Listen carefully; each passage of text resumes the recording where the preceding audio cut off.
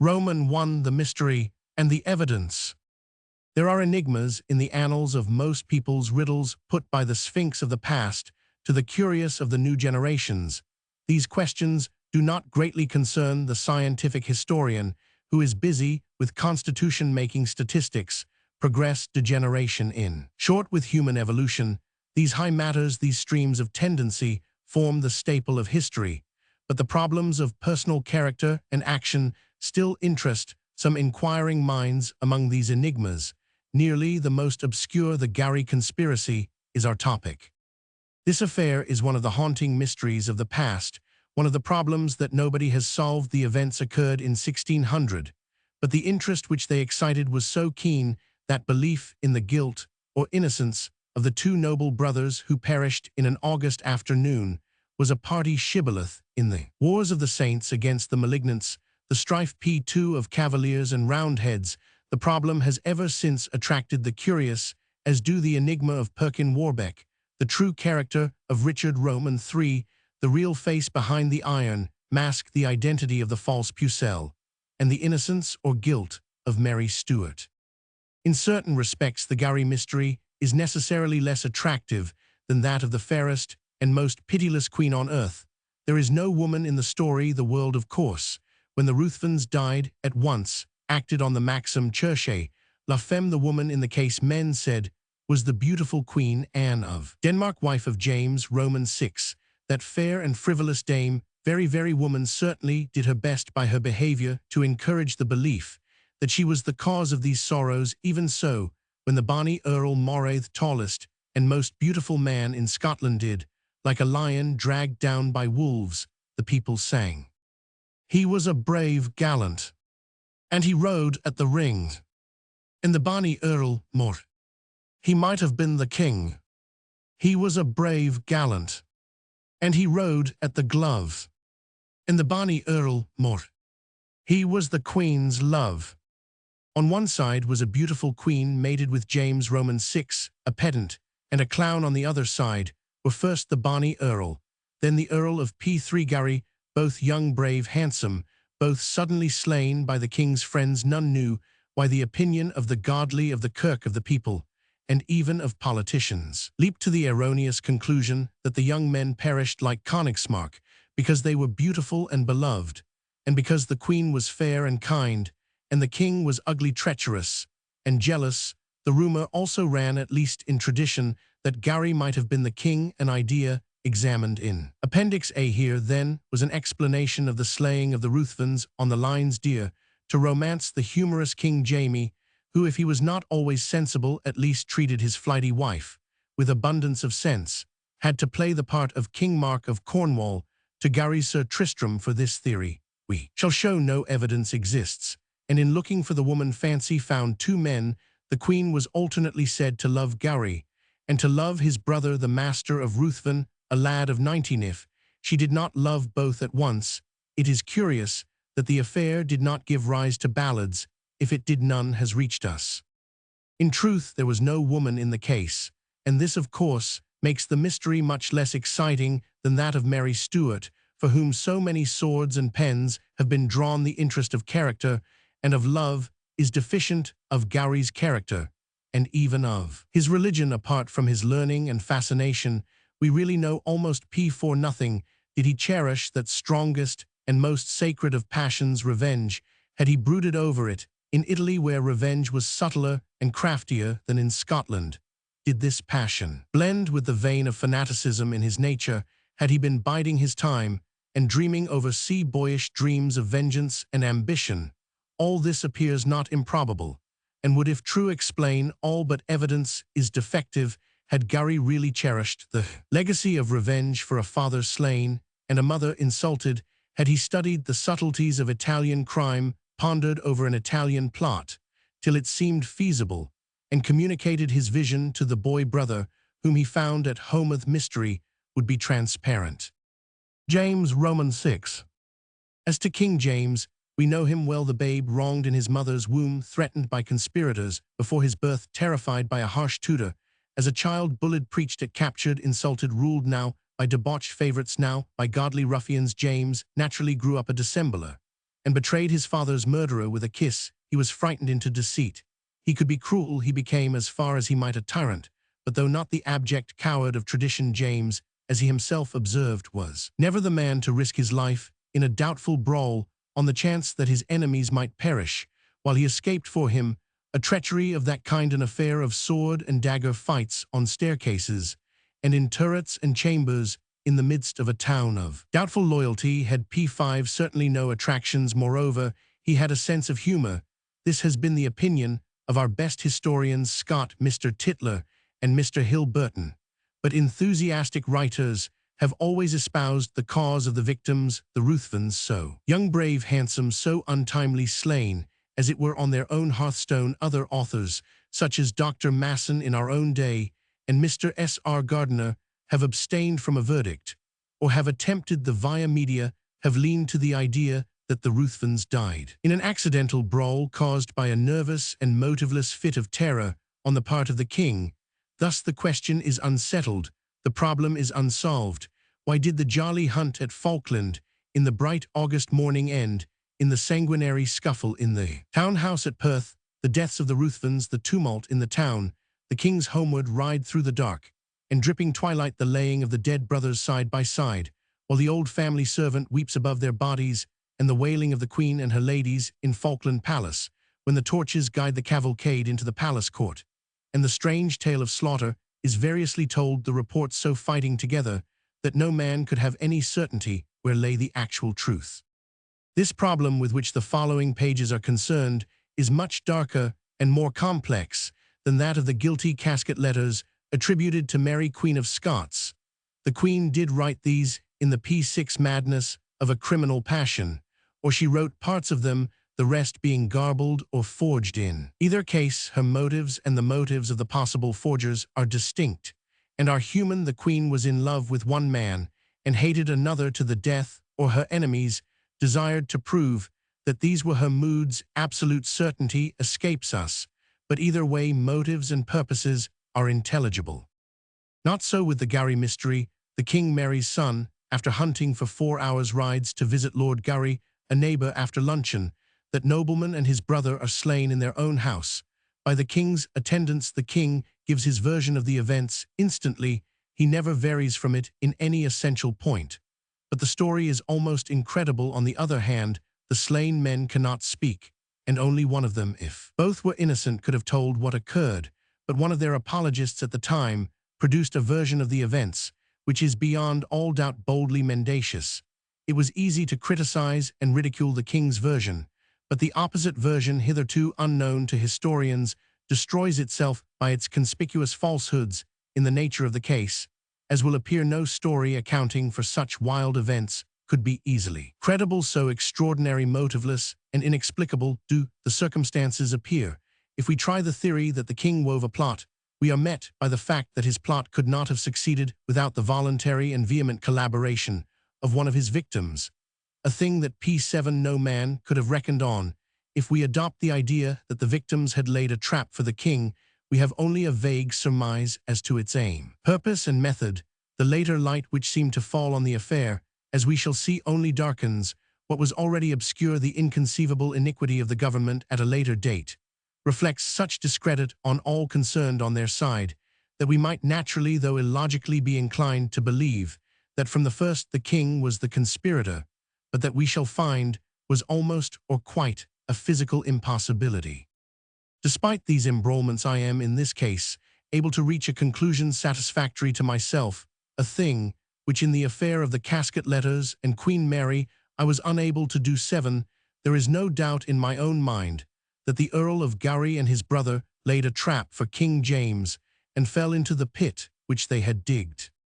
To what precise end they had plotted to seize the king's person, what they meant to do with him when they had got him, must remain matter of conjecture, but that they intended to seize him, I have no doubt at all. These pages on so old and vexed a problem would not have been written had I not been fortunate enough to obtain many unpublished manuscript materials. Some of these at least clear up the secondary enigma of the sequel of the problem of P80. 1,600 different readers will probably draw different conclusions from some of the other documents, but perhaps nobody will doubt that they throw strange new lights on Scottish manners and morals. The scheme adopted here is somewhat like that of Mr. Browning's poem The Ring, and the book, the personages tell their own stories of the same set of events in which they were more or less intimately concerned. This inevitably entails some repetition, but I am unable to find any plan less open to objection. It must, of course, be kept in mind that all the evidence is of a suspicious nature. The king, if he were the conspirator, or even if innocent, had to clear himself, and frankly, His Majesty's word was not to be relied upon. However, he alone was cross-examined by an acute and hostile catechist, and that upon oath, though not in a court of justice, the evidence of his retinue and of some other persons present was also taken on oath 3 months after the events before a parliamentary committee, the Lords of the Articles. We shall see that 9 years later, a similar committee was deceived shamelessly by the king's government, he himself being absent in England. But the nature of the evidence in the second case was entirely different. It did not rest on the sworn testimony of a number of nobles, gentlemen, and citizens, but on a question of handwriting comparatio literarum, as in the case of the casket letters, that the witnesses in 1600 did not p9 perjure themselves in the trial which followed on the slaughter of the Ruthvens, is what I have to argue next. We have the evidence taken under torture of 3 of the slain earls' retainers 3 weeks after the events. No such testimony is now reckoned of value, but it will be shown that the statements made by the tortured men only compromised the earl and his brother incidentally, and in a manner probably not perceived by the deponents themselves. They denied all knowledge of a plot, disclaimed belief in a plot by the earl, and let out what was suspicious in a casual way, without observing the import of their own remarks.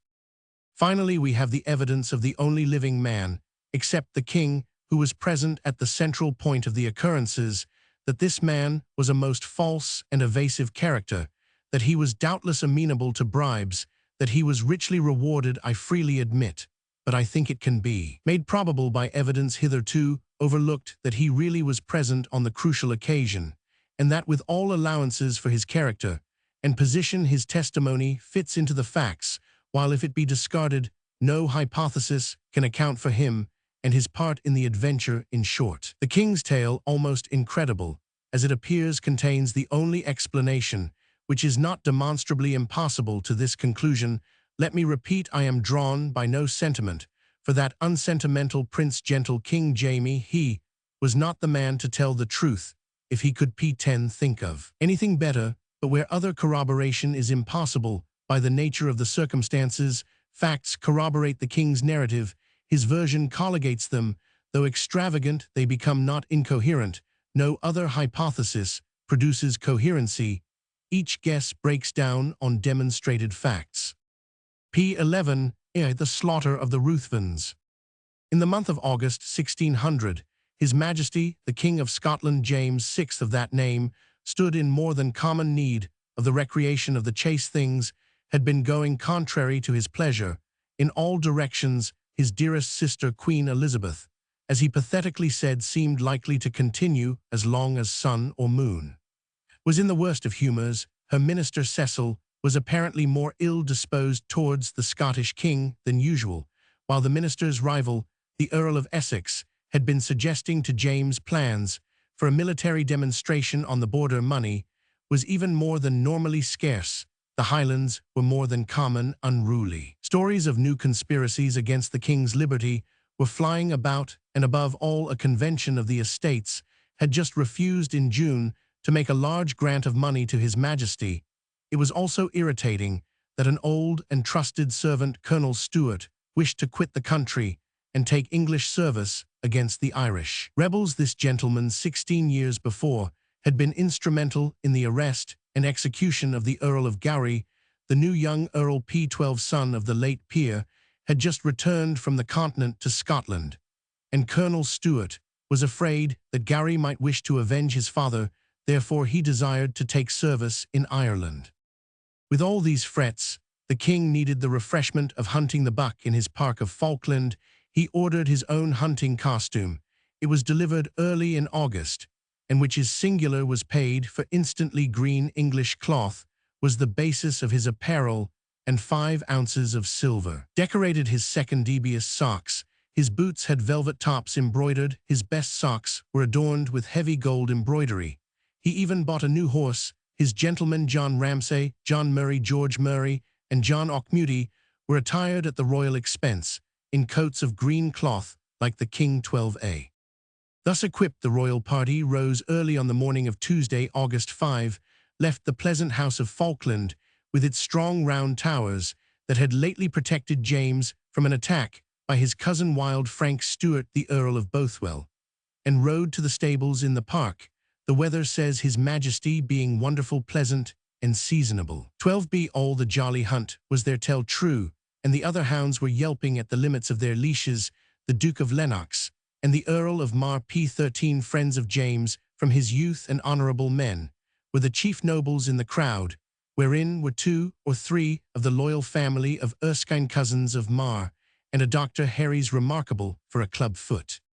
At the stables hacks were discarded, hunters were led out, men were mounting. The king had his foot in the stirrup, when a young gentleman, the master of Ruthven, rode swiftly up from the town of Falkland. He had trotted over very early from the town house at Perth, some 12 or 14 miles away, of his brother, the Earl of Gowrie. He was but 19 years of age, tall, handsome, and brother of the Queen's favourite maid of honour, Mrs. Beatrix Ruthven. That he was himself one of the gentlemen of the household has often been said, but we find no trace of money spent for him in the royal accounts. In fact, he had asked for the place, but had not yet obtained it. 13 However, if we may believe the royal word, which is a matter of choice, James loved the young master like a brother. The master approached the king and entered into conversation with him. James's account of what he had to say must be given later. For the present we may be content with the depositions on oath, which were made later at a trial in November, by the attendants of the king and other witnesses. Among these was the Duke of Lennox, who swore to the following effect: they hunted their buck and killed P14 him. The king, in place of trotting back to lunch at the house of Falkland, to which the progress of the chase had led the sportsmen round in a circle, bade the Duke accompany him to Perth, some 12 miles away, to speak with the Earl of Gowrie. His Majesty then rode on Lennox, dispatched his groom for his sword, and for a fresh horse another was sent after the king. He then mounted and followed. When he rejoined James, the king said, "You cannot guess what errand I am riding, for I am going to get a treasure in Perth. The master of Ruthven, Mr. Alexander Ruthven, has informed me that he has found a man with a pitcher full of gold coins of great sorts." James also asked Lennox what he deemed of the master, whose manner he reckoned very strange. "Nothing but an honest, discreet gentleman," said the Duke. The king next gave details about the treasure, and Lennox said he thought the tale unlikely, as it was more or less. James then bade Lennox say nothing on the matter to Ruthven, who wanted it to be a secret. At about a mile from Perth, the master galloped forward to warn his brother, the Earl, who met the royal party on foot with some companions near the town. 14. This was about 1 o'clock in the afternoon.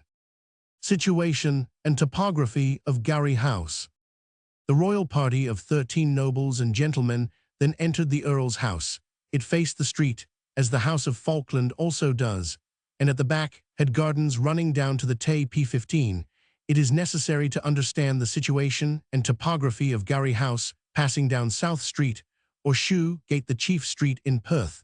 Then a pretty little town. You found it crossed at right angles by a street called on the left Water Gate, on the right Spey Gate. Immediately fronting you, as you came to the end of South Street, was the gateway of Gowrie House.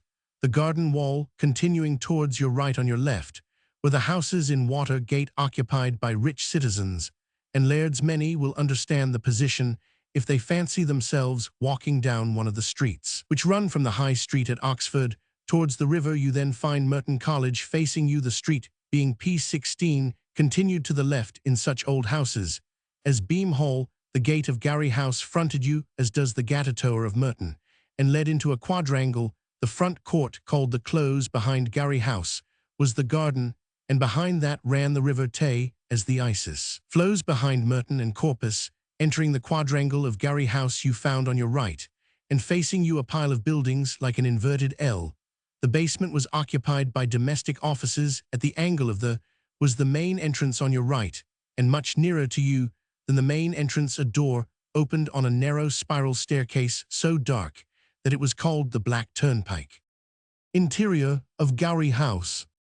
As to the interior, entering the main doorway, you found yourself in the hall. A door led thence into a smaller dining room on the left.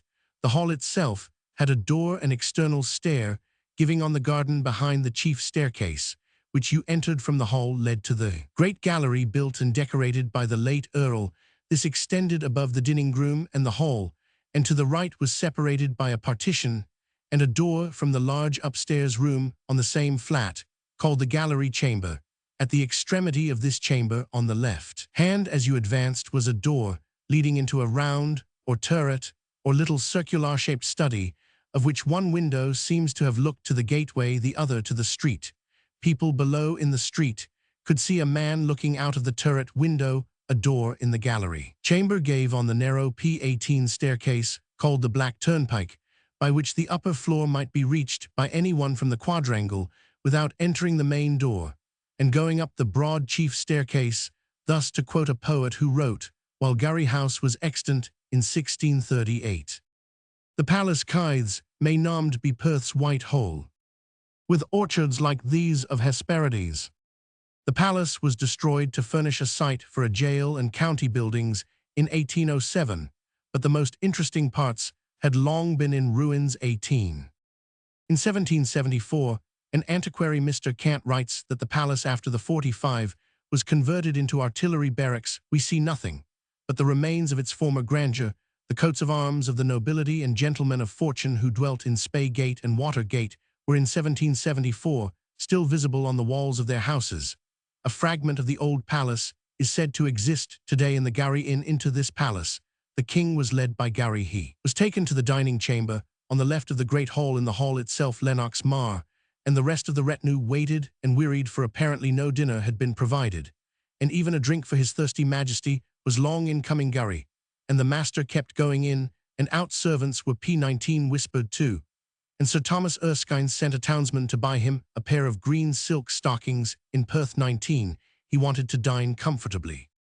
Leaving the king's retinue in the hall and the king in the dining chamber off the hall, we may note what up to this point the nobles and gentlemen of the suite had to say at the trial in November about the adventures of that August morning. Mar had not seen the master at Falkland.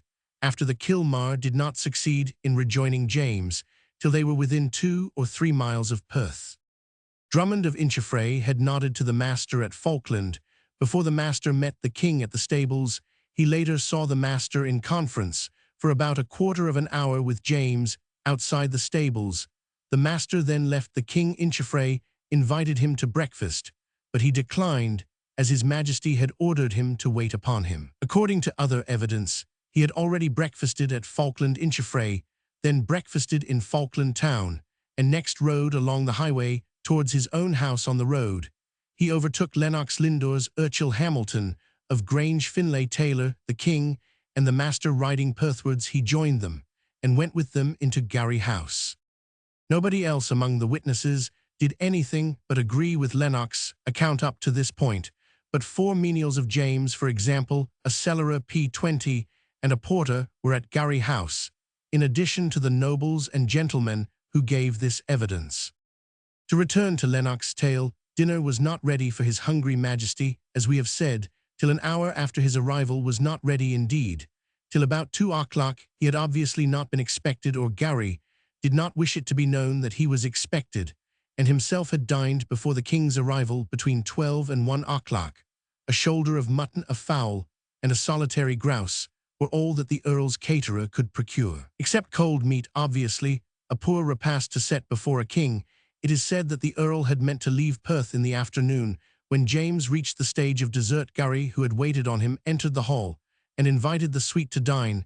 When they had nearly finished, Gowrie returned to them in the hall and sent round a grace cup, in which all pledged the king. Lennox then rose to rejoin the king, who now passed with the master across and out of the hall, but Gowrie said his majesty was gone upstairs quietly, some quiet errand. Gowrie then called for the key of the garden on the banks of the Tay, and he, Lindores, the lame Dr. Harries, and others went into the garden, where one of them tells us they ate cherries. While they were thus engaged, Gowrie's equerry or master stabler, a Mr. Thomas Cranstoun, who had been long in France, and had returned thence with the Earl in April appeared crying, "The king has mounted, and is riding through the inch, that is the P21 inch of Perth, where the famous clan battle of 30 men aside had been fought centuries ago." Gowrie shouted, "Horses, horses!" But Cranstoun said, "Your horse is at Scone, some 2 miles off on the further side of the Tay." Why the Earl that day kept his horse so remote in times when men of his rank seldom walked, we may conjecture later, cf. P86 infra. The Earl, however, says Lennox affected not to hear Cranstoun, and still shouted horses. He and Lennox then passed into the house, through to the front yard or close, and so to the outer gate giving on the street. Here Lennox asked the porter Christie if the king had gone. The porter said he was certain that the king had not left the house. On this point Lindores, who had been with Gowrie and Lennox in the garden, and accompanied them to the gate, added, as indeed Lennox also did, that Gowrie now explained to the porter that James had departed by the back gate.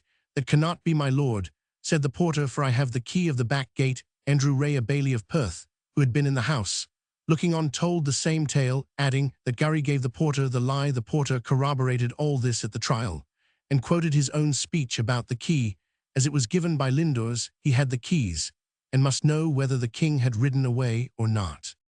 In this odd uncertainty, Gowrie said to Lennox, "I am sure the king has gone, but stay, I shall go upstairs and get your lordship."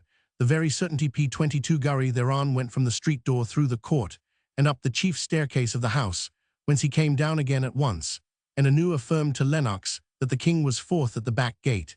And away they all then went out of the front gate, and stood in the street there talking and wondering where they should seek for his majesty. Where was the king? Here we note a circumstance truly surprising. It never occurred to the Earl of Gowrie, when dubiously told that the king had Lupin on end ridden off, to ask, "Where is the king's horse?" If the royal nag was in the earl's stable, then James had not departed. Again, a thing more astonishing still, it has never occurred to any of the unnumbered writers on the Gowrie conspiracy to ask, how did the Earl, if guilty of falsehood as to the king's departure, mean to get over the difficulty about the king's horse? If the horse was in the stable, then the king had not ridden away, as the Earl declared. Gowrie does not seem to have kidnapped the horse. We do not hear from the king, or anyone, that the horse was missing when the royal party at last rode home. The author is bound in honor to observe that this glaring difficulty about the horse did not occur to him till he had written the first draft of this historical treatise, after reading so many others on the subject, and yet the eagle glance of Mr. Sherlock Holmes would at once have lighted on his Majesty's mount. However, neither at the time nor in the last 3 P23 centuries, as far as we know, was anyone sensible enough to ask how about the king's horse. We return to the question, where was the king? Some time had elapsed since he passed silently from the chamber where he had lunched through the hall with the master, and so upstairs going quietly, a quiet errand. Gowrie had explained to the men of the retinue. The gentlemen had then strolled in the garden till Cranstoun came out to them with the news of the king's departure. Young John Ramsay, one of James' gentlemen, had met the Laird of Pittencrieff in the hall, and had asked where his majesty was. Both had gone upstairs, had examined the fair gallery filled with pictures collected by the late Earl, and had remained a certain space, admiring it. They thence went into the front yard, the close, where Cranstoun met them, and told them that the king had gone, instead of joining the gentlemen whom we left loitering and wondering outside the front gate on the street. Ramsay ran to the stables for his horse, he said, and as he waited at the stable door, being further from the main entrance than Lennox Mar and the rest, he heard James' voice, but understood not what he spake. 23. The others on the street, just outside the gate, being nearer the house, then Ramsay suddenly heard the king's voice, and even his words. Lennox said to Mar, "The king calls, be he where he will." They all P24 glanced up at the house, and saw, says Lennox, his majesty looking out at the window, hatless, his face red, and a hand gripping his face and mouth. The king called, "I am murdered, treason, my lord of Mar, help, help, Mar." Corroborated. Inchfray saw the king vanish from the window, and in his judgment his majesty was pulled perforce in at the same window. Bailey Ray of Perth saw the window pushed up, saw the king's face appear, and heard his cries. Murray of Albany, who had come to Perth from another quarter, heard the king. Murray seems to have been holding the king's falcon on his wrist in hall. He had later handed the bird to young Ramsay. On beholding this vision of the king, hatless, red-faced, vociferous, and suddenly vanishing, most of his lords and gentlemen and Murray of Albany rushed through the gate, through the close, into the main door of the house, up the broad staircase, through the long fair gallery. There they were stopped by a locked door. They could not reach the king. Finding a ladder, they used it as a battering-ram, but it broke in their hands. They sent for hammers, and during some half an hour they thundered at the door, breaking a hole in a panel, but unable to gain admission. Now these facts as to the locked door and the inability of most of the suite to reach the king are denied by no author. They make it certain that if James had contrived a plot against the two Ruthvens p25, he had not taken his two nobles Mar and Lennox, and these other gentlemen, and Murray of Albany into the scheme. He had not even arranged that another of his retinue should bring them from their futile hammerwork to his assistance by another way. For there was another way. Young Ramsay was not with Lennox and the rest when they saw and heard the flushed and excited king cry out of the window. Ramsay, he says, was further off than the rest, was at the stable door. He heard and recognized James' voice, but saw nothing of him and distinguished no words. He ran into the front yard through the outer gate. Lennox and the rest had already vanished within the house. Ramsay noticed the narrow door in the wall of the house, giving on the quadrangle, and nearer him than the main door of entrance to reach, which he must cross the quadrangle diagonally. He rushed into the narrow doorway, ran up a dark corkscrew staircase, found a door at the top, heard a struggling and din of men's feet within, dang open the door, caught a glimpse of a man behind the king's back, and saw James and the master wrestling together in each other's arms. James had the master's head under his arm, the master almost upon his knees, had his hand on the king's face, and mouth strike him low, cried the king, because he wears a secret mail doubled such as men were wont to wear on a doubtful, though p26 apparently peaceful occasion, like a warden's day on the border. Ramsay threw down the king's falcon, which he had taken from Murray, and bore on his wrist, drew his dagger or couteau de chasse, and struck the master on the face and neck. The king set his foot on the falcon's leash, and so held it. Ramsay might have spared and seized the master instead of wounding him. James later admitted that, "But man," he said, "I had neither God nor the devil before me, but my own defense. Remember that hammers were thundering on a door hard by, and that neither James nor Ramsay knew who knocked so loud, enemies or friends." The king then says, Ramsay pushed the wounded master down the steep narrow staircase up which the young man had run. The man, of whom Ramsay had caught a glimpse, standing behind the king, had vanished like a wraith. Ramsay went to a window, looked out, and seeing Sir Thomas Erskine, cried, "Come up to the top of the staircase." Where was Erskine, and what was he doing? He had not followed Lennox and Mar in their rush back into the house. On hearing James' cries from the window, he and his brother had tried to seize Gowrie, who had been with the party of Lennox and Mar. If James was in peril within Gowrie's house, they argued naturally that Gowrie was responsible, not drawing sword or daggers. Indeed they had. Noneath, two Erskine brothers rushed on Gowrie, who was crying, "What is the matter? I know p27, nothing." They bore him, or nearly bore him, to the ground, but his retainers separated the stragglers, and one, a Ruthven, knocked Sir Thomas down with his fist. The knight arose and ran into the front court, where Dr. Herries asked him what the matter meant. At this moment Erskine heard Ramsay cry, "Come up here." From the top of the narrow dark staircase, he says, not from the window. Ramsay may have called from both Erskine, who was accompanied by the lame Dr. Herries, and by a menial of his brothers named Wilson, found the bleeding master near the foot of the stair, and shouted, "This is the traitor, strike him."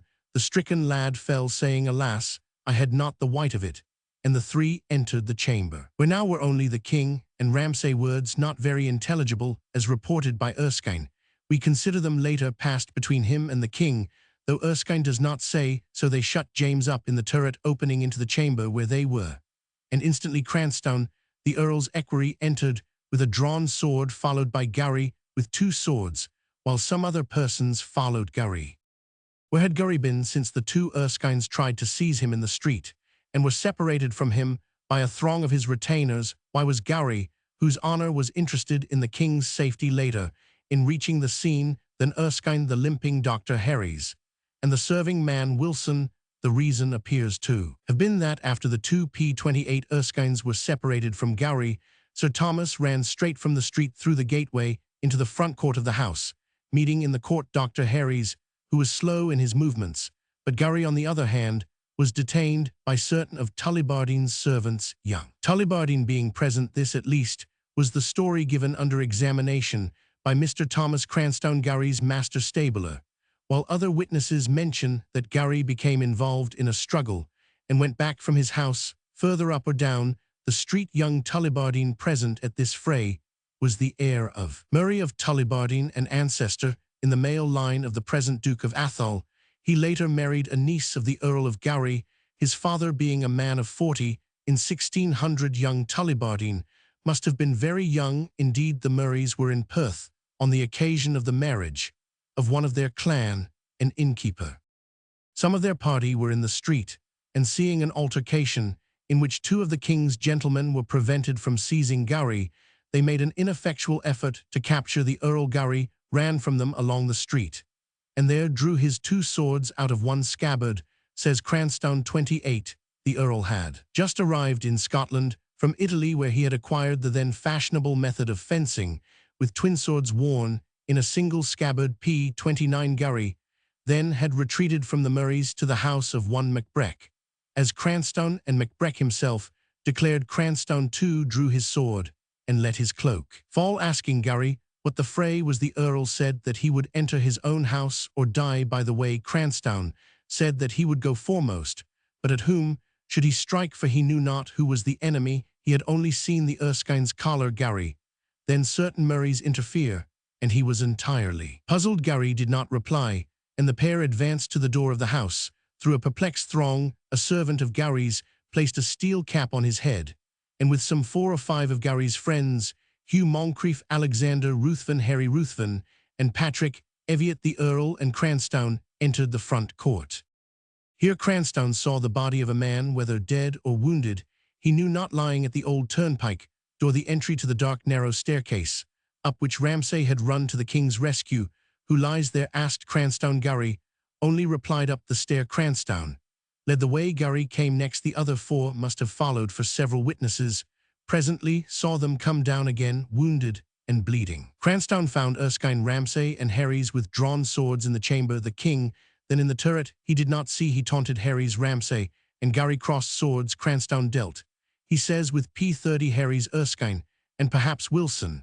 But though Cranstoun nowise knew who followed him, the 4 men already named, 2 Ruthvens, a Moncrieff, and Eviat, were in the fray, though there was some uncertainty about Eviat 30. The position of the king at this moment was unenviable. He was shut up in the little round turret room on the other side of the door. In the chamber swords were clashing, feet were stamping. James knew that he had 4 defenders, one of them a lame medical man, who, or how many their opponents might be, he could not know. The air rang with the thunder of hammers on the door of the chamber where the fight raged. Were they wielded by friends or enemies? From the turret window the king could hear the town bell ringing and see the gathering of the burgesses of Perth, the friends of their provost Gowrie. We know that they could easily muster 800 armed men. Which side would they take? The Murrays, as we saw, had done nothing, except that some of them had crowded round Gowrie. Meanwhile, there was clash of steel, stamping of feet, noise of hammers, while the king in the turret knew not how matters were going. Cranstoun only saw his own part of the fight in the chamber, how Ramsay and Gowrie sped in their duel. He knew not. Rams, he says, turned P31 on him and ran him through the body. Harry's also struck him of Gowrie. He saw nothing. He fled when wounded down the turret stair, his companions following or preceding him. Gowrie, in fact, had fallen, leaving Ramsay free to deal with Cranstoun. Writers of both parties declare that Ramsay had cried to Gowrie, "You have slain the king," that Gowrie dropped his points, and that Ramsay lunged and ran him through the body. Erskine says that he himself was wounded in the right hand by Cranstoun. Harry's lost 2 fingers when Ramsay ran Gowrie through. The Earl says Erskine fell into the arms of a man whom he himself knew not. Gowrie's party retreated, but it seems they returned to the head of the narrow staircase and renewed hostilities by pushing swords and halberts under the narrow staircase door. This appears from the evidence of Lennox. After pounding at the door so long, Lennox's party at last sent Robert Brown, a servant of James, who had brought the hammers round, to discover another way of reaching the king. Brown too now went up the narrow staircase, and in the gallery chamber he found the king with Harry's Erskine, Ramsay, Wilson, and the dead Earl. He reassured James the hammerers were his friends.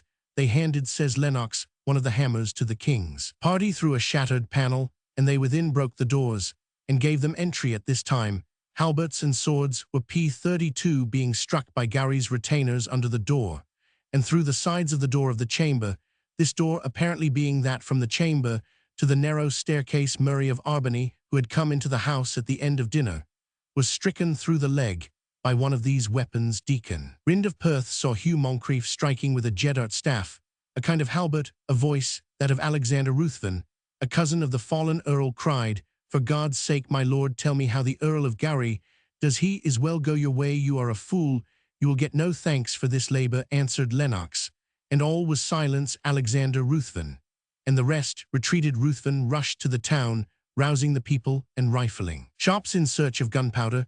The king and the nobles knelt in prayer on the bloody floor of the chamber, where the dead Gowrie lay. For some time, the confused mob yelled outside, shaking their fists at the king's party. In the window, men and women crying, "Come down, greencoats!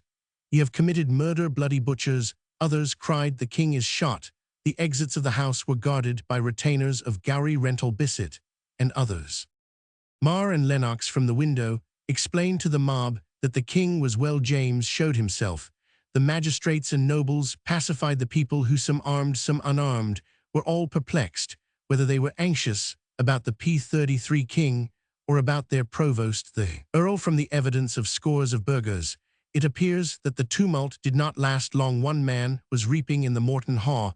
Hearing the town bell, he hastened in when all the tumult was ceased, and the magistrates, Ray and others, were sending the people to their houses, as also did young Tullibardine, a baker. Hearing the bell, went to the town cross, and so to Gowrie's house, where he met the stream of people coming away. Another baker was at work, and stayed with his loaves, otherwise he would have lost his whole baking. The king represents that it was between 7 and 8 in the evening before matters were quiet enough for him to ride home to Falkland. Owing to the tumult, the citizens doubtless minimized, and James probably exaggerated the proportions and duration of the disturbance. Falkland Place. This version of that strange affair, the slaughter of the Ruthvens, is taken entirely from the lips of sworn witnesses. We still know no more than we did as to what passed between the moment when James and the master alone left the dining chamber, and the moment when the king cried treason out of the turret window. The problem is, had James lured the master to Falkland for the purpose of accompanying him back to Perth, as if by the master's invitation, and of their craftily begetting a brawl in which Gowrie and the master should perish at the hands of Ramsay, or had the master, with or without his brother's knowledge, P34 lured James to Perth for some evil end? The question divided Scotland. France and England were skeptical as to the king's innocence. Our best historians, like Mr. Hilburton and Mr. Tytler, side with the king. Others are dubious, or believe that James was the conspirator, and that the Ruthvens were innocent victims. P35 EI, the king's own narrative. So far we have not gained any light on the occurrences of the mysterious interval between the moment when the king and Alexander Ruthven passed alone through the hall after dinner up the great staircase, and the moment when the king cried treason out of the turret window. In the nature of the case, the master being forever silent, only James could give evidence on the events of this interval. James, and one other man of whose presence in the turret we have hitherto said little, as only one of the witnesses could swear to having seen a man there, none to having seen him escaping thence, or in the tumult. Now the word of James was not to be relied on any more than that of the unequalled Elizabeth. If we take the king's word in this case, it is from no prejudice in his favor, but merely because his narrative seems best to fit the facts as given on oath by men like Lennox, Mar, and other witnesses of all ranks. It also fits with discrepancies to be noted the testimony of the other man, the man who professed to have been with the master and the king in the turret. P36. The evidence of that other man was also subject, for reasons which will appear presently, to the gravest suspicion. James, if himself guilty of the plot, had to invent a story to excuse himself. The other man had to adopt the version of the king to save his own life from the gibbet. On the other hand, James, if innocent, could not easily have a credible story to tell. If the master was sane, it was hardly credible that, as James averred, he should menace the king with murder in his brother's house with no traceable preparations either for flight or for armed resistance. In James' narrative, the master is made at least to menace the king with death. However true the king's story might be his adversaries the party of the kirk, and the preachers would never accept it in Lennox's phrase. They liked it not because it was not likely emphatically, it was not likely, but the contradictory story put forward by the Ruthven apologist, as we shall see, was not only improbable, but certainly false. There was living at that time a certain Mr. David Calderwood, a young Presbyterian minister aged 25. He was an avid collector of rumor, of talk, and of actual documents, and his history of the Kirk of Scotland, composed at a much later date, is wonderfully copious and accurate, as it was impossible for King James to do anything at which Calderwood did not carp, assigning the worst imaginable motives in every case. We shall find in Calderwood the sum of contemporary hostile criticism of his p. 37 Majesty's narrative, but the criticism is negative. Calderwood's critics only pick holes in the king's narrative, but do not advance or report any other explanation of the events, any complete theory of the king's plot from the Ruthven side. Any such story, any such hypothesis, must be to the full as improbable as the king's narrative. There is nothing probable in the whole affair. Every system, every hypothesis is difficile à croire, yet the events did occur, and we cannot reject James' account merely because it is unlikely. The improbabilities, however, were enormously increased by the king's theory that the Ruthvens meant to murder him. This project, not borne out by the king's own version of Ruthven's conduct, would have been insane. The Ruthvens, by murdering James, would have roused the whole nation and the Kirk itself against them. But if their object was to kidnap James, to secure his person, to separate him from his ministers, who were either secretly Catholics or indifferents, and to bring in a new administration favorable to Kirk or Church, then the Ruthvens were doing what had several times been done, and many times attempted. James had been captured before, even in his own palace, while scores of other plots to take him, for instance, when hunting in Falkland woods remote from his retinue, had been recently planned, and had failed to kidnap the king, was the commonest move in politics. But as James thought or said that the idea at Gowrie House was to murder p. 38 him, his tale, even if true, could not be easily credible. The first narrative was drawn up at Falkland in the night of August 5. Early on August 6, the letter reached the Chancellor in Edinburgh, and the contents of the letter were repeated orally by the Secretary of State Elphinstone, later Lord Balmerino, to Nicholson. The English resident at the court of Holyrood, Nicholson, on the same day, reported what he remembered of what the Secretary remembered of the Falkland letter to Cecil. Yet, though at third hand, Nicholson's written account of the Falkland letter of August 5, 38 contains the same version as James' later, published with variations so few and so unessential that it is needless to dwell upon them.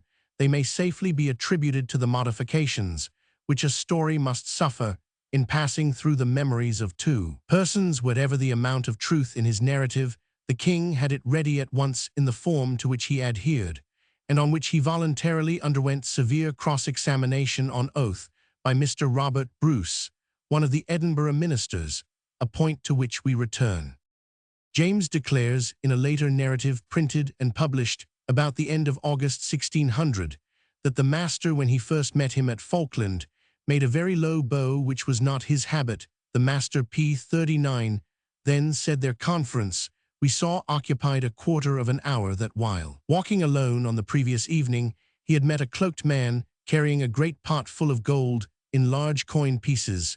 Ruthven took the fellow secretly to Gowrie House, locked him in a privy durned house, and after locking many doors on him, left him there and his pot with him. It might be argued that as the man was said to be locked in a house, and as James was not taken out of Gowrie House to see him, James must have known that when he went upstairs with the master, he was not going to see the prisoner. The error here is that in the language of the period, a house often means a room or chamber. It is so used by James elsewhere. In this very narrative, and endless examples occur in the letters and books of the period. Ruthven went on to explain what greatly needed explanation, that he had left Perth so early in the morning that James might have the first knowledge of this secret treasure concealed hitherto, even from Gowrie. James objected that he had no right to the gold, which was not treasure trove. Ruthven replied that if the king would not take it, others would. James now began to suspect very naturally that the gold was foreign coin. Indeed, What else could it well be coined from France, Italy, or Spain, brought in often by political intriguers, was the least improbable sort of minted gold to be found in poor old Scotland in the p. 40 troubles of 15,921,596. The supplies of the Catholic rebels were in Spanish money, whereof some was likely enough to be buried by the owners James, then fancied that Jesuits or others had brought in gold for seditious purposes, as they have ofttimes done before skeptics of the period, asked how one pot of gold could cause a sedition. The question is puerile. There would be more gold where the pot full came from if Catholic intrigues were in the air. James then asked the master what kind of coin it was. They seemed to be foreign and uncouth, unusual strokes of coin, said Ruthven, and the man, he added, was a stranger to him. James therefore suspected that the man might be a disguised Scottish priest. The few of them, then, in Scotland always wore disguises, as they tell us in their reports to their superiors. 40 The king's inferences as to popish plotters were thus inevitable, though he may have emphasized them in his narrative. To conciliate the preachers, his horror of practicing papists at this date was unfeigned. He said to the master that he could send a servant with a warrant to Gowrie and the magistrates of Perth to take and examine the prisoner, and his hoard contemporaries asked why he did not commit the credit of this matter to another. James had anticipated the objection. He did propose this course, but Ruthven replied that if others once touched the money, the p. 41 king would get a very bad account made to him of that treasure. He implored his majesty to act as he advised, and not to forget him afterwards. This suggestion may seem mean in Ruthven, but the age was not disinterested, nor was Ruthven trying to persuade a high-souled man. The king was puzzled, and bored. The morning was fair. The game already found. The monarch was a keen sportsman, so he said that he would think the thing over and answer at the end of the hunt. Granting James' notorious love of disentangling a mystery, granting his love of money and of hunting, I agree with Mr. Titler in seeing nothing improbable in this narration. If the master wanted to lure the king to Perth, I cannot conceive a better device than the tale which, according to the king, he told. The one improbable point, considering the morals of the country, was that Ruthven should come to James in place of sharing the gold with his brother.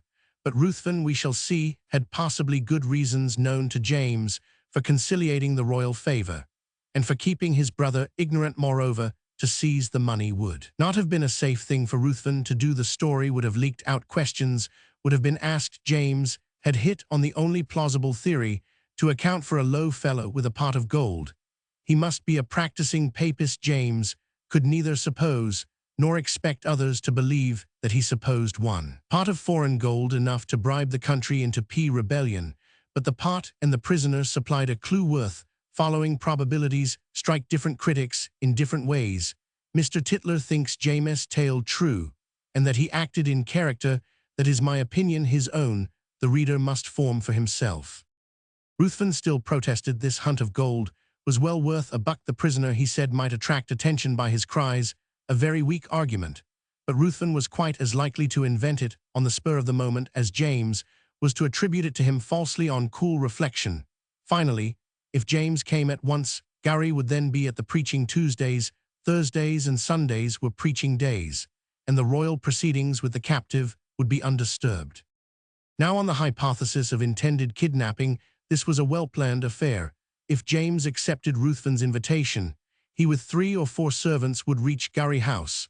While the town of Perth was quiet, nothing would be easier than to seclude him, seize his person, and transport him to the seaside, either by Tay or down the north bank of that river, or in p. 43 disguise across Fife to the Firth of Forth, in the retinue of Gowrie, before alarm was created at Falkland. Gowrie had given out, so his friends declared that he was to go that night to Durlton, his castle near North Berwick. 42. A stronghold manned and provisioned. Could he have carried the king in disguise across Fife to ally? Durlton was within a 12-mile sail on summer seas. Had James' curiosity and avarice led him to ride away at once with Ruthven and 3 or 4 servants, the plot might have succeeded. We must criticize the plot on these lines. Thus, if at all, had the Earl and his brother planned it, but fate interfered, the unexpected occurred. But The plot could not be dropped, the story of the pot of gold could not be explained away. The king, with royal rudeness, did not even reply to the new argument of the master.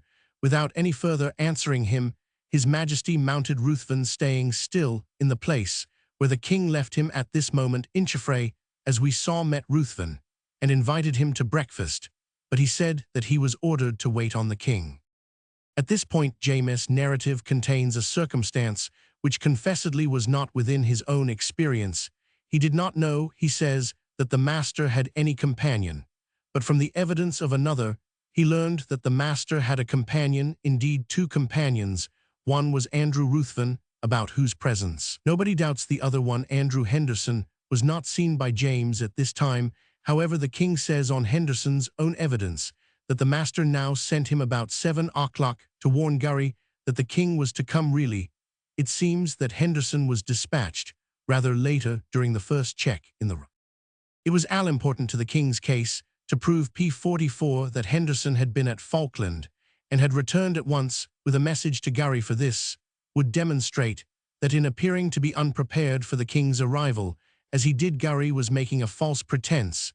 It was also important to prove that the ride of Ruthven and Henderson to Falkland and back had been concealed by them from the people at Gowrie House. Now this was proved. Cragengelt, Gowrie's steward, who was tortured, tried, convicted, and hanged, deponed that going up the staircase just after the king's arrival, he met the master booted, and asked where he had been. An errand not far off, said the master, concealing his long ride to Falkland. 44a again, John Moncrief, a gentleman who was with Gowrie, asked Henderson, who had returned to Perth much earlier than the king's arrival, where he had been, and he said that he had been 2 or 3 miles above the town. 44b Henderson himself later declared that Gowrie had told him to keep his ride to Falkland secret. 44c the whole purpose of all this secrecy was to hide the fact that the Ruthvens had brought the king to Perth, and that Gowrie had early notice by about 10 Roman 1000 of James' approach from Henderson, therefore to make out that Henderson had been in Falkland and had given Gowrie early notice of James' approach. Though Gowrie, for all that made P45 no preparations to welcome James, was almost necessary for the government, they specially questioned all witnesses on this point, yet not one of their witnesses would swear to having seen Henderson at Falkland. This disposes of the theory of wholesale perjury. The modern apologist for the Ruthvens, Mr. Louis Barbe, writes, "We believe that Henderson perjured himself in swearing that he accompanied Alexander the Master and Andrew Ruthven when they rode to Falkland. We believe that Henderson perjured himself when he asserted on oath that the Master sent him back to Perth with the intelligence of the king's coming. 45. On the other hand, George Hay, lay prior of the famous Chartreux founded by James I in Perth, deponed that Henderson arrived long before Gowrie's dinner, and Peter Hay corroborated. But Hay averred that Gowrie asked Henderson, who was at Falkland with the king. It would not follow that Henderson had been at Falkland himself. John Moncrief deponed that Gowrie said nothing of Henderson's message, but sat at dinner feigning to have no knowledge of the king's approach till the master arrived a few minutes before the king. Mr. Rind, Gowrie's tutor, deponed that Andrew Ruthven, the master's other companion in the early ride to Falkland, told him that the master had sent on Henderson with news of the king's coming. If Henderson had P46 been at Falkland, he had some 4 hours start of the king and his party, and must have arrived at Perth and spoken to Gowrie long before dinner.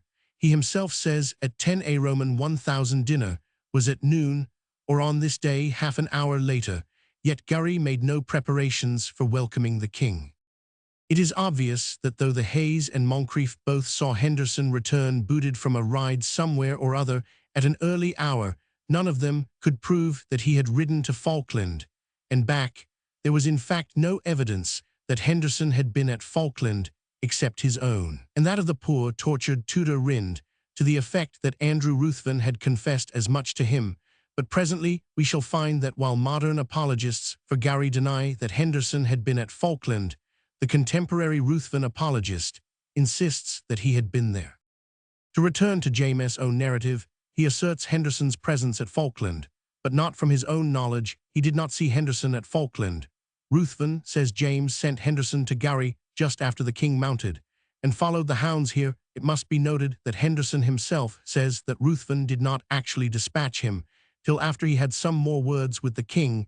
this is an instance of James' insouciance as to harmonizing his narrative with Henderson's or causing Henderson to conform to his cooked evidence, collusive evidence, would have avoided p47 these discrepancies. James says that, musing over the story of the pot of gold, he sent one Naismith, a surgeon he had been with James at least since 1592, to bring Ruthven to him during a check, and told Ruthven that he would after the hunt come to Perth. James thought that this was after the dispatch of Henderson, but probably it was before, to judge by Henderson's account.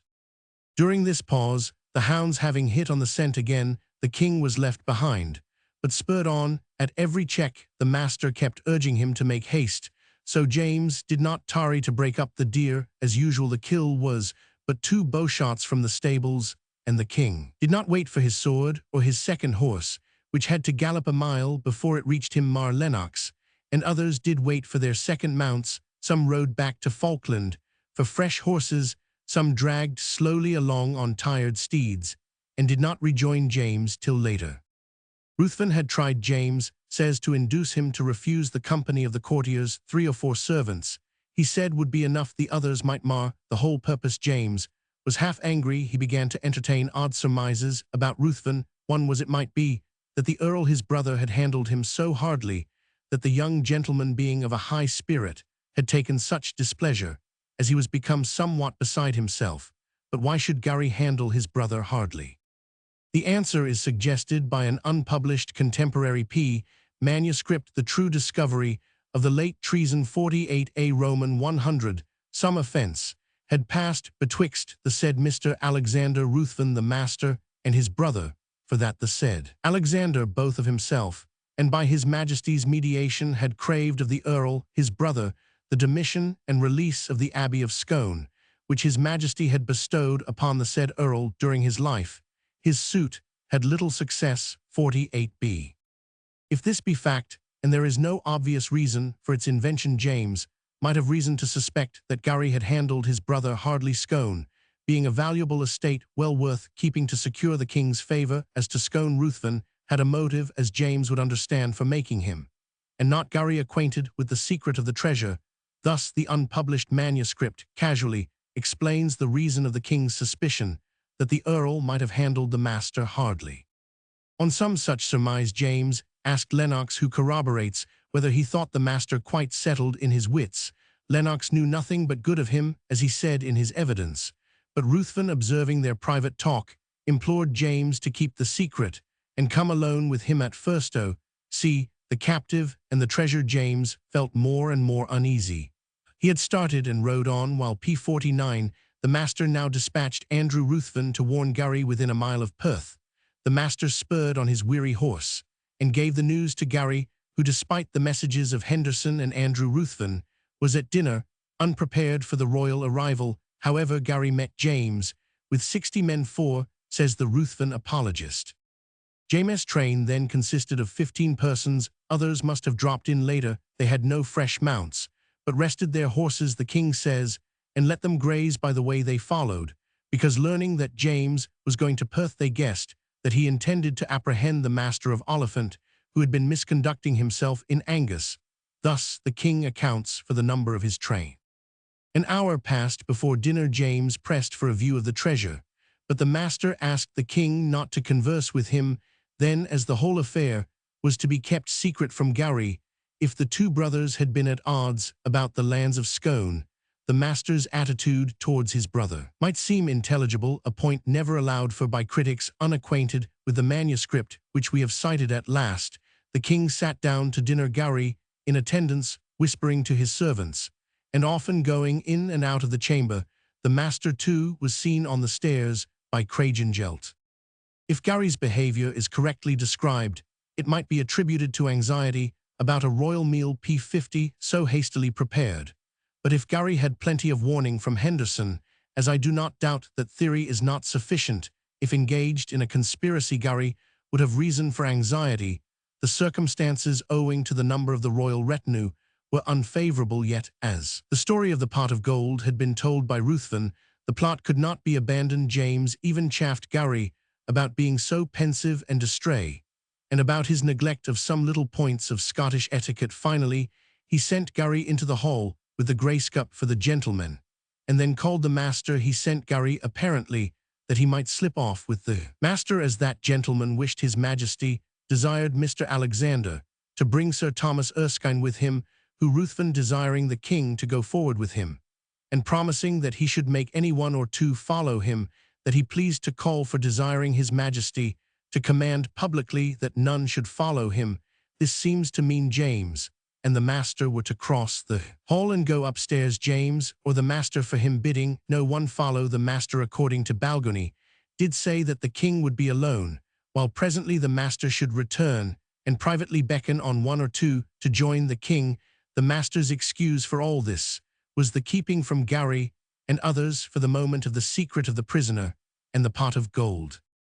Now if we turn back to Sir Thomas Erskine's P51 evidence, we find that, when he joined James in the chamber after the slaying of the master, he said, "I thought your majesty would have concredited more to me than to have commanded me to await your majesty at the door. If you thought it not meet to have taken me with you," the king replied, "Alas, the traitor deceived me in that as in all else, for I commanded him expressly to bring you to me, and he returned back as I thought to fetch you, but he did nothing but stake shut the door." What can these words mean? They appear to me to imply that James sent the master back according to their arrangement to bring Erskine, that the master gave Erskine some invented message about waiting at some door, that he then shut a door between the king and his friends, but told the king that Erskine was to follow them. Erskine was beyond doubt in the street, with the rest of the retinue, before the brawl in the turret reached its crisis, when Gowrie had twice insisted that James had ridden away. In any case, to go on with James's tale, he went with Ruthven up a staircase, the great staircase, and through 3 or 4 rooms, 3 or 4 sundry houses, master ever locking behind him every door as he passed, and so into a little studded turret. This is perplexing. We know where here in the evidence of more than 2 doors in the suite, which were locked. The staircase perhaps gave on the long gallery with a door between them. The P52 gallery gave on a chamber, which had a door, the door battered by Lennox and Mar, and the chamber gave on a turret, which had a door between it and the chamber. We hear in the evidence of no other doors, or of no other locked doors. However, in the Latin indictment of the Ruthvens, many doors are insisted on, as all the evidence tells of opposition from only one door, that between the gallery and the chamber of death. James' reason for talking of 3 or 4 doors must be left to conjecture. The true discourse Ms. gives but the gallery, chamber, and turret, but appears to allow for a door between stair and gallery, which the master closed, while he made fast the next door, that between gallery and chamber. 1 Thomas Hamilton 52, who writes a long letter Ms. to a lady unknown, also speaks of several doors on the evidence of the king and some of the lords. This manuscript has been neglected by historians. 52b.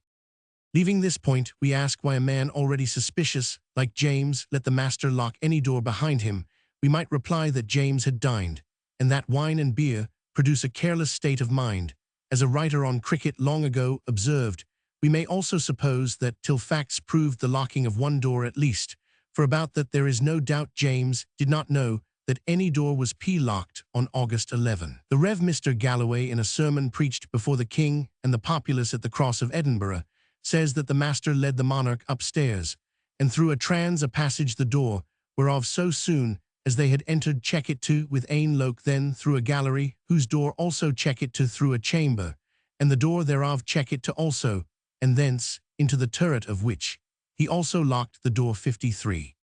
Were the locks that check it to spring locks, and was James unaware that he was locked in, but Ramsay before the affray had wandered into a gallery very fair, and unless there were 2 galleries he could not do this. If the gallery door was locked, Lennox and Mar and the rest speak of opposition from only one door. While we cannot explain these things, that door, at least between the gallery and the gallery chamber, excluded James from most of his friends. Can the reader believe that he purposely had that door locked? We know not how or by whom. On the system of compelling Gowrie to come and be killed by way of the narrow staircase, could we see Gowrie House and its secret ways as it then was, we might understand this problem, the locked doors. Contemporary criticism, as minutely recorded by Calderwood, found no fault with the number of locked doors, but only asked how could the king's fear but increase, perceiving Mr. Alexander, the P54 master, ever to lock the doors behind them, if the doors closed with spring locks, of which the principle had long been understood, and used. The king may not have been aware of the locking. The problem cannot be solved. We only disbelieve that the king himself had the door locked to keep his friends out and let Gowrie in. Note the Abbey of Scone on page 48. We have quoted the statement that James had bestowed on Gowrie the Abbey of Scone during his life. This was done in 1580 Registrum Magni Sigilli Vol Roman 3, No 3011. On May 25, 1584, William Fullarton got this gift, the first Earl of Gowrie, and his children being then forfeited, but on July 23, 1586, the Gowrie of the day was restored to all his lands, and the earldom of Gowrie included the old church lands of Scone Reg Mag Sig Roman for No 695, No 1044. How then did John III Earl of Gowrie hold only for his life the commendatorship of the Abbey of Scone, as is stated in S. P. Scott, Eliz Vol Roman 66, No 50. P. 55, If the King's Narrative Roman 2, The Man in the Turret. We left James entering the little round or study, the turret chamber here at last.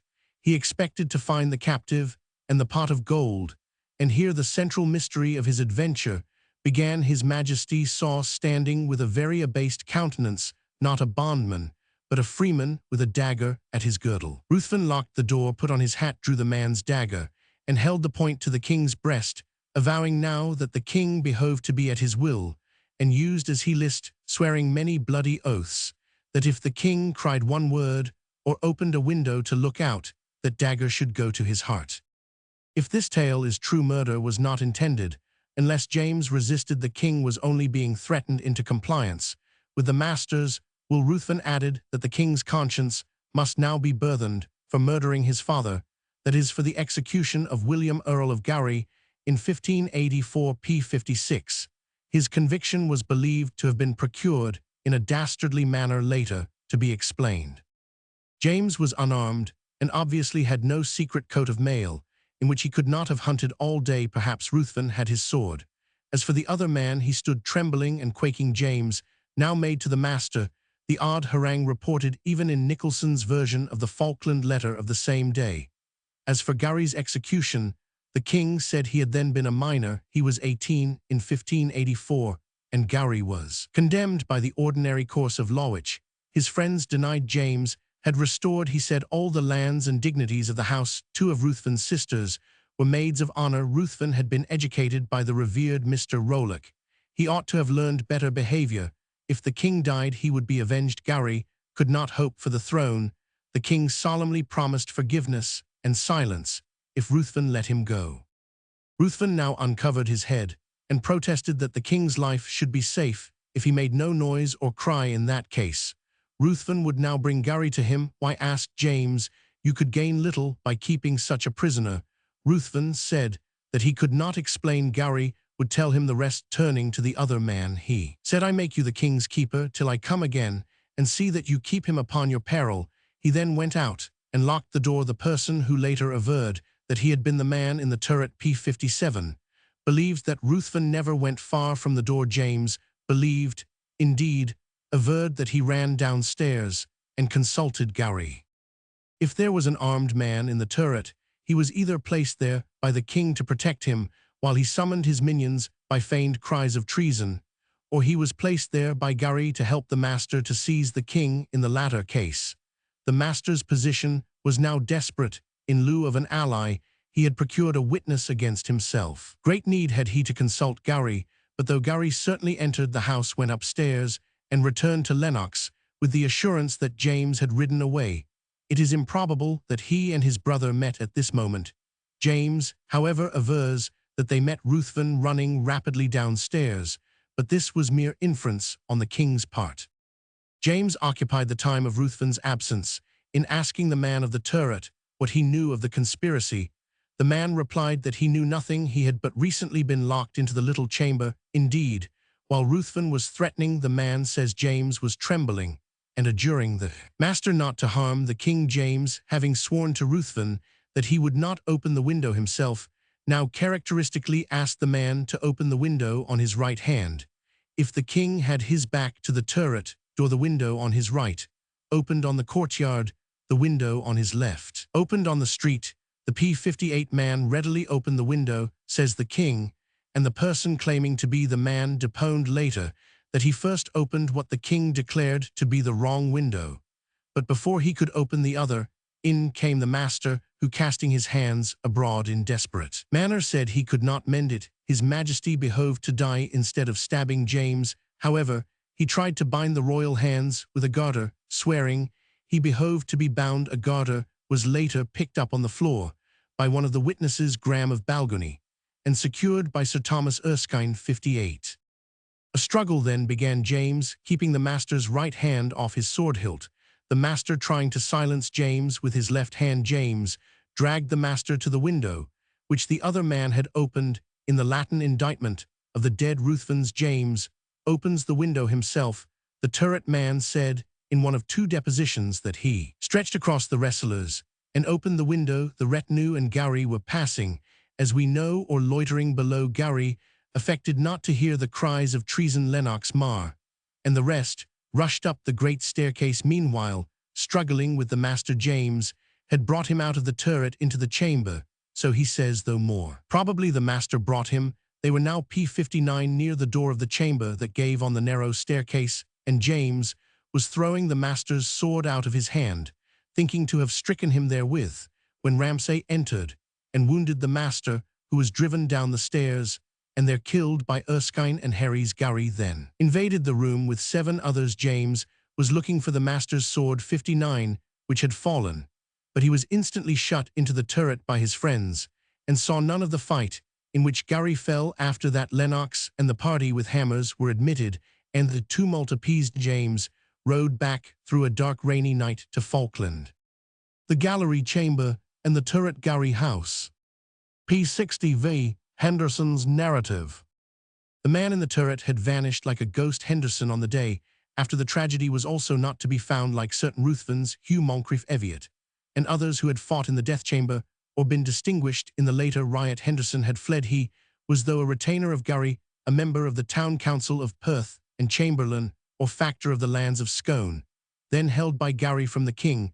To find anyone who had seen him during the tumult was difficult or impossible. William Robertson, a notary of Perth, examined in November before the parliamentary committee, said then that he only saw Gowrie with his 2 drawn swords and 7 or 8 companions in the forecourt of the house, and so, being afraid, he passed out of the place. The same man earlier, on September 23, when examined with other citizens of Perth, had said that he followed young Tullibardine and some of his men who were entering the court to relieve King 60. He saw the master lying dead at the foot of the stair, and saw Henderson p61 come out of the said turnpike over the master's belly.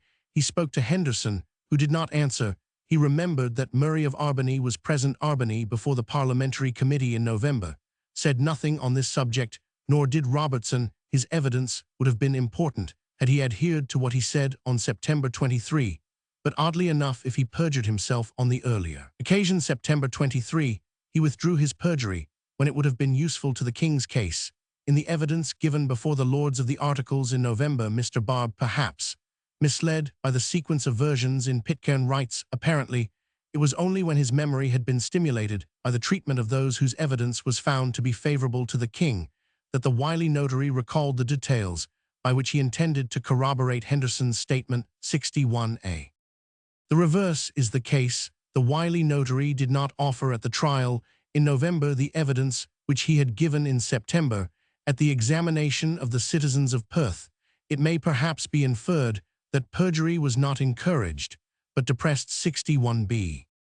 p62, despite the premiums on perjury, which Ruthven apologists insist on, not one witness would swear to having seen Henderson during or after the tumult, yet he instantly fled with others who had been active in the brawl and remained in concealment. Calderwood, the earnest collector of contemporary gossip and documents, assures us that when the man in the turret could not be found, the first proclamation identified him with a Mr. Robert Oliphant, a black grim man, but that Oliphant proved his absence from Perth. One Grey and one Leslie were also suspected, and one younger, hiding when sought for, it is said, was killed. But we have no copy of the proclamation as to Mr. Robert Oliphant. To Mr. Robert Oliphant, who had an alibi, we shall return, for this gentleman, though entirely overlooked by our historians, was probably at the center of the situation. p71 infra. Meanwhile, whatever Henderson had done, he mysteriously vanished from Gowrie House During or after the turmoil following darkness like a dream, nobody was produced who could say anything about seeing Henderson after Moncrief, and the Hayes saw P63 him on his return from Falkland at about 10 o'clock in the morning of August 5. By August 12, Henderson was still in hiding and was still being proclaimed for with others, of whom Mr. Robert Oliphant was not one. They were Moncrief Eviat and 2 Ruthvens 63A.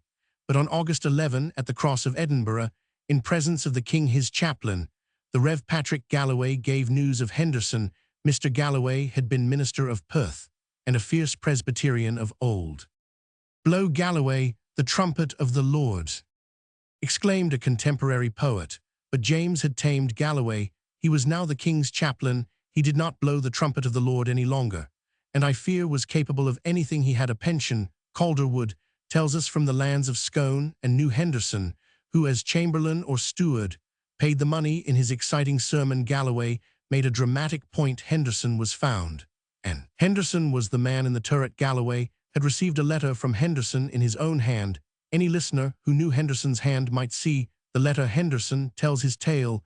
Therein Galloway says that it differs almost nothing from the King's story, of which he had given an abstract in his discourse, and he adds that Henderson stole downstairs while Ramsay was engaged with the Master 63B.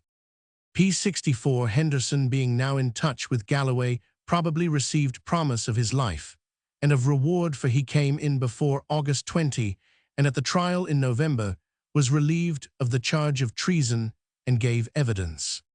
Here we again ask, why did Henderson take to flight? What had he to do with the matter? None fled, but those who had been seen sword in hand in the fatal chamber, or stimulating the populace to attack the King during the tumult. Andrew Ruthven, who had ridden to Falkland with Henderson, and the Master did not run away. No proclamation for him is on record. Nobody swore to seeing Henderson, like his fellow fugitives, armed or active, yet he fled and skulked manifestly. Henderson had in one way or other been suspiciously concerned in the affair. He had come in, and was at Falkland by August 20, when he was examined before the Chancellor Montrose, the King's advocate Sir Thomas Hamilton, Sir George Hume of Spot, later Earl of Dunbar, and others. In the King's absence, he deponed that on the night of August 4, Gowrie bade him and Andrew Ruthven ride early to Falkland with the Master and return, if the Master ordered him so to do. With a message at Falkland, they went into a house 64, and P65, the Master sent him to learn what the King was doing. He came back with the news.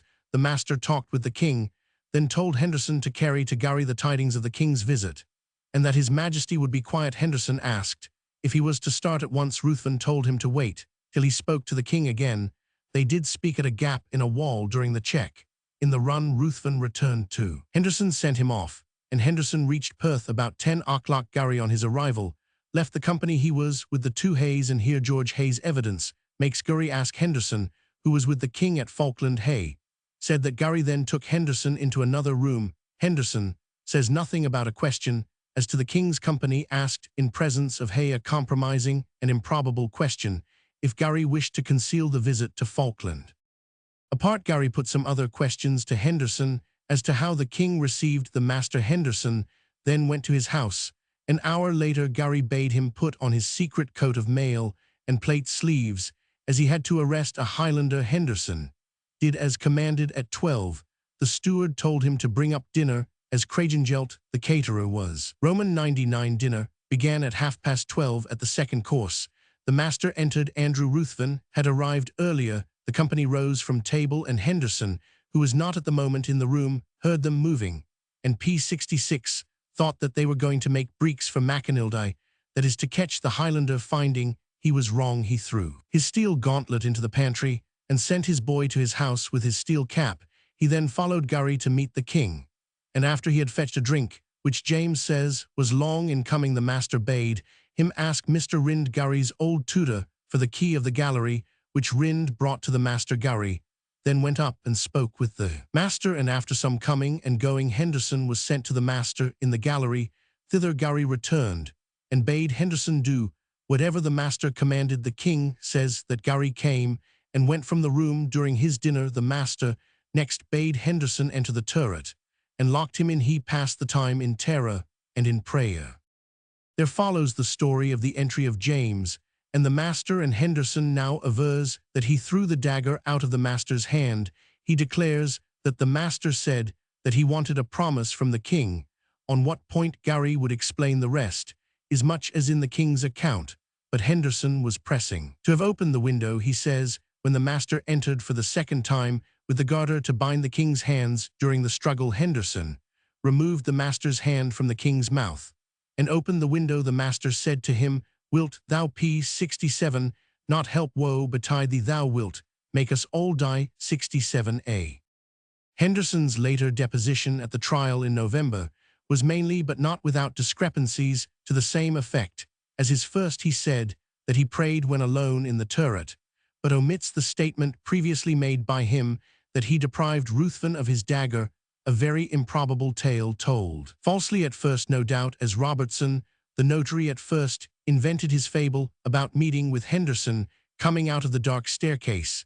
This myth Robertson narrated when examined in September, but omitted it in the trial in November. Henderson now explained about his first opening the wrong window, but he sticks to it that he took the garter from Ruthven, of which James says nothing. He vows that he turned the key of the door on the staircase so that Ramsay could enter, whereas Ramsay averred that he himself forced the door. Mr. Hudson James, resident at the court of England, who in October 1600 interviewed both Henderson and the king, says that in fact the master had not locked the door on his re-entry. 67b. Henderson slunk out when Ramsay came in. He adds that it was his steel cap which was put on Gowrie's head by a servant. There was plenty of evidence that a steel cap was thus put on.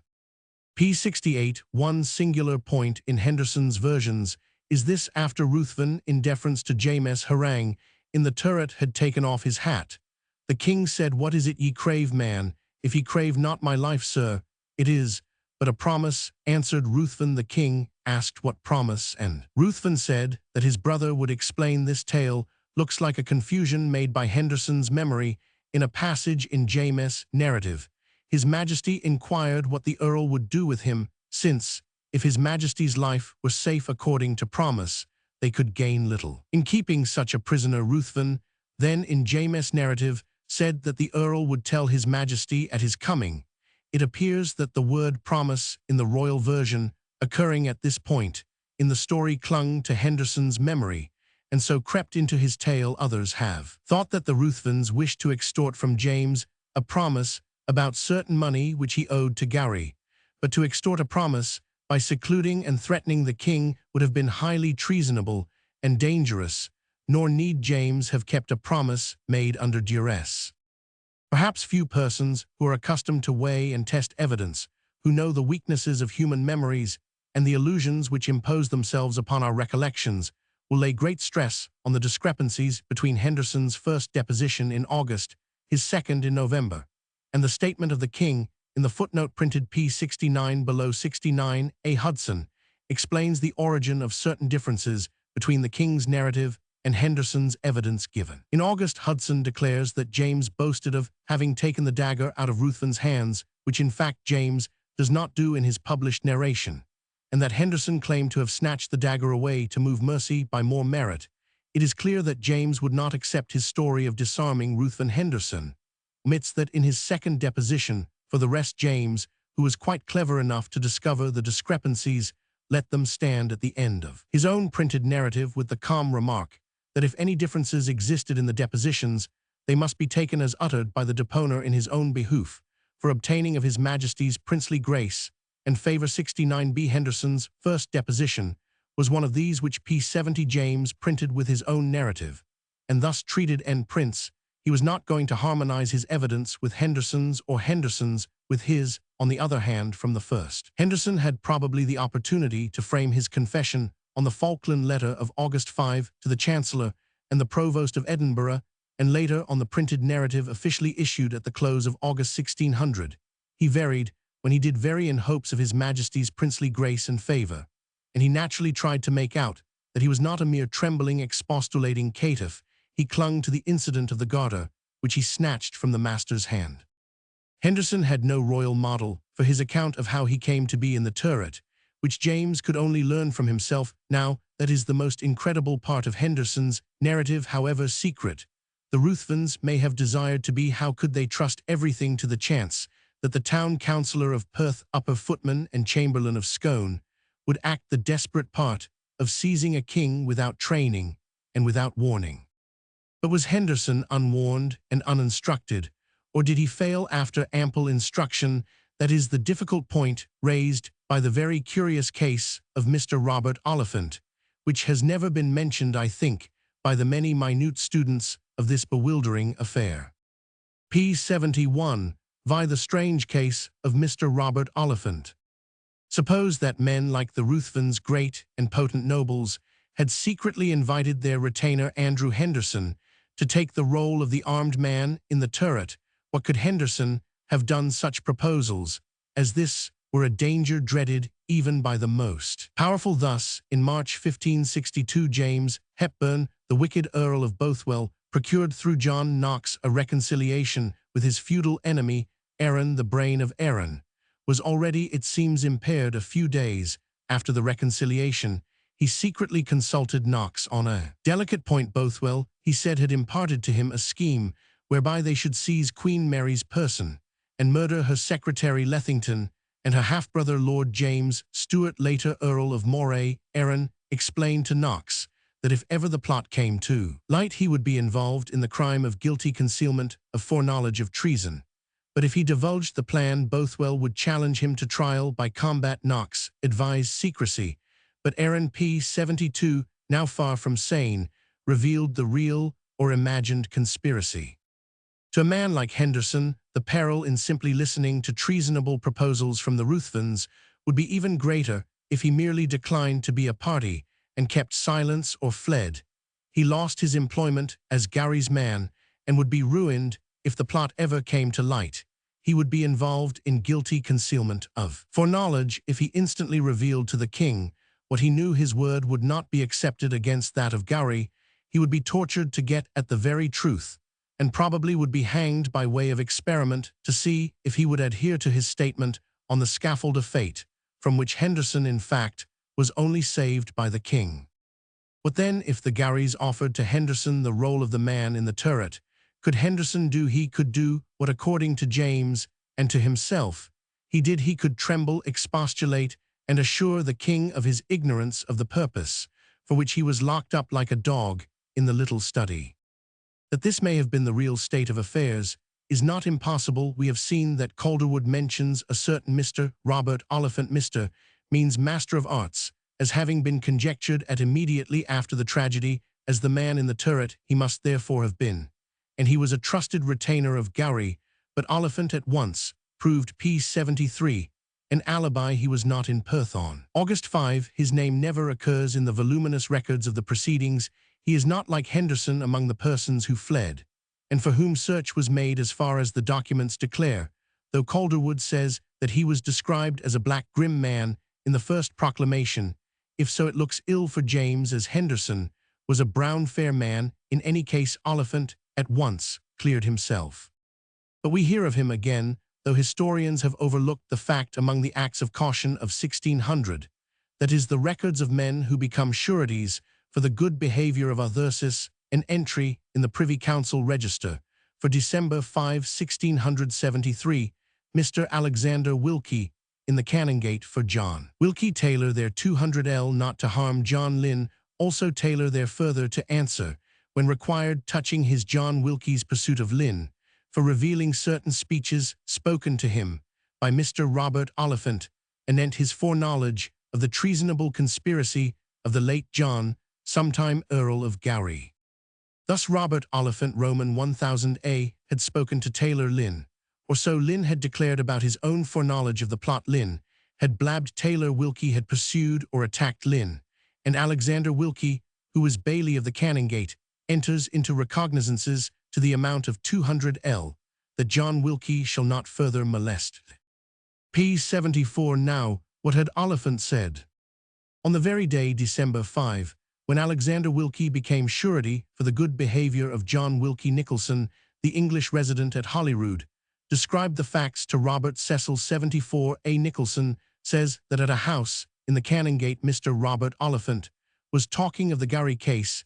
He was a man who had travelled and he inveighed against the unfairness of Scottish procedure in the case of Cranstoun.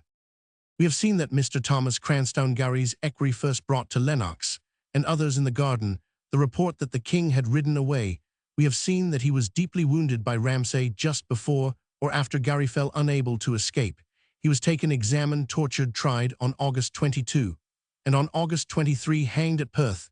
He had invaded and wounded Herries and Thomas Erskine, and had encouraged the mob to beleaguer the back gate of Gowrie House against the king's escape. He had been in France, he said, since 1589, had come home with Gowrie, but he swore had not spoken 6 words with the Ruthvens during the last fortnight 74.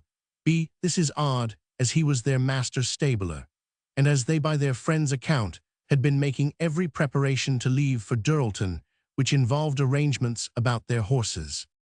P75, in any case, Mr. Robert Oliphant, in a house in the Canongate in November or early December 1600, declared that Cranstoun, who he said knew nothing of the conspiracy, had been hanged, while Henderson, who was in the secret and had taken the turret part, escaped, and retained his position as Chamberlain of Scone. Henderson, at the critical moment, had fainted, said Oliphant, that is, had failed from want of courage. Oliphant went on to say that he himself had been with Gowrie in Paris February-March 1600, and that both in Paris and at home in Scotland later Gowrie had endeavoured to induce him to take the part later offered to Henderson. He had tried, but in vain, to divert Gowrie's mind from his dangerous project.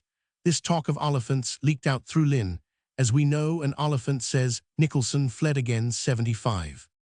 Of Oliphant we learn no more till about June P. 761,608. At that time, the king in England heard a rumour that he had been connected with the conspiracy. A Captain Patrick Heron, 76, obtained a commission to find Oliphant and arrested him at Canterbury. He was making for Dover. And for France, Heron seized Oliphant's portable property, 8 angels, 2 half-rose nobles, 1 double pistolet, 2 French crowns, and a half, 1 Albertus angel, 2 English crowns, 1 Turkish piece of gold, 2 gold rings, and a loose stone belonging to 1 3 Netherland dollars, 1 piece of 4 royals, 2 quart de curia, 7 pieces of several coins of silver, 2 purses, 1 sword, 1 trunk, 1 mail, and 2 budgets. Oliphant himself lay for 9 months in the Gate House of Westminster, but Heron, careless to justify his accusation, discovering his aim in that business, writes the king presently departed from hence. We have tried the innocency of Mr. Robert Oliphant, James goes on, and have freed him from prison. The Scottish Privy Council is therefore ordered on March 6, 1609, to make Heron restore Oliphant's property.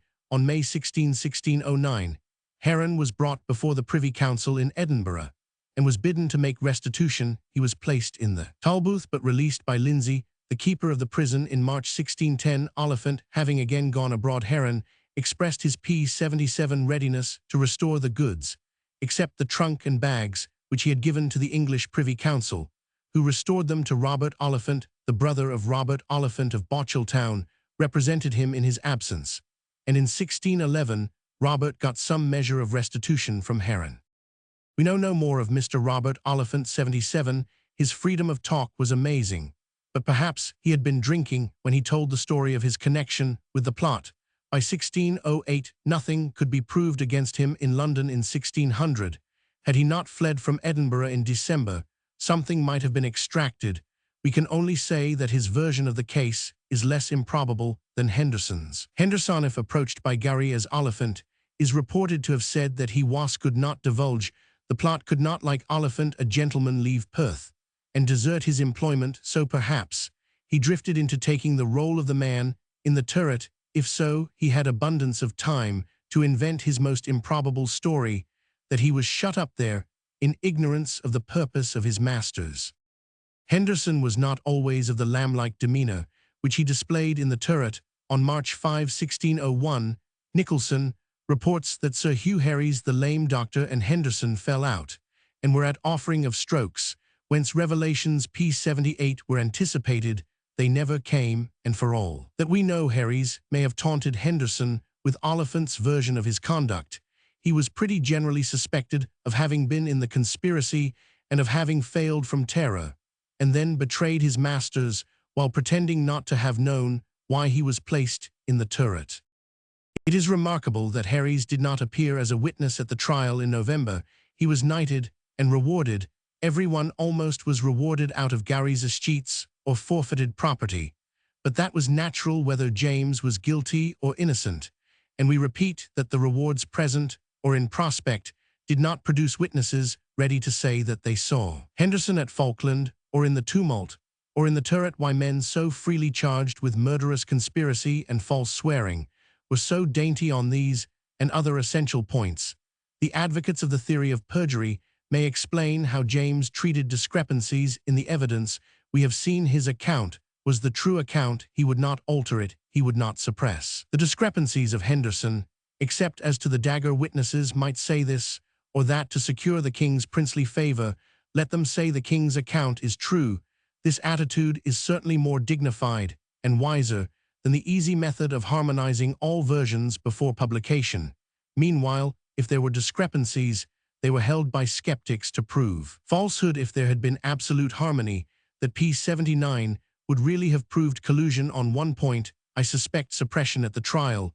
Almost all versions aver that Ramsay or another said to Gowrie, "You have slain the king," and that Gowrie, who certainly did not mean murder, then dropped his points and was stabbed. Of this nothing is said at the trial by any witnesses. P80 the contemporary Ruthven vindication. We now come to the evidence which is most fatally damaging to the two unfortunate Ruthvens. It is the testimony of their contemporary vindication, till a date very uncertain. A tradition hung about Perth that some old gentleman remembered having seen a vindication of the Ruthvens written. At the time of the events, 80 antiquaries vainly asked each other for copies of this valuable apology. Was it printed and suppressed by royal order? Did it circulate only in manuscript?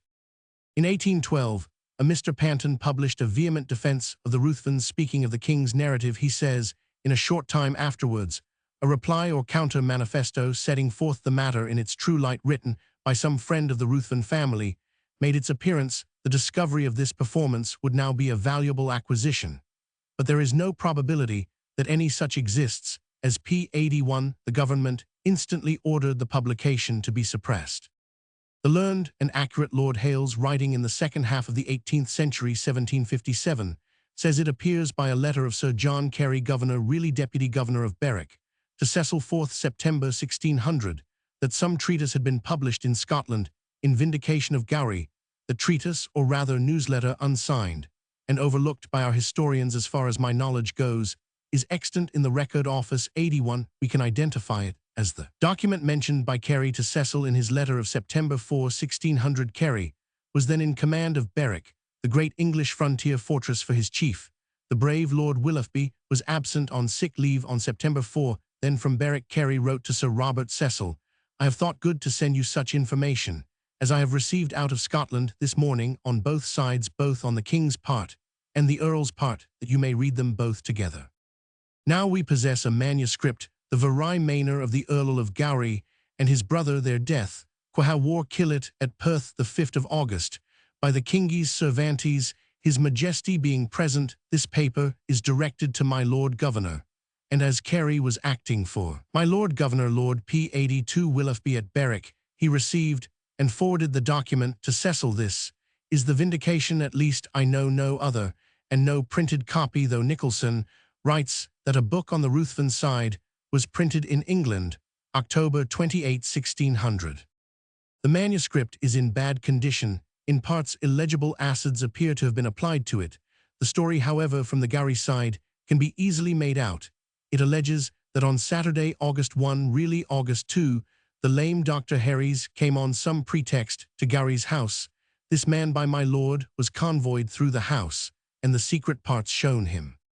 Now there was no secret part in the house. As far as the narratives go, the entry to the narrow staircase was inconspicuous, but was noticed by Ramsay, and of course was familiar to Gowrie and his men on Tuesday, the fatal day. According to the Ruthven vindication, Gowrie's retainers were preparing to go with him to Lothian, that is to Durlton, a castle of his on the sea hard by North Berwick. The narrator argues, as all the friends of the Ruthvens did, that if Gowrie had intended any treason, his men would not have been busy at their houses with preparations for an instant removal. The value of this objection is null. If Gowrie had a plot, it probably was to carry the king to Durlton with him in disguise. Duralton Castle. The master the apology goes on whom the king had sent for divers times before, and on August 5, P83 rode early to Falkland, accompanied by Andrew Ruthven and Andrew Henderson.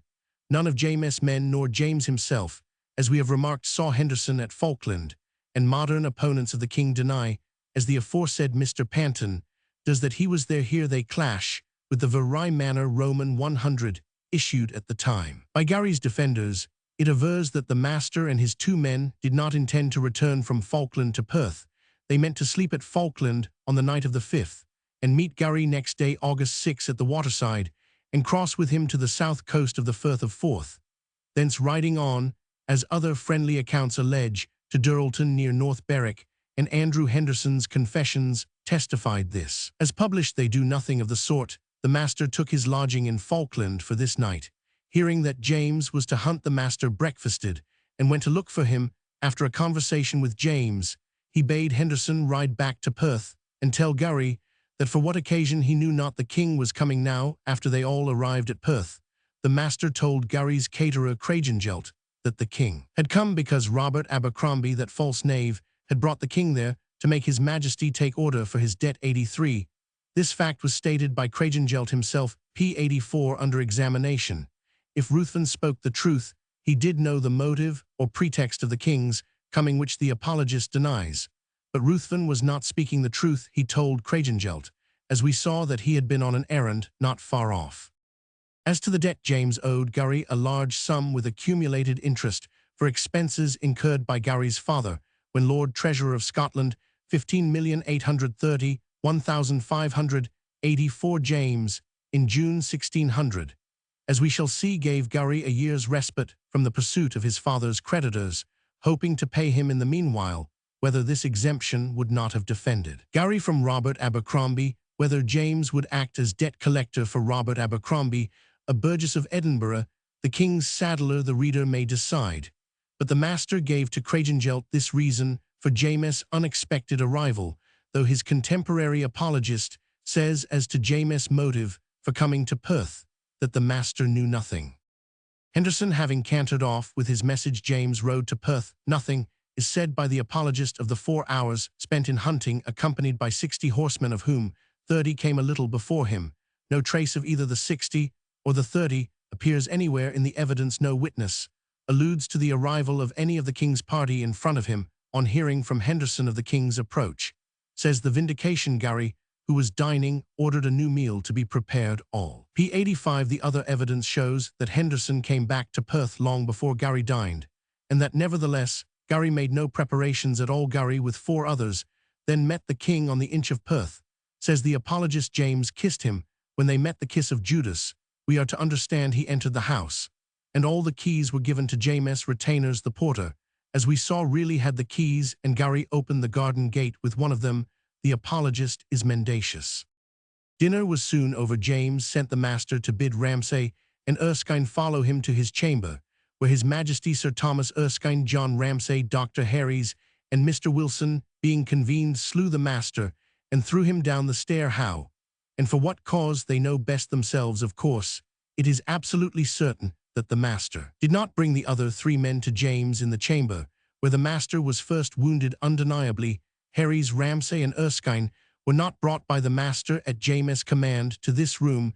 They did not enter it till after the cries of treason were yelled by James from the window of the turret. A servant of James, says the apologist, now brought the news that the king had ridden away. Cranstoun, Gowrie's man, really did this, as he admitted. Gowrie, the author, goes on, hearing of James' departure, called for his horse, and went out into the street. There he stood abiding his horse. Now Cranstoun, as he confessed, had told Gowrie that his horse was P86 at Scone, 2 miles away. By keeping his horses there, Gowrie made it impossible for him to accompany the royal retinue as they went on their useless errand. P21 Supra, in the street. Gowrie hears His Majesty call on him out at the chamber window. My lord of Gowrie, traitors has murdered your brother already, and he suffer me to be murdered also. Nobody else heard this, and if Gowrie heard it, how inept it was in him to go about asking what is the matter. He was occupied thus, while Lennox Mar and the others were rushing up the great staircase to rescue the King James, according to the Ruthven apologist, had told Gowrie what the matter was. His brother was slain, and slain by Erskine, who, while the Earl asked what is the matter, was trying to collar that distracted nobleman. The master had brought Erskine to the king. Says the apologist, Erskine had slain the master, yet simultaneously he tried to seize Gowrie in the street. Erskine was in two places at once. The apology is indeed a valuable acquisition. Gowrie and Cranstoun, and they alone, the apologist avers, were now permitted by James' servants to enter the house.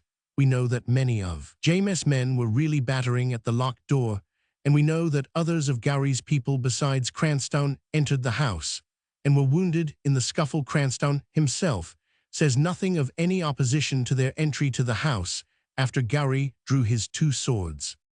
Cranstoun, according to the apologist, first entered p87 the chamber alone, and was wounded and drawn back by Gowrie, which Cranstoun, in his own statement, denies. After his wounds, he fled, he says, seeing no more of Gowrie.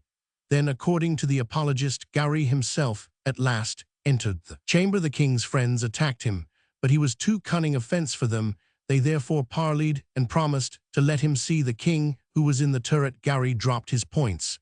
Ramsay stabbed him. He died, committing his soul to God and declaring that he was a true subject. This narrative, we are told by its author, is partly derived from the king's men, partly from the confessions of Cranstoun, Cragengelt, and Baron, accused of having been in the chamber fight and active in the tumult. All these three were tried and hanged. The apologist adds that James' companions will swear to whatever he pleases. This was unjust. Ramsay would not venture to recognize the man of whom he caught a glimpse in the turret, and nobody pretended to have seen Henderson at Falkland, though the presence of Henderson at Falkland and in the chamber was an essential point. But among the king's crew of perjurers, not a man swore to either fact. What follows relates to Gowrie's character. He had paid all his father's debts, which most assuredly he had not done. As to the causes of his taking off, they are explained by the apologist, but belong to a later part of the inquiry. p88. Such was the contemporary vindication of Gowrie, sent to Carey at Berwick for English reading, and forwarded by Carey to Cecil. The narrative is manifestly false on the points which we have noted. It is ingeniously asserted by the vindicator that a servant of James brought the report that he had ridden away. It is not added that the false report was really brought by Cranstoun, and twice confirmed by Gowrie. Once, after he had gone to make inquiry upstairs. Again, the apologist never even hints at the locked door of the gallery chamber, whereat Mar Lennox and the rest so long and so vainly battered. Who locked that door, and why? The subject is entirely omitted by the apologist. On the other hand, the apologist never alludes to the Murrays who were in the town. Other writers soon after the events, and in our own day, allege that James had arranged his plot so as to coincide with the presence of the Murrays in Perth. What they did to serve him we have heard. John Murray was wounded by a Ruthven partisan after the Earl and master were dead. Some Murrays jostled Gowrie before he rushed to his death. Young Tullibardine helped to pacify the populace. That is all. Nothing more is attributed to the Murrays, and the contemporary apologist did not try to make capital out of them. Though the narrative of the contemporary apologist for the Ruthvens appears absolutely to lack evidence for its assertions, it reveals on analysis a p89 consistent theory of the king's plot. It may not be verifiable, in fact it cannot be true, but there is a theory, a system, which we do not find in most contemporary or in more recent arguments. James, by the theory, is intent on the destruction of the Ruthvens. His plan was to bring the master to Falkland and induce the world to believe that it was the master who brought him to Perth. The master refuses several invitations. At last, on his way to Duralton, he goes to Falkland, taking with him Andrew Ruthven and Andrew Henderson. The old apologist asserts what modern vindicators deny, that Henderson was at Falkland. Then the master sends Henderson first, Andrew Ruthven later, to warn Gowrie that for some unknown reason the king is coming to conceal his bloody project. Though the apologist does not mention the circumstance, James next passes 4 hours in hunting to omit this certain fact is necessary for the apologist's purpose. The king sends 30 horsemen in front of him and follows with 30 more after dinner.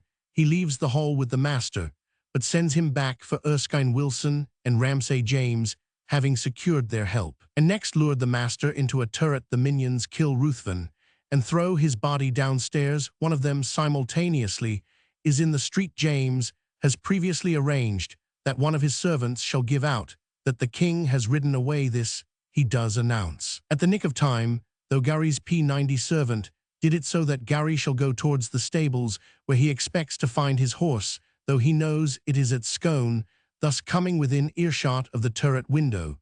Thence James shouts to Gowrie that traitors are murdering him and have murdered the master. Now this news would bring not only Gowrie, but all the royal retinue to his majesty's assistance.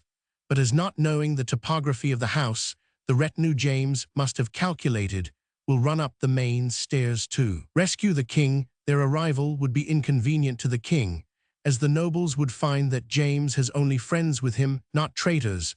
So the king has had the door locked, we guess, though we are not told this, by the apologist to keep out Lennox Mar and the rest. Gowrie, however, has to be admitted and killed, and Gowrie, knowing the house will come, the king calculates by the dark stair and the unlocked door. Therefore James' friends in the street will let him and Cranstoun enter the house, these two alone, and no others with them. They, knowing the narrow staircase, go up that way naturally, as naturally Gowrie lets Cranstoun face the danger of 4 hostile swords alone, waiting till Cranstoun is disabled. Gowrie then confronts alone the same murderous blades, is disarmed by a ruse, and is murdered. This explanation has a method, a system. Unfortunately, it is contradicted by all the evidence now to be obtained from whatever source it comes. Retainers of Gowrie, companions of James, or burgesses of P91 Perth, we must suppose that Gowrie, with his small force of himself and Cranstoun, both fencers from the foreign schools, would allow that force to be cut off in detail one by one. We must suppose that Erskine was where he certainly was not in 2 places at once, and that Ramsay and Harry's and he unseen left the hall and joined the king. On a message brought by the master, unmarked by any witness, we must suppose that the king's witnesses, who professed ignorance on essential points, perjured themselves on others in batches. But if we grant that Mar Lennox and the rest gentlemen, servants, retainers, and menials of the Ruthvens and citizens of Perth were abandoned perjurers on some points, while scrupulously honorable on others equally essential, the narrative of the Ruthven apologist has a method, a consistency, which we do not find in modern systems, unfavorable to the king. For example, the modern theories easily show how James trapped the master. He had only to lure him into a room and cry treason. Then, even if untutored in his part, some hot-headed young man like Ramsay would stab Ruthven. But to deal with Gowrie was a more difficult task. He would be out in the open, surrounded by men like Lennox and Mar, great nobles, and his near kinsmen. They would attest the innocence of the earl. They must therefore be separated from him, lured away to attack the locked door, while Gowrie would stand in the street, asking, "What is the matter?" though P92 James had told him, and detained by the Murrays till they saw fit to let him and Cranstoun go within the gate alone. Then, knowing the topography, Gowrie and Cranstoun would necessarily make for the murder chamber by the dark stair, and perish. The royal wit never conceived a subtler plot. It is much cleverer than that invented by Mr. G.P.R. James in his novel Gowrie. Nothing is wrong with the system of the apologist, except that the facts are false, and the idea a trifle too subtle, while, instead of boldly saying that the king had the gallery chamber locked against his friends, the apologist never hints at that circumstance. We have to help the contemporary vindicator out by adding the detail of the locked door, which he did not see how to account for, and therefore omitted, and by explaining that the king had it locked himself, that Lennox Mar and the rest might not know the real state of the case, and that Gowrie might be trapped through taking the other way by the narrow staircase. An author so conspicuously mendacious as he who wrote the Apology for English Consumption is unworthy of belief on any point. It does not follow that Henderson was really at Falkland, because the apologist says that he was, but it would appear that this vindicator could not well deny the circumstance, and that to work it conveniently into his fable, he had to omit the king's hunting, and to contradict the Hayes and Moncrief by making Henderson P93 arrive at Perth after 12, instead of about 10 o'clock. The value of the apology so long overlooked is to show how very poor a case was the best that the vindicator of the Ruthvens was able to produce, but no doubt it was good enough for people who wished to believe 93. P. Roman 8. The theory of an accidental brawl. So far the king's narrative is least out of keeping with probability. But had James been insulted, menaced, and driven to a personal struggle, as he declared, is the fact not that finding himself alone with Ruthven and an armed man, or no armed man, if you believe that none was there, James lost his nerve, and cried treason in mere panic. The rest followed from the hot blood of the three courtiers. And the story of James was invented after the deaths of the Gowries to conceal the truth, and to rob by forfeiture the family of Ruthven. But James had certainly told Lennox the story of Ruthven and the pot of gold before they reached Perth. If he came with innocent intent, he had not concocted that story as an excuse for coming. We really must be consistent. Mr. Barb, a recent Ruthven apologist, says that the theory of an accidental origin of the struggle between James and Ruthven may possibly contain a fairly accurate conjecture. 94. But Mr. Barb also argues that James had invented the pot of gold story before he left P95 Falkland, that if James was guilty, the pretext had been framed, the myth of the treasure had been concocted long before their meeting in Falkland, and was held in readiness to use whenever circumstances required. If so, then there is no room at all for the opinion that the uproar in the turret was accidental, but Mr. Barb's meaning is that James thus forced a quarrel on Ruthven, for there was no captive with a pot of gold, nor can accident have caused the tragedy if Ruthven lured James to Falkland. With the false tale of the Golden Hoard, that tale confided by James to Lennox on the ride to Perth, was either an invention of the Kingson, which case James is the crafty conspirator whom Mr. Bruce in 1602 did not believe him to be, as shall be shown. It is true that Ruthven brought James to Perth by the feigned historian, which case Ruthven is a conspirator I reject for reasons already given. The suggestion that Lennox perjured himself when he swore that James told him about Ruthven's narrative as to the captive and his hoard for these reasons alone. There is no room for the hypothesis of accident. Either James or Ruthven was a deliberate traitor. If James invented the pot of gold, he is the plotter. If Ruthven did, Ruthven is guilty. There is no via media, no room for the theory of accident. The via media, the hypothesis of accident, was suggested by Sir William Bowes, who wrote out his theory in a letter to Sir John Stanhope from Bradley on September 2, 1600. Bowes had been P96 English ambassador in Scotland, probably with the usual commission to side with the king's enemies, and especially much as Elizabeth loathed her own Puritans.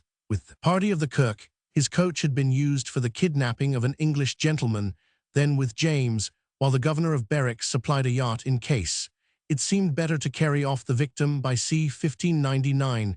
Consequently, Bowes was unpopular and needed, and got a guard of 40 horsemen for his protection. He was no friend, as may be imagined, of the king. Bowes had met Preston, whom James sent to Elizabeth, with his version of the Gowrie affair. Bowes' theory of it all was this: James the master, and one other attending the man of the turret, were alone in a chamber of Gowrie House. Speech arose about the late Earl of Gowrie, Ruthven's father, whether by occasion of his portrait on the wall or otherwise. The king angrily said he was a traitor, whereat the youth, showing a grieved and expostulatory countenance, and haply Scot-like words, the king, seeing himself alone and without weapon, cried treason. The master placed his hand on James' mouth and knelt to deprecate his anger, but Ramsay stabbed him as he knelt, and Gowrie was slain. Preston said, after Ramsay had made him drop his guard by crying that the king was murdered, the tale of the conspiracy was invented by James to cover the true state of the case. 96. P97. This Bowes only puts forth as a working hypothesis. It breaks down on the king's narrative to Lennox about Ruthven's captive and hoard. It breaks down on one other attending man in the turret. Whatever else he may have been, he was no harmless attendant. It breaks down on the locked door between the king and Lennox and Mar, which Bowes omits. It is ruined by Gowrie's repeated false assurances that the king had ridden away, which Bowes ignores. The third hypothesis, the via media, is impossible. There was a deliberate plot on one side or the other To make the theory of Bose quite clear, his letter is appended to this section 97. p. 99, Ix Contemporary Clerical Criticism. The most resolute skeptics as to the guilt of the Ruthvens were the Edinburgh preachers. They were in constant opposition to the king, and the young Gowrie was their favourite nobleman. As to what occurred when the news of the tragedy reached Edinburgh early on July 6, we have the narrative of Mr. Robert Bruce, then the leader of the Presbyterians. His own version is printed in the first volume of the Bannatyne Club Miscellany, and is embodied with modifications, and without acknowledgement, as references to such sources were usually omitted at that period in Calderwood's history. It is thus better to follow Mr. Bruce's own account as far as it goes. The preachers heard the bruit or rumour of the tragedy by 9 o'clock on the morning of August 6. By 10 o'clock arrived a letter from James to the Privy Council. The preachers were called first before the council of the town, and the king's epistle was read to them. It bore that his majesty was delivered out of a peril, and therefore that we should be commanded to go to our kirks. p. 100, convene our people, ring bells, and give God praises. While the preachers were answering, the Privy Council sent for the provost and some of the town council.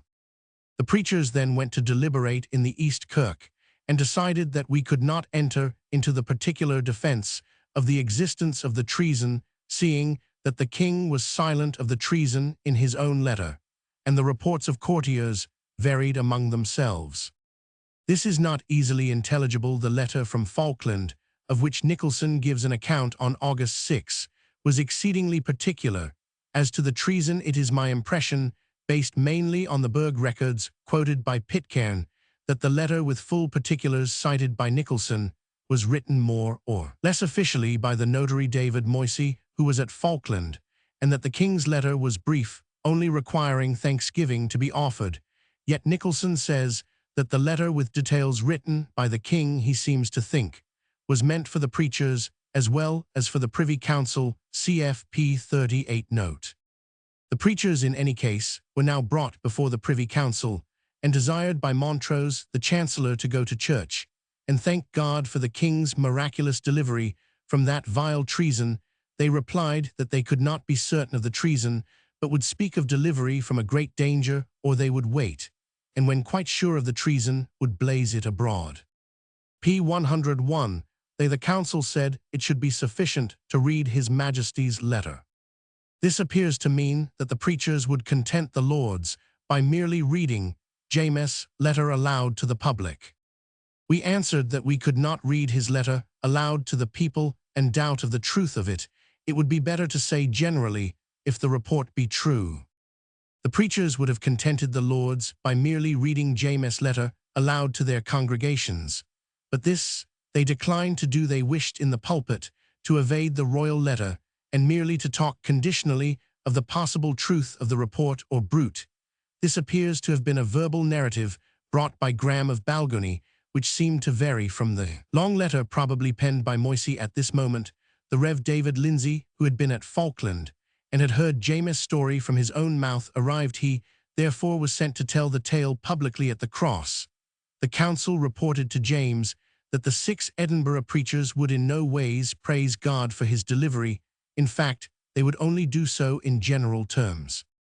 On August 12, James took the preachers to task. Bruce explained that they could thank, and on Sunday had thanked God for the king's delivery, but could go no further into detail in respect.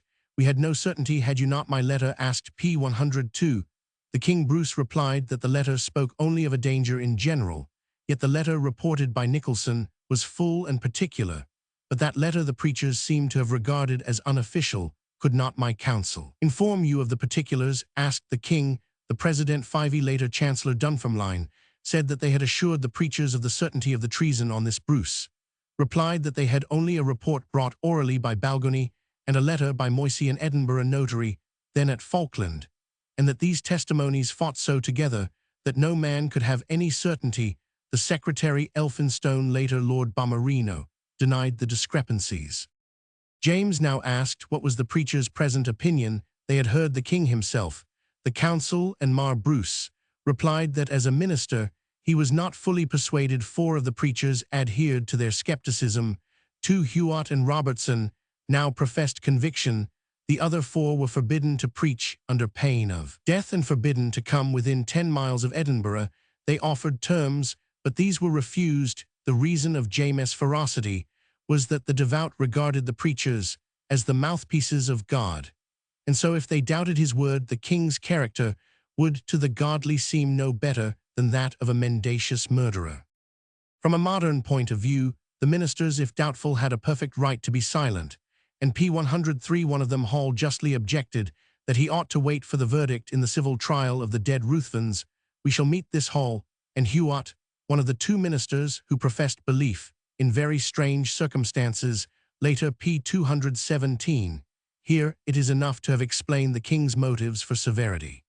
In September, the recalcitrants came before the king at Stirling. All professed to be convinced, one after inquiries in Fife. Except Bruce. We learn what happened next from a letter of his to his wife. He had heard from one who had been at Craigengelt execution, August 23, that Craigengelt had then confessed that Henderson had told him how he was placed by Gowrie in the turret 103. Bruce had sent to verify this. Moreover, he would believe if Henderson were hanged, and adhered to his deposition to the last. A pretty experiment. The controller asked, "Will you believe a condemned man better than the king and council?" Mr. Bruce admitted that such was his theory of the grammar of assent. If Henderson die penitently, I will trust him later.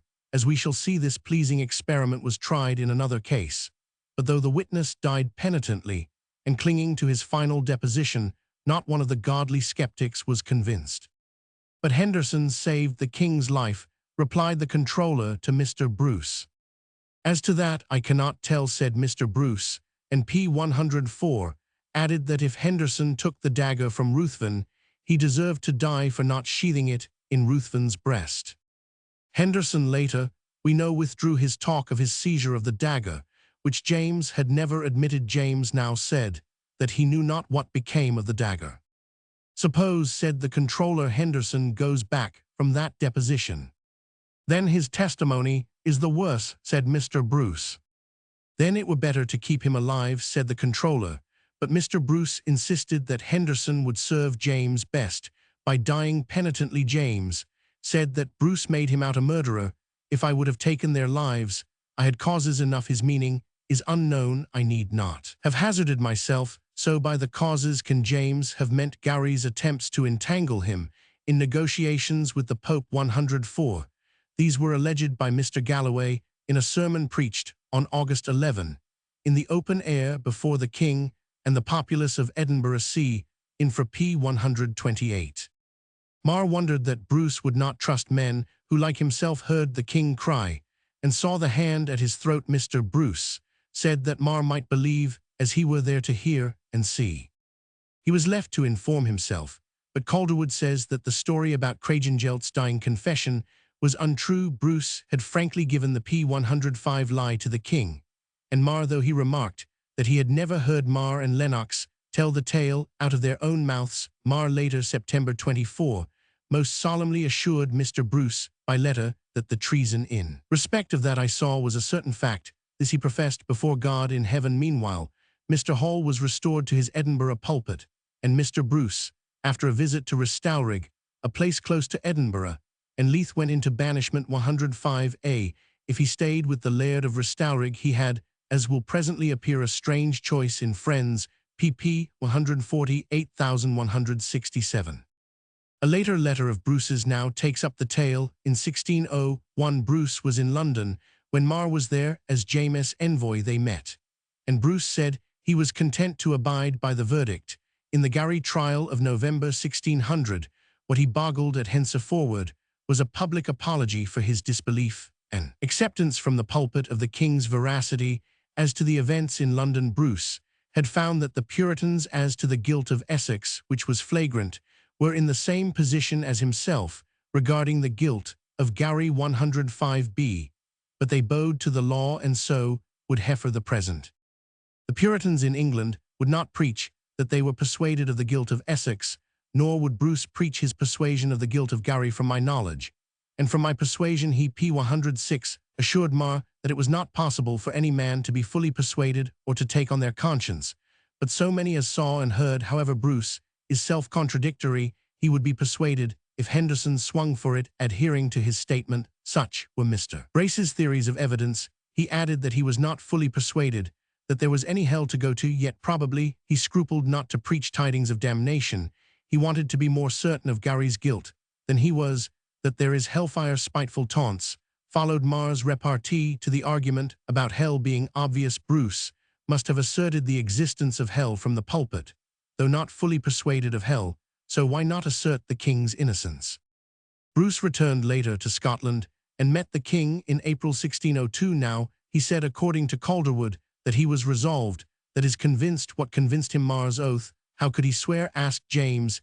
He neither saw nor heard. That is what passed between James, the man in the turret, and the master. I cannot tell you how he could swear, but indeed he swore very deeply, said Bruce, and reported the oath, which must have been a fine example. James took Bruce's preference of Mars' oath to his own word very calmly. Bruce was troubled about the exact state of affairs between James and the master. Doubt ye of that, said the king. Then he could not but count me a murderer. It followeth not, if it please you, sir. P. 107, said Mr. Robert, for he might have had some secret cause. 107a. Strange ethics. A man may slay another without incurring the guilt of murder if he has a secret cause. Bruce probably referred to the tattle about a love intrigue between Gowrie or Ruthven and the king's wife. Even now James kept his temper. He offered his whole story to Bruce for cross-examination. Mr. Robert uttered his doubt where he found occasion. The king heard him gently and with a constant countenance, which Mr. Robert admired, but Mr. Robert would not preach his belief, would not apologize from the pulpit. I give it but a doubtsome trust, he said. Again on June 24, 1602, James invited cross-examination. Bruce asked how he could possibly know the direction of His Majesty's intention when he ordered Ramsay to strike the master. I will give you leave to pose me, interrogate me, said James. 107b. Had you a purpose to slay my lord? That is Gowrie. As I shall answer to God, I knew not that my lord was slain, till I saw him in his last agony, and was very sorry, yea, prayed in my heart for the same. What say ye then concerning Mr. Alexander? I grant I was art and part in Mr. Alexander's slaughter, for it was in my own defense. P. 108. Why brought you not him to justice, seeing you should have God before your eyes? I had neither God nor the devil man before my eyes, but my own defense. Here the king began to fret, and no wonder. He frankly said that he was one time minded to have spared Mr. Alexander, but being moved for the time, the motion passion prevailed. He swore in answer to a question that in the morning he loved the master as his brother. Bruce was now convinced that James left Falkland innocent of evil purpose, but as he was in a passion and revengeful while struggling with the master, he could not be innocent before God. Here we leave Mr. Bruce. He signed a declaration of belief in James' narrative, public apologies in the pulpit. He would not make. He was banished to Inverness, and was often annoyed and put at James, reckoning him a firebrand. The result on the showing of the severe and hostile Calderwood is that in Bruce's opinion in June 1602 James was guiltless of a plot against the Ruthvens. The king's crime was not that strangely complicated project of a double murder to be inferred from the Ruthven apology, but words spoken in the heat of blood betrayed. Captured, taunted, insulted, struggling with a subject whom he had treated kindly, James cried to Ramsay, strike low. He knew not the nature and extent of the conspiracy against him. He knew not what knocking that was at P. 109 the door of the chamber, and he told Ramsay to strike. We have no assurance that the wounds were deadly. This is how the matter now appeared to Mr. Bruce. The king swore very freely to the truth of his tale, and that influenced Bruce, but the king's candor as to what passed in his own mind when he bade Ramsay strike Ruthven is more convincing to a modern critic than his oaths. For some reason Bruce's real point, that he was satisfied of the king's innocence of a plot, but not satisfied as regards his yielding to passion when attacked, is ignored by the advocates of the Ruthvens. Mr. Barb observes what slight success there ever was remained on Bruce's side, for in one conference he drew from the king the confession that he might have saved Ruthven's life, and brought him to justice. That confession shows unexpected candor in James, but does not in the slightest degree implicate him in a conspiracy. And of a conspiracy even the rigid Bruce now acquitted the king. Mr. Pitcairn, at first a strong king's man, in an appendix to his third volume credits Bruce with the best of the argument. This he does illogically, because the king never ceased to persecute Bruce, whom he thought a firebrand. However wicked this conduct of James may have been, it in no way affects the argument as to his guilt in the conspiracy of that Mr. Bruce acquitted the king. Calderwood's words, Romans 6, are Mr. Robert, by reason of his oaths, thought him innocent of any purpose that day, in the P110 morning, to slay them, yet because he confessed he had not God or justice before his eyes, but was in a heat and mind to revenge, he could not be innocent before God, and had great cause to repent, and to crave mercy for Christ's sake. The thing is perfectly clear. Bruce acquitted James of the infamous plot against the Ruthvens. 110. What then was the position of the Ruthvens? If the king was not the conspirator, obviously they were guilty, whether James, at a given moment, was carried away by passion or not. P111 X. Popular criticism of the day. Calderwood has preserved for us the objections taken by skeptics to the king's narrative. 111. First, the improbability of a murderous conspiracy by youths so full of promise and Presbyterianism as Gowrie and his brother to Gowrie's previous performances. We return later. The objection against a scheme of murder hardly applies to a plan for kidnapping a king who was severe against the Kirk. The story of the pot of gold, and the king's desire to inspect it, and the captive who bore it personally, and the folly of thinking that one pot of gold could suffice to disturb the peace of the country, are next adversely criticized. We have already replied to the criticism. P40. The story was well adapted to entrap James. Romans 6. The improbabilities of Ruthven's pleas for haste need not detain us. The king did not think them probable. Next it was asked, why did James go alone upstairs with Ruthven? He may have had wine enough to beget valor, or as he said, he may have believed that he was P112, being followed by Erskine. The two reasons may well have combined. Why did not Gowrie provide better cheer, if forewarned by Henderson? It was asked. To give the impression, we reply that he was taken by surprise, and that the king came uninvited and unexpected. Why did Ruthven aim a dagger at James, and then hold parley? Because he wanted to frighten the king into being at his will. How could Ruthven trust the king, with the armed man alone in the turret? What else could he do? He locked them in, and was through the failure of the man, in a quandary which made clear reflection necessary and impossible. It was strange that the man had not been trained in his task. If Oliphant is correctly reported, he had been trained but fainted. Why bind the king with a garter, in helpless pursuit of the forlorn idea of capturing him? Why execute the enterprise when the courtiers were passing the window? Ruthven could not have known that they were coming at that moment. It was Gowrie's ill-timed falsehoods to the effect that the king had ridden away which brought them there. Gowrie had not allowed for Henderson's failure. P113. How could the king struggle successfully with the stalwart master? He fought for his life, and Ruthven probably even then did not wish to injure him bodily. Why was not the master made prisoner? James answered this question when posed by Mr. Bruce. His blood was up, and he said, strike. The earl likewise might, after he was stricken, have been preserved alive. Perhaps by miracle, he died instantly. The discrepancies as to the dagger and the opening of the window we have already treated, also the locking and unlocking or leaving unlocked of the chamber door, giving on the dark staircase, after Ruthven's last hurried entrance. P69. There follow arguments to be later considered about the relations between James and the earl previous to the tragedy, and a statement with no authority cited that James had written to Gowrie's uncle to meet him at Perth on August 5, implying that James had made up his mind to be there, and did not go on Ruthven's sudden invitation. The earl and Cranstoun were alone with the four in the fatal chamber. The others who were wounded there went up after Gowrie's deaths. It may be so, but the bulk of the evidence is on the other side.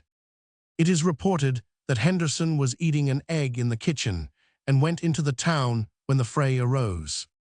P. 114. It is also denied on oath by Gowrie's cook, who added that he was content to be hanged if it could be proved. 114. The Ruthven apologist M.S. says that Henderson was waiting on the lords who dined in the hall, and was there when the king's servant brought the news that the king had ridden away. The master's sword after his death was found, rusted tight in his scabbard. The master must have been a very untidy gallant. No authority is cited for the story. The Murrays who were well rewarded were in Perth, whether of set purpose, let the reader judge. By all means, let the reader judge. The king knew Henderson, so the anonymous Goodman of Pitmilly said, but did not recognize the man in the turret. It was reported that Patrick Galloway, the king's chaplain, induced Henderson to pretend to be the man in the turret. As to the good man of Pitmilly, Calderwood did not even know his name. This is mere gossip. Again, Calderwood, who offers these criticisms, does not ask why of all concerned Henderson was the only man that fled, who had not been seen in connection with the fray and the tumult, if he was not the man of the turret, and if Andrew Ruthven, who also had ridden to Falkland, did not abscond, why did Henderson? P. 115. As to the man in the turret, if not a retainer of Ruthven, he was a minion of James, or there was no man at all. If there was no man at all, could James be so absurd as to invent him on the off chance that anybody would turn up and claim to have been the man? That is frankly incredible, but if James managed to insert a man into the turret, he was not so silly as not to have his man ready to produce in evidence. Yet Henderson could not be produced. He had fled, and certainly had not come in by August 12, when he was proclaimed. That James had introduced and suborned Henderson, and that Henderson fled to give tone and color to his narrative, is not among the most probable of conjectures. I do not find that this desperate hypothesis was put forward. At the time it could not be, for apologists averred 1. That Henderson was eating an egg in the kitchen, 2. That he was waiting on the gentleman in the hall at the moment, when by the desperate hypothesis, he was by some machination of James in the turret. 3.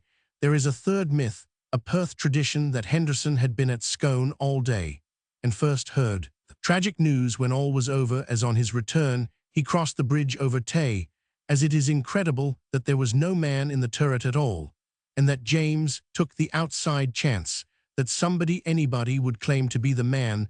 The assailants of the king must offer a working hypothesis. Of this important actor in the drama, my own fancy can suggest none was he in 4p 116 places at once, in the kitchen, in the hall, on the bridge, and in the turret. If he was in the kitchen, in the hall, or on the bridge, why did he instantly abscond? If James put him in the turret, why did he fly? The king's word, I repeat, was the word that no man could rely on, but among competing improbabilities, the story which was written on the night of August 5, and to which he adhered under Bruce's cross-examination, is infinitely the least improbable. The Master of Grey, an abominable character not in Scotland, when the events occurred, reported not from Scotland, that Lennox had said that if put on his oath, he could not say whether the practice proceeded from Gowrie or the king, sept 1600. Falkland Palace. The Master of Grey wrote from Chillingham on the English side of the border, where he was playing the spy for Cecil. Often he played the double spy for England, and for Rome. Lennox may well have been puzzled. He may have said so, but the report rests on the evidence of one who did not hear his words, who wished to flatter the skepticism of James' English enemies, and whose character, though on one point he is unjustly accused, reeks with infamy. That of James does not precisely smell sweet and blossom in the dust, but if the question arises whether a man of James' position, age, and temperament, or whether a young man with the antecedents P. 117, which we are about to describe, was the more likely to embark on a complicated and dangerous plot in James' case, involving 2 murders at inestimable personal risk, it is not unnatural to think that the young man is the more likely to have the white of it. P. 118, the King and the Ruthvens. Having criticized the contemporary criticism of the Gowrie affair, we must look back and examine the nature of Gowrie's ancestral and personal relations With James, before the day of calamity, there were grounds enough for hatred between the king and the earl, whether such hatred existed or not, in a kind of hereditary feud, and in political differences, as against James' grandmother Mary of Guise, the grandfather of Gowrie Lord Ruthven, had early joined the reformers who opposed her in arms later, in 1566. It was Gowrie's grandfather who took the leading part in the murder of Rixio. He fled to England, and there died soon after his exploit, beholding, it was said, a vision of angels. His son Gowrie's father, also one of the Rixio murderers, when Mary was imprisoned in Loch Leven, June 1567, was in charge of her, but was removed, as he began to show great favour to her, and gave her intelligence. 118 Mary herself, through the narrative of now her secretary, declares that Ruthven, then a married 119 man, persecuted her by his lust. He aided Lindsay in extorting her abdication at Loch Leven.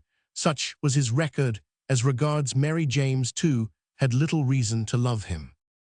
The early reign of James in Scotland was a series of court revolutions, all of the same sort. James was always either unwillingly under nobles who were allies of Elizabeth, and who used the kirk as their instrument, or under vicious favourites who delivered him from these influences.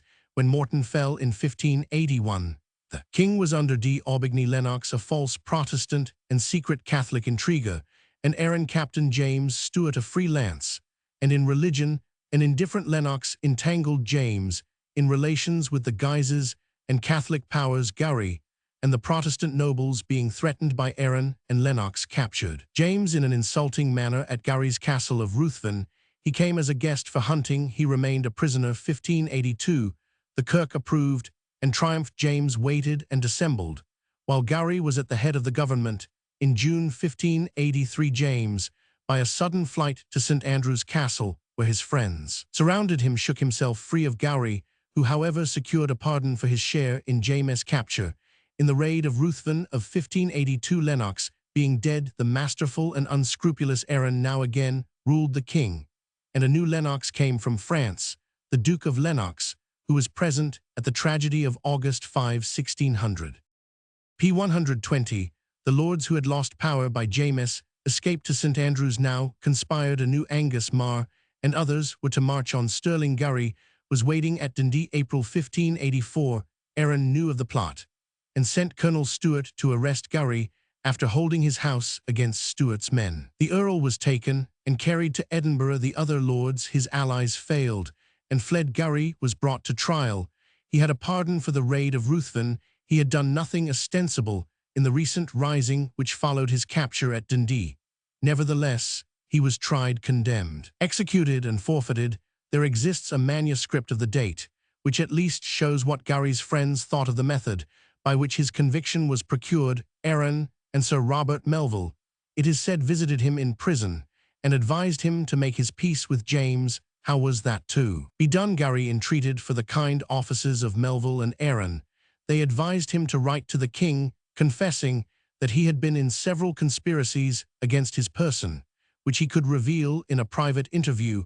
I should confess an untruth, said Gowrie, and frame my own indictment. The letter, the others urged, being general, would move the king's curiosity. He would grant an interview, at which Gowrie might say that the letter was only an expedient to procure a chance of stating his own case. Gowrie naturally rejected so perilous a practice. p. 121, you must confess the foreknowledge of these things, said Aaron, or you must die. Gowrie replied that if assured of his life, he would take the advice. Aaron gave his word of honor that Gowrie should be safe. He wrote the letter. He received no answer, but was sent to Stirling. He was tried. Nothing was proved against him, and Aaron produced his letter before the court. Gowrie was called, confessed to his handwriting, and told the tale of Aaron's treachery, which he repeated to the people from the scaffold. This is briefly the statement of a newsletter to England, written as usual against the government, and in the Protestant interest. 121. A manuscript in the British Museum gives a somewhat different version. 121. B. One charge against Gowrie, we learn, was that of treasonable intercommuning with Hume of Godscroft, an envoy of the Earl of Angus, who before Gowrie's arrest was arranging a conspiracy This charge was perfectly true. Godscroft, in his History of the Douglases Roman 23:18, describes the circumstances and mentions the very gallery whose door resisted Lennox and Mar on August 5, 1600. Godscroft rode from the Earl of Angus to Gowrie in his house at Perth, looking very pitifully upon his gallery where we were walking at that time, which he had but newly built, and decored with 122 pictures. He brake out into these words, having first fetched a deep sigh. Cousin, says he, is there no remedy et impius hic, tam culta novalia miles, habit barbarus has segits, whereupon Godscroft was persuaded of his sincerity, and at his return persuaded the Earl of Angus thereof also. So the plot went on. Gowrie, pretending that he meant to leave the country, says his accomplice Godscroft, while both the court and the conspirators were uncertain as to his trimming intentions, he trimmed too long. He was taken, the plot exploded, and failed. Gowrie was thus within the danger of the law for treasonably concealing foreknowledge of the conspiracy. According to the British Museum, Ms. Gowrie now told the jury that he was being accused, on the strength of his own letter, treacherously extorted under promise of life, by Montrose Down Maitland Melville Colonel Stewart, and the captain of Dumbarton, not by Aaron. In Gowrie's letter of confession to the king, as printed by Spottiswoode, he does not mention Godscroft but another intriguer, Erskine. However, in this letter, he certainly confesses his concern with the conspiracy, but says the MS, the nobles charged by Gowrie with having betrayed him under promise of life, denied the accusations on oath. Gowrie himself, according to another copy of the MS, denied knowing Hume of Godscroft. If he did, he spoke untruly. Test Godscroft. However matters really stood, the Earl's friends, p. 123, at all events, believed that he had been most cruelly and shamefully betrayed to the death, and as the king was now 18, they would not hold him guiltless. These were not the only wrongs of the Ruthvens, while the power of Aaron lasted, and it was on the whole welcome to James, though he had moments of revolt.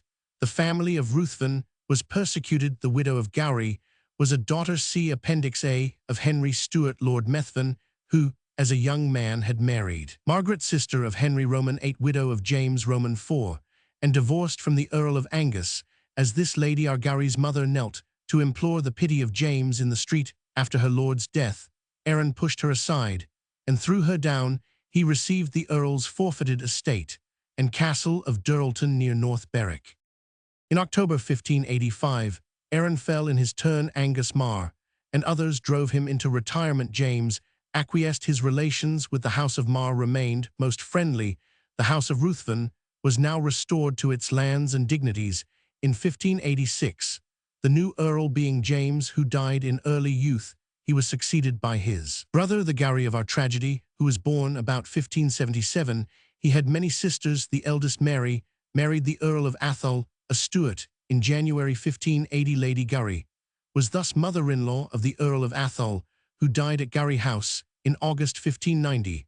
For her granddaughter, p. 124, Dorothea, daughter of Athol, and Mary Ruthven's sister of our Gowrie in 1604, married that young Tullibardine who was in Perth at the tragedy of August 5, 1600. Lady Athol is said to have opposed the marriage. Another sister of Gowrie, Sophia, married before 1600. She was dead by that time.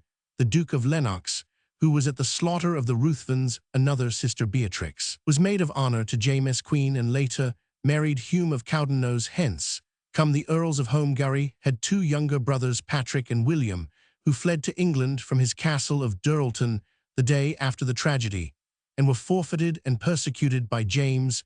Patrick was long imprisoned in the Tower. The new Earl John, the victim of 1600, does not come into public notice till 1592, when he was elected Provost of Perth. He went to Edinburgh University. His governor was the respected Mr. Rowlock. Here, a curious fact occurs. On August 12, 1593, young Gowrie read his thesis for his master's degree 3 weeks earlier. On July 24, the wild Francis Stuart, Earl of Bothwell, had captured in Holyrood. His king, who was half-dressed and untrust James at the time, was suspected of favouring the Catholic Earls of the North Huntly Errol and a new un-Presbyterian Angus. The king was on ill terms with the Kirk. England had secretly abetted Bothwell. The clan of Stuart, including Lennox, lent aid and countenance, but Bothwell's P125 success was due to Gowrie's mother, the widow of the decapitated Earl, and to his sister, Lady Athol. Bothwell entered Lady Gowrie's house, adjoining the palace, spent the night there, stole into Holyrood by a passageway left open by Lady Athol, and appeared before the king's sword in hand, when his majesty was half-dressed. Meanwhile, our Gowrie, reading for his thesis, may not have been uninterested in the plot of his mother and sister. This was in a way the second successful Ruthven plot to seize the king. The first was the raid of Ruthven. The new success was not enduring. James shook off Bothwell in September 1593, and in October Gowrie's brother-in-law Athol, with our Gowrie himself, entered into alliance with Bothwell against King James and offered their services to Queen Elizabeth. James moved out against Athol. Gowrie and the Master of Montrose, who were at Castle Down, intending to join hands with Bothwell and seize the king, but Bothwell found the plan impracticable. Athol fled. Gowrie and the Master of Montrose were pursued, and taken. No harm was done to them. Their excuses were accepted, but young Gowrie and Athol continued to conspire. In April 1594, Athol signing for himself, and Gowrie and Bothwell signing for his associates, wrote a manifesto to the Kirk. They were in arms, they said, for Protestant purposes, and wished commissioners from among the preachers to attend them and watch their P126 proceedings. 126 Bothwell then took action. He made a demonstration in arms against Edinburgh, but the forces of Athol and Gowrie did not arrive, and Bothwell retreated. Athol was threatened for this affair, but pardoned by the king and died in August. In the same month, Gowrie informed the town council of Perth that he was going to study abroad. They retained him in the position of provost. He went, with his tutor Mr. Rind, to Padua and University, where Protestantism was protected by the toleration of the Republic of Venice, and where there was an Anglo-Scottish nation. Among the students in The Return from Parnassus, a satirical play of 1601, we find Gullio, the admirer of Shakespeare, professing to have studied at Padua. Gowrie is said to have been elected rector, but I cannot find his name in the lists. He does appear in the roll of Scottish scholars, some of them characterized unlike English scholars by personal marks. Most have scars on the face or hand. Archibald Douglas has a scar on the brow from left to right. James Lindsay of Gowrie's year 15,961,597 has also a scar on his brow. Next him is Andrew Keith with a scar on his right hand, and then Dominus Iones Ruthven Scotus cum signo albo in mento, with a white mark on his chin. Then we have his luckless tutor Mr. Rind, who was tortured. Scotus cum ledigin super facie. Robert Kerr of Newbattle Caris de Hubattle is another of P127. Gowrie's college companions, all were students of law. Magic was not compulsory at Padua, though Gowrie was said to have studied that art. 127a. Concerning Gowrie's behavior at Padua, but a single circumstance is known, probably through one of his fellow students, Douglas Kerr. Keith Lindsay, or another. The report reached Scotland that the young Earl had left in Padua a strange relic, an emblematic figure emblazoned, and had made on the subject a singular remark. The emblematic figure represented a blackamoor reaching at a crown with a sword in a stretched posture. The remark of Gowrie, the Earl's own mot, was to the effect that the emblem displayed in umbra, or foreshadowed what was to be done in facto. This emblem was secured at Padua in 1609 by Sir Robert Douglas, who had heard of it in Scotland, and it was sent to King James 127b. If such ideas were in Gowrie's mind, he showed no signs of them. In an early correspondence with the king in 1595, James wrote a most loving letter to Gowrie. The Earl replied in a tone of gratitude. At the same time, Gowrie wrote to a preacher in Perth, extolling the conduct of an English fanatic who had thrown down and trampled on the host at Rome. He hoped, he said, when he returned to Scotland, to P128 amend whatever is amiss for lack of my presence. 128a. Nevertheless, on December 25, 1598, Nicholson informed Cecil that Gowrie had been converted to Catholicism.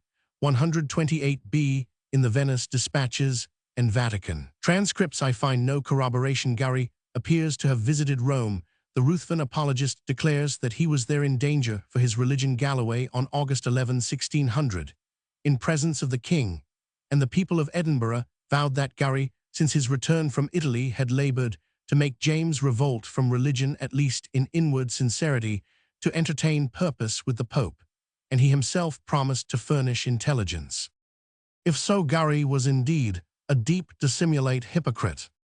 Galloway's informant must have been the king if Gowrie did, or said anything to color the story. It may have been for the purpose of discovering, by pretending to approve of them, these intrigues with Rome of which James was constantly being accused. A new complexity is added here by a list of Scottish Catholic nobles ready to join an invading P-129 Spanish force, which the Earl of Bothwell handed in to Philip Roman III of Spain at a date not absolutely certain, at a time conjectured at by Major Hume as 1600. Bothwell laid before the Spanish ministry scheme for an invasion of Scotland. He made another more elaborate proposal at a date which to all seeming was July 1601. In the appended list of Scottish Catholic nobles appear the names of the Earl of Gowrie and of Baron Rasselers, that is Logan of Ristalrig. But in 1601 there was no Earl of Gowrie. The title was extinct, the lands were forfeited, and Gowrie's natural heir, William Ruthven, his brother, was a poor student at Cambridge. Could Bothwell refer to him, who was no Catholic? Can he have handed in 1601, an earlier list of 1600, without deleting the name of the dead Gowrie? As to Gowrie's real creed, Bothwell must have known the truth through Home, a reluctant convert to Presbyterianism, who went from Paris to Brussels to meet Bothwell, leaving Gowrie in Paris just before Home and Gowrie openly. And as it was said, Bothwell secretly returned to Scotland in April 1600, was the Gowrie conspiracy a Bothwellian plot. 129a. We know little more about Gowrie after his letters of 1595, till on August 18, 1599, Colville reports to Cecil that the party of the Kirk, who are now without a leader among the greater nobles, intend to summon home the Earl. 129b. He is said to have P-130 stayed for 3 months at Geneva with Beza, the famous reformer who was devoted to him. He was in Paris in February and March 1600. The English ambassador Neville recommended Gowrie to Cecil as a man of whom there may be exceeding good use made. Elizabeth and Cecil were then on the worst terms with James at Paris. Gowrie would meet Lord Home, who, as we have said, and shall prove in a later connection, had an interview with the exiled Bothwell, still wandering, plotting and threatening descents on Scotland. P. 206. On April 3, Gowrie was in London. 130a. He was very well received. A cabinet of plate, it is said, was given to him by Elizabeth. What else passed we do not know. In May, Gowrie returned to Scotland and rode into Edinburgh among a cavalcade of his friends. According to Sir John Carey, writing to Cecil from Berwick on May 29, James displayed jealousy of Gowrie, giving him many jests and pretty taunts on his reception by Elizabeth, and marvelling that the ministers met him not. 130b. Calderwood adds a rumour that James, talking of Gowrie's entry to Edinburgh, said there were more with his father when he went to the scaffold again. As the Earl leaned on the king's chair at breakfast, James talked of dogs and hawks, and made an allusion to the death of Rixio, in which Gowrie's father and grandfather took part. These are rumours. It is certain that the king P. 131 June 20 gave Gowrie a year's respite from pursuit of his creditors, to whom he was in debt for moneys owed to him by the crown expenditure by the late Earl of Gowrie when in power. 1583. 131a. It is also certain that Gowrie opposed the king's demands for money in a convention of June 21. 131b. But so did Lord President Fyvie, who never ceased to be James's trusted minister. Later Chancellor, under the title of Earl of Dunfermline, Calderwood, reports that after Gowrie's speech, Sir David Murray said, "Yonder is an unhappy man, they are but seeking occasion of his death, which now he has given. This is absurd." Fyvie and the Laird of Easter Wemyss opposed the king as stoutly, and no harm followed to them, Fyvie rising steadily, and he had opposed the king yet more sturdily before to the highest official position. Calderwood adds a silly tale of Dr. Harry's Beatrix. Ruthven laughed at his lame leg, he looked in her palm, and predicted a great disaster. The same anecdote, with of course another subject, is told of Gowrie's own prediction that a certain man would come to be hanged, which was fulfilled. Gowrie had been at Perth before the convention at Holyrood of June 21 to Perth. He returned thence some time in July about the 20th. 131c. He went to his castle of Strabron. P. 132 in Atholl to hunt, whether his brother the master remained with him continuously till the Earl's return to Perth on Saturday, August 2. I know not how to ascertain if there is anything genuine in the plot letters produced 8 years later. The master once or twice visited Edinburgh in July, but that may have been before going to Strabane. Concerning the master, a romantic story of unknown source, but certainly never alluded to in the surviving gossip of the day, was published late in the 18th century by Lord Hailes. A report is handed down that Lord Gowrie's brother received from the Queen a ribbon which she had got from the King, that Mr. Alexander went into the King's garden at Falkland on a sultry hot day and lay down in a shade, and fell asleep, his breast being open. The King passed that way and discovered part of the ribbon about his neck below his cravat, upon which he made quick haste into the palace, which was observed by one of the Queen's ladies who passed the same way. She instantly took the ribbon from his neck, went a near way to the Queen's closet, where she found Her Majesty at her toilet, whom she requested to lay the ribbon in a drawer. James entered, and asked to be shown the ribbon. The Queen produced it, and James retired muttering, "Devil take me, but like is an ill mark." Legend does not say when or in what year this occurred, but the fancy of authors has identified p. 133, the Queen's lady, with Beatrix Ruthven, and has added that the master in disgrace, though undetected, retired with Gowrie to Strabane or Strabane. History has no concern with such fables. It is certain, however, or at least contemporary letters aver that Queen Anne of Denmark was grieved and angered by the slaying of the Gowries on October 21, 1600. Carey, writing to Cecil from Woodrington, mentions this, and the tattle to the effect that as the Queen is about to have a child, Charles Roman I, she shall be kept as prisoner ever after was. The master supposed to be father of the Queen's child. Carey goes on, there is a letter found with a bracelet in it, sent from the Queen to the Earl of Gowrie, to persuade him to leave his country life, and come to court, assuring him that he should enjoy any contents that court could afford. 133. Can some amorous promise underlie this, as in the case of Mr. Pickwick's letter to Mrs. Bardell about the warming pan? This letter the King hath, says Carey, was it with Gowrie, not the master, that the Queen was in love. She was very fond of Beatrix Ruthven, and would disbelieve in the guilt of her brothers, hence these tears and that anger of the Queen. But James also says Calderwood was as anxious as Carey declares that the Queen was to bring Gowrie to Falkland when the Earl was in Strabane. 15 days before the fact, the King wrote p. 134 sundry letters to the Earl, desiring him to come and hunt with him in the wood of Falkland, which letters were found in my lord's pocket at his death, as is reported, but were destroyed. 134a. So James was not jealous. Both he and the Queen were inviting Gowrie to their country house, the Queen adding the gift of a bracelet. She may have worked it herself, like the bracelet which Queen Mary is said to have sent to Bothwell.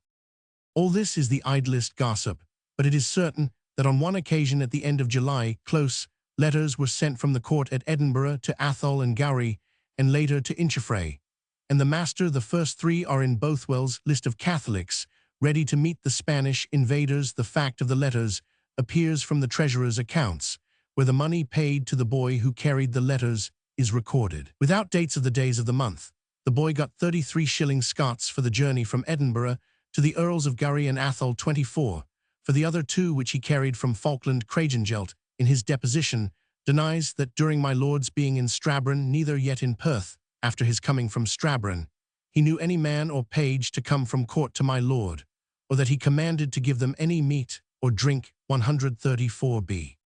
p. 135. No conclusion as to James' guilt can be drawn either from the fact that he wrote to Atholl, Inchfray the master, and Gowrie at the end of July, or from the circumstance that Cragengelt professed to know nothing about any messenger James might write to ask the Earl to hunt. We cannot guess what he had to say at the same time to Atholl or Inchfray or the master.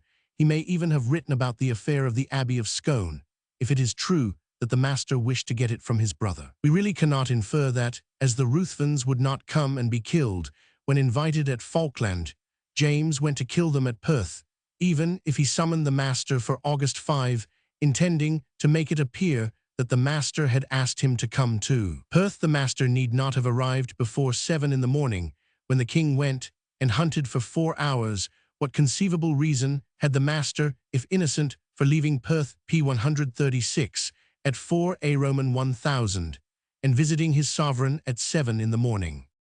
As to the coming of the Gowries to Perth from Strabane or Strabane before the tragedy, We only know what Cragengelt stated: his language is not lucid. Depones that my lord's being in Strabrand, Alexander Ruthven, a kinsman, came from Dunkeld to my lord, and that upon Friday, August 1, my lord commanded Captain Ruthven to ride, and tell my Lady Gowrie's mother that he was to come. And Captain Ruthven met my lord at the ferryboat, and rode back to Dunkeld with my lord, where he, Gowrie having supped, returned to his bed, at Troking, the deponer being in his company. At the end of July was Lady Gowrie. Was she within a day's ride of her sons? Was she at Perth? We know that she was at Durlton Castle near North Berwick on August 6. Had she left the neighbourhood of Perth between the 1st and 5th of August? Captain Ruthven seems to have ridden to Lady Gowrie and back again to Dunkeld with Gowrie. If so, and I can make no other sense of it, she was in Perthshire on August 1, and went at once to Durlton. Did she keep out of the way of the performances of August 5? It is curious that no apologist for Gowrie, as far as I have observed, makes any remark on this perplexing affair of my lady. We know that she had p. 137 once already set a successful trap for the king. He had not punished her.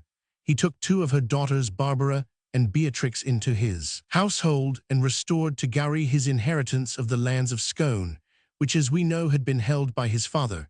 He had written a loving letter to Gowrie at Padua, after the young man had for many months been conspiring against him with his most dangerous enemy, the wild Earl of Bothwell. On the morning of the fatal August 5, Gowrie went to sermon. What else he did we learn from John Moncrieff, who was the Earl's cautioner or guarantee for a large sum due by him to one Robert Jolly 137. He was also brother of Hugh Moncrieff, who fled after having been with Gowrie in arms against Harry's Ramsay and Erskine. Both, Moncrieff says John, were puzzled when they found that the master had ridden from Perth so early in the morning. Gowrie, says Moncrieff, did not attend the town council meeting. After church he excused himself on account of private affairs. He also sent away George Hay, who was with him on business, when Henderson arrived from Falkland, saying that he had other engagements. For the same reason, he at first declined to do a piece of business with Moncrieff, who dined with him and 2 other gentlemen. He made him to misknow all things, that is affected to take no notice. When Andrew Ruthven came in, and rounded to him, whispered to him about the p. 138 king's approach. Then the master entered, and Gowrie went out to meet the king. The rest we know as far as evidence exists. Queen Anne of Denmark. We now have all the essential facts which rest on fairly good evidence, and we ask, did the Ruthvens lay a plot for the king, or did the king weave a web to catch the Ruthvens? Looking first at character and probable motives, we dismiss the gossip about the amorous queen and the jealous king. The tattlers did not know whether to select Gowrie or the master as the object of the queen's passion, or whether to allege that she had a polyandrous affection for both at once. The letters of the age hint at no such amour, till after the tragedy, when tales of the liaison of Anne of Denmark with the elder or younger Ruthven, or both, arose as a myth to account for the events. The queen, no doubt, was deeply grieved in a womanly way for the sake of her 2 maidens, Beatrix and Barbara Ruthven. Her Majesty also, in a womanly way, had a running feud with Mar and the whole house of Erskine. To Mar, certainly one of the few men of honour as well as of rank in Scotland, James had entrusted his son Prince Henry the care of the heir to the crown, was a kind of hereditary charge of the Erskines. The queen had already, in her resentment at not having the custody of her son, engaged in one dangerous plot against Mar. She made another quarrel on this point at the time 1603, when the king succeeded to the crown of England. Now Mar was present at the p. 139 Gowrie tragedy, and his cousin Sir Thomas Erskine took part in the deeds. Hating the Erskines, devoted to the Ruthven ladies, and always feebly in opposition to her husband, the queen, no doubt, paraded her grief, her skepticism, and her resentment. This was quite in keeping with her character, and this conduct lent colour to the myth that she loved Gowrie or the master, or both par amours. The subject is good for a ballad or a novel, but history has nothing to make with the legend, on which Mr. G.P.R. James based a romance, and Mr. Pinkerton a theory. Leaving fable for fact, what motives had James for killing both the Ruthvens? He had dropped the hereditary feud, and had taken no measures against the young earl to punish his conspiracies with Bothwell. In 15,930,1594 of Gowrie, on his return to Scotland, in May he may have entertained some jealousy. The Earl had been for months in Paris caressed by the English ambassador, and probably, as we have seen, in touch with the exiled and ceaselessly conspiring Bothwell in London.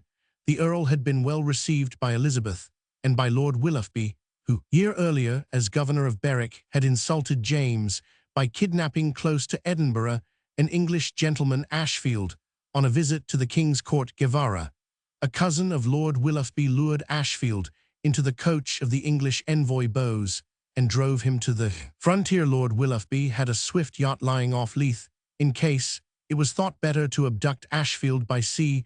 This is p. 140, an example of English insolence to the Scottish Kingelso of English kidnapping, and Lord Willoughby, the manager, had made friends with Gowrie in England.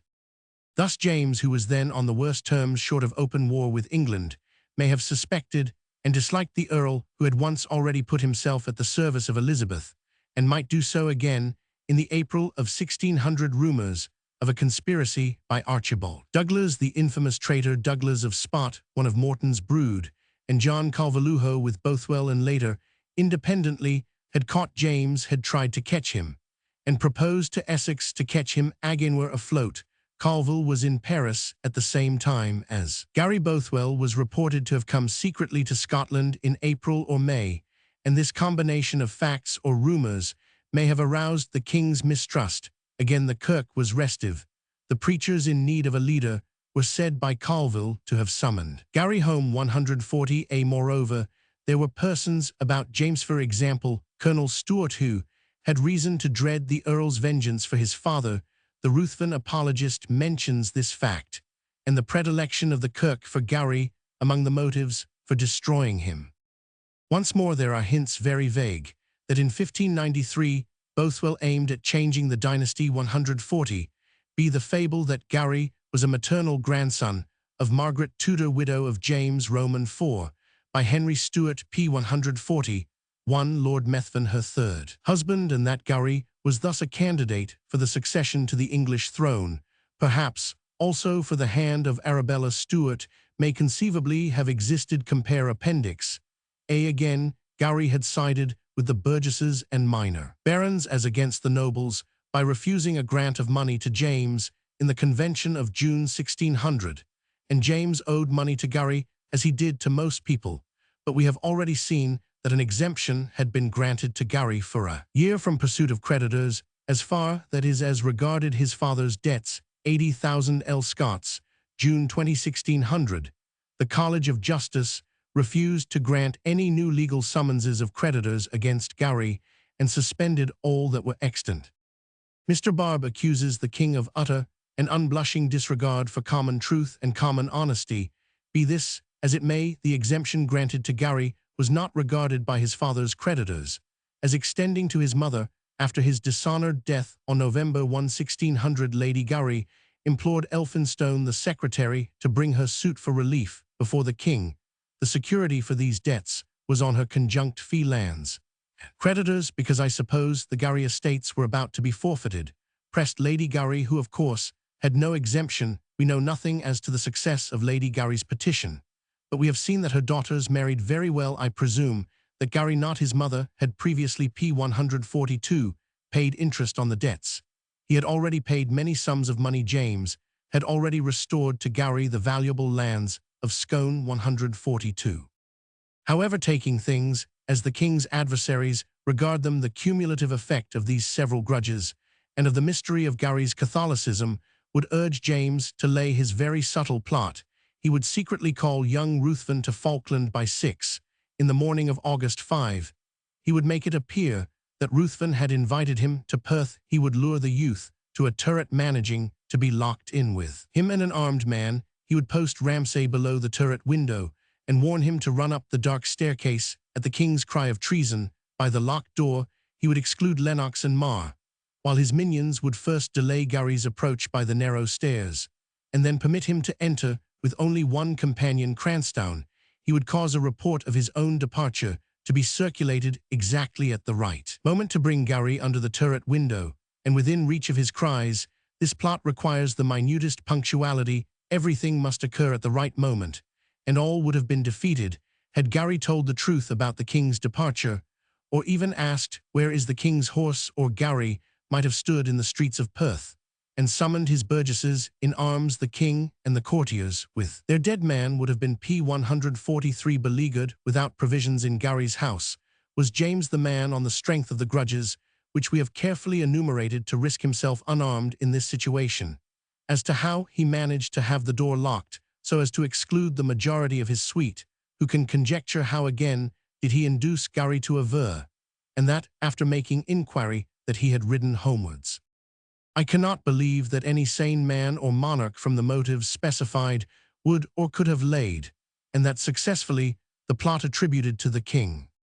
Turning to Gowrie, we find that his grudges against James may have been deep, and many if revengeful. He had the treacherous method of his father's conviction, and the insults to his mother to punish. For a boy of 17, he had already attempted a good deal in 15,931,590, for his mother had set him an example of king-catching, and it looks as if his mother had been near him in Perth while he was at Strabane. If ambitious and devoted to Elizabeth and England, as he had been, Gowrie had motives for a new raid of Ruthven, the unceasing desire of the English government. He might, if successful, head a new administration resting on the support of England, and the Kirk. Such a change was due in the natural course of things, or quite the reverse. If a secret Catholic, he might hand the king over to Bothwell. Thus Gowrie may well have wished to revenge his father. His mother had once already helped to p. 144 betray James to an attack of the most insulting nature. He himself was strong for the Kirk, over which James was playing the despot, or he desired toleration for Catholics. He had been well received in England, where all such plots their name was legion had always been fostered. He was very young, and he risked everything. Only his method was new, that of strict secrecy. He had previously spoken to Mr. Cowper, minister of Perth, in a general way about the failure of plots for lack of deep secrecy, and through the admission of too many confederates. Cowper told this to Spottiswoode at Falkland. Mr. Rind, Gowrie's tutor, told Cowper, and the controller, unrequired, not under torture, nor in answer to a question under examination, that Gowrie, when abroad several times, said that he was not a wise man, that having the execution of a high and dangerous purpose, communicated the same to any but himself. As to this secrecy, we must remember that Gowrie was very young, that in Italy he may have heard or read of romantic and crafty plots, and may long have dreamed, as Robert Oliphant's reported allegation declared, of some such scheme as that in which he failed. We must remember, too, that James' own account at least suggests a plan quite feasible to bring James to Gowrie House early in the day when the townsmen were at Kirk, to bring him with only 3 or 4 attendants. Then to isolate him and carry him off was far from impossible. p. 145. They might hurry him disguised to Durlton, a castle garrisoned and provisioned according to Carey, who reports the version of Gowrie's friends. A Scottish Judge Gibson, the ancestor of Sir Thomas Gibson Carmichael, was later carried from Leith Sands across the border with perfect success. A fault of the plan was that once undertaken it could not be dropped, even though James came late and well attended. Ruthven could not tell the king that his story about a captive and a pot of gold was false to do that would have subjected him to a charge of treason. He could have only one motive for thus deceiving his majesty. Thus the plot had to go on even under circumstances very unfavorable. There was no place for repentance. Thus considered, the conspiracy looks like the plot of a romance, not without meritorious points, but painfully amateurish. As proof of Gowrie's guilt, the evidence, I think, distinctly proves that he intentionally concealed from those about him the ride of his brother Henderson and Andrew Ruthven to Perth, that he concealed his knowledge derived from Henderson of the king's approach, and that Ruthven concealed from Craigengelt on his return his long ride to Falkland, saying that he had been on an errand, not off. Moncrieff swore that Henderson gave him a similar answer. Asked by Moncrieff where he had been, he said he had been 2 or 3 miles above the town. Henderson corroborated Moncrieff's evidence on this point. p. 146. There can have been no innocent motive for all this secrecy. It would have been natural for Gowrie to order luncheon for the king to be prepared as soon as Henderson arrived. Finally, the Earl's assertions that James had ridden away, assertions repeated after he had gone upstairs to inquire and make sure are absolutely incompatible with innocence. They could have only one motive: to induce the courtiers to ride off and leave the king in his hands. What was to happen next? Who can guess at the plot of such a plotter? It is perhaps least improbable that the king was to be conveyed secretly by sea or across Fife to Durlton. In the first place, Gowrie may have had an understanding with Guevara at Berwick. James himself told Nicholson that a large English ship had hovered off the coast, refusing communication with the shore. Bothwell, again, now desperate, may have lately been nearer home than was known. Finally, Fastcastle, the isolated eyrie on its perpendicular rock above the northern sea, may have been at Gowrie's disposal. I am disinclined to conjecture, being only certain that a young man with Gowrie's past Italianate and of dubious religion was more apt to form a wild and daring plot than was his canny senior, the King of Scots. But that a plot of some kind Gowrie had laid, I am convinced, by his secrecy and by his falsehoods as to the king's departure. Among the traps for the king, contrived by Bothwell and P. 147 Colville, and reported by Colville to his English paymasters, were schemes quite as wild as that which Gowrie probably entertained the king once. In the pious hands of so godly a man as Gowrie, the party of the kirk, or the party of the church, would have come in and made themselves useful. 147. P. 148, Sir Logan of Restowrig. We now arrive at an extraordinary sequel of the Gowrie Mystery, a sequel in which some critics have seen final and documentary proof of the guilt of the Ruthvens. Others have remarked only a squalid intrigue whereby James ministers threw additional disgrace on their master. That they succeeded in disgracing themselves, we shall make only too apparent, but if the evidence which they handled proves nothing against the Ruthvens, it does not on that account invalidate the inferences which we have drawn as to their conspiracy. We come to the story of the laird and the country writer. That we may know the laird better, a brief description of his home may be introduced. Within a mile and a half of the east end of Prince's Street, Edinburgh lies on the left of the railway. To the south, a squalid suburb. You drive or walk on a dirty road northeastwards through unambitious shops, factories, tall chimneys, flaming advertisements, and houses for artisans. The road climbs a hill, and you begin to find on each side of you walls of ancient construction and traces of great old doorways. Now P. 149, condemned on the left, are ploughed fields, and even clumps of trees with blackened trunks. Grimy are the stacks of corn in the farmyard. To the left, at the crest of the hill on the right, a gateway gives on a short avenue which leads to a substantial modern house. Having reached this point in my pilgrimage, I met a gentleman who occupies the house, and asked if I might be permitted to view the site. The other, with much courtesy, took me up to the house, of which only the portion in view from the road was modern facing. The west all was of the old Scottish chateau style, with gables, narrow windows, and a strange bulky chimney on the north bulging out of the wall. The west side of the house stood on the very brink of a steep precipice, beneath which lay what is now but a large deep water hole, but at the period of the Gowrie conspiracy was a loch fringed with water weeds, and a haunt of wild fowl. By this loch, Restowrig, Loch the Witch, more than 3 centuries ago, met the ghost of Tam Reed, who fell in Pinkie fight, and by the ghost was initiated into the magic which brought her to the stake. I scrambled over a low wall with a deep drop and descended the cliff so as to get a view of the ancient chateau that faces the setting sun. Beyond the loch was a muddy field, then rows on rows of ugly advertisements, then lines of smoky dwarf houses, and above these, clear against a sky of March, was the leonine profile of Arthur's Seat. P. 150 steam rose and trailed from the shrieking southward trains between the loch and the mountain. Old and new were oddly met, for the chateau was the home of an ancient race, the Logans of Restowrig, ancestors of that last laird with whom our story has to do. Their rich lands stretched far and wide. Their huge dovecot stands sturdy as a little pyramid in a field to the north. Towards the Firth they had privileges over Leith Harbour, which must have been very valuable. They were of royal descent, through a marriage of a Logan with a daughter of Robert Roman II, but their glory was in their ancestor, Sir Robert Logan, who fell where the good Lord James of Douglas died charging the Saracens on a field of Spain, and following the heart of Bruce. So Barber sings, and to be named by Barber for a deed and a death so chivalrous is honour enough. Restalrig House. Restalrig Village. The Logans flourished in their eyrie above the loch of Restalrig, and intermarried with the best houses Sinclairs, Ogilvy's, Holmes, and Ramsays of Dalhousie. It may be that some of them sleep under the muddy floor of St. Triduana's chapel in the village of Restalrig, at the foot of the hill on the eastern side of their old chateau.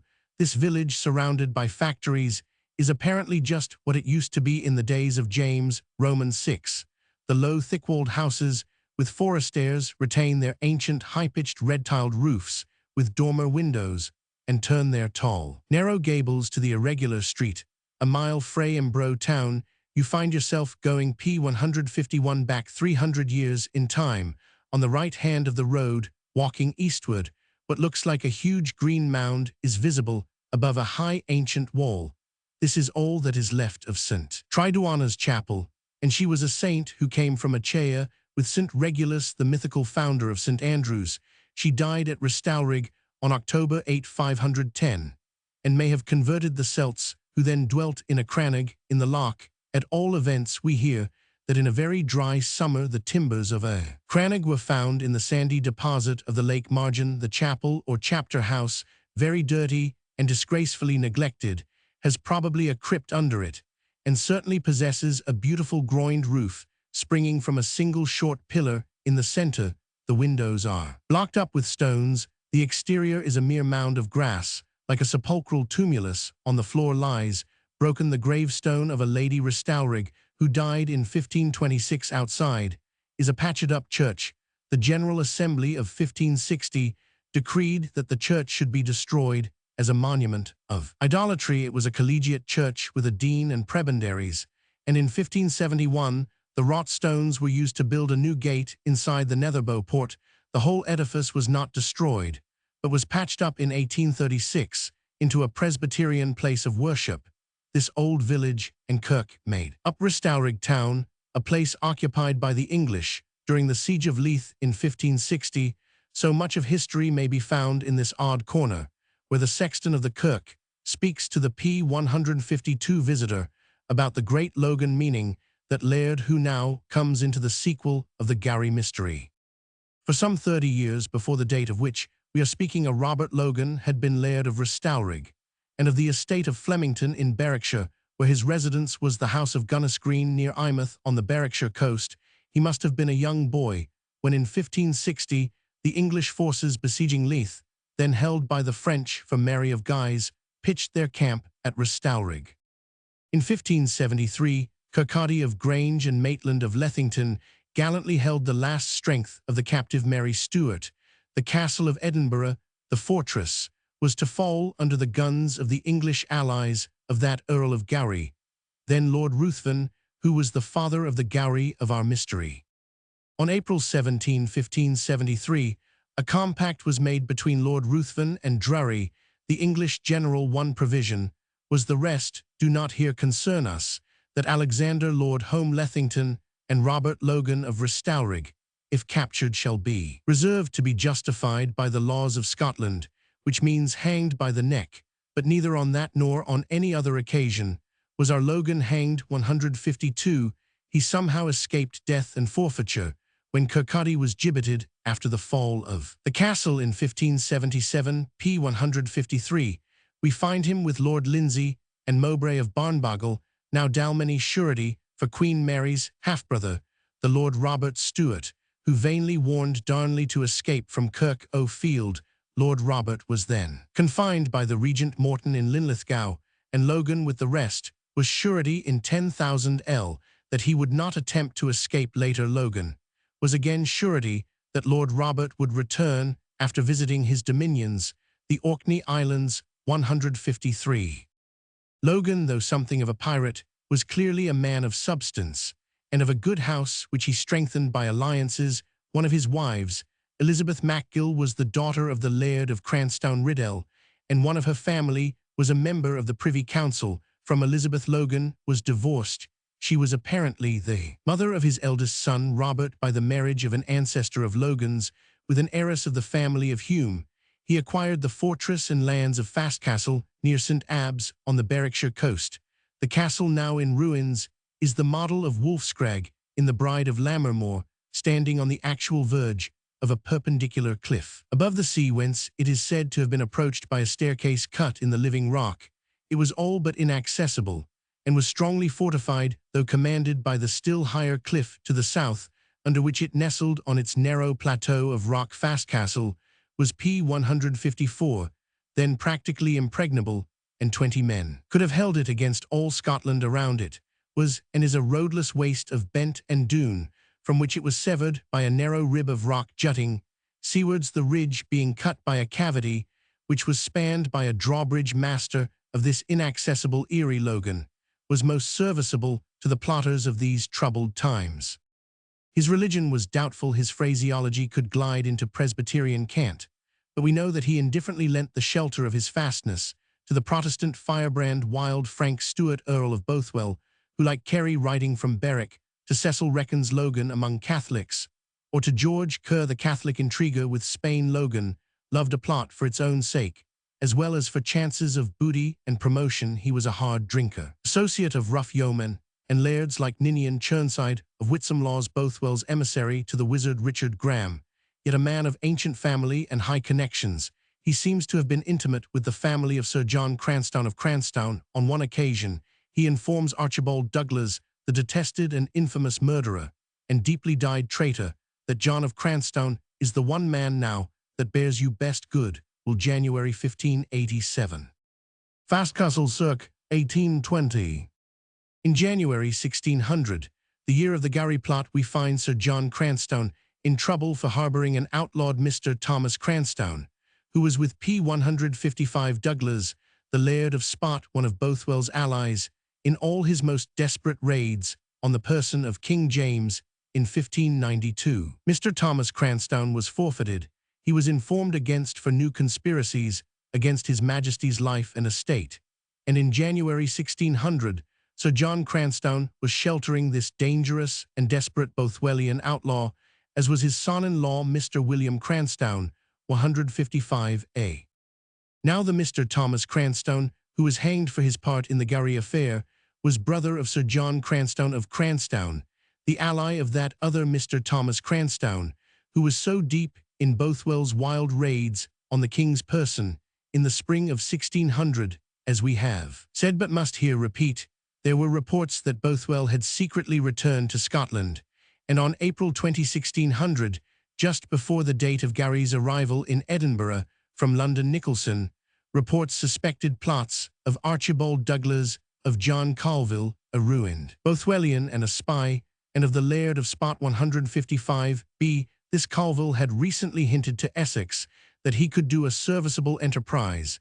As for the service I mean to do, if matters go to the worst, it shall be such, God willing, if I lose not my life in doing. Their offers no other can do with 1,000,000 of gold, and yet I shall not exceed the bonds of humanity, that is, he will not murder the king, but for conscience' sake and worldly honesty, I must first be p. 156, absolved of my natural allegiance, April 27, 1598.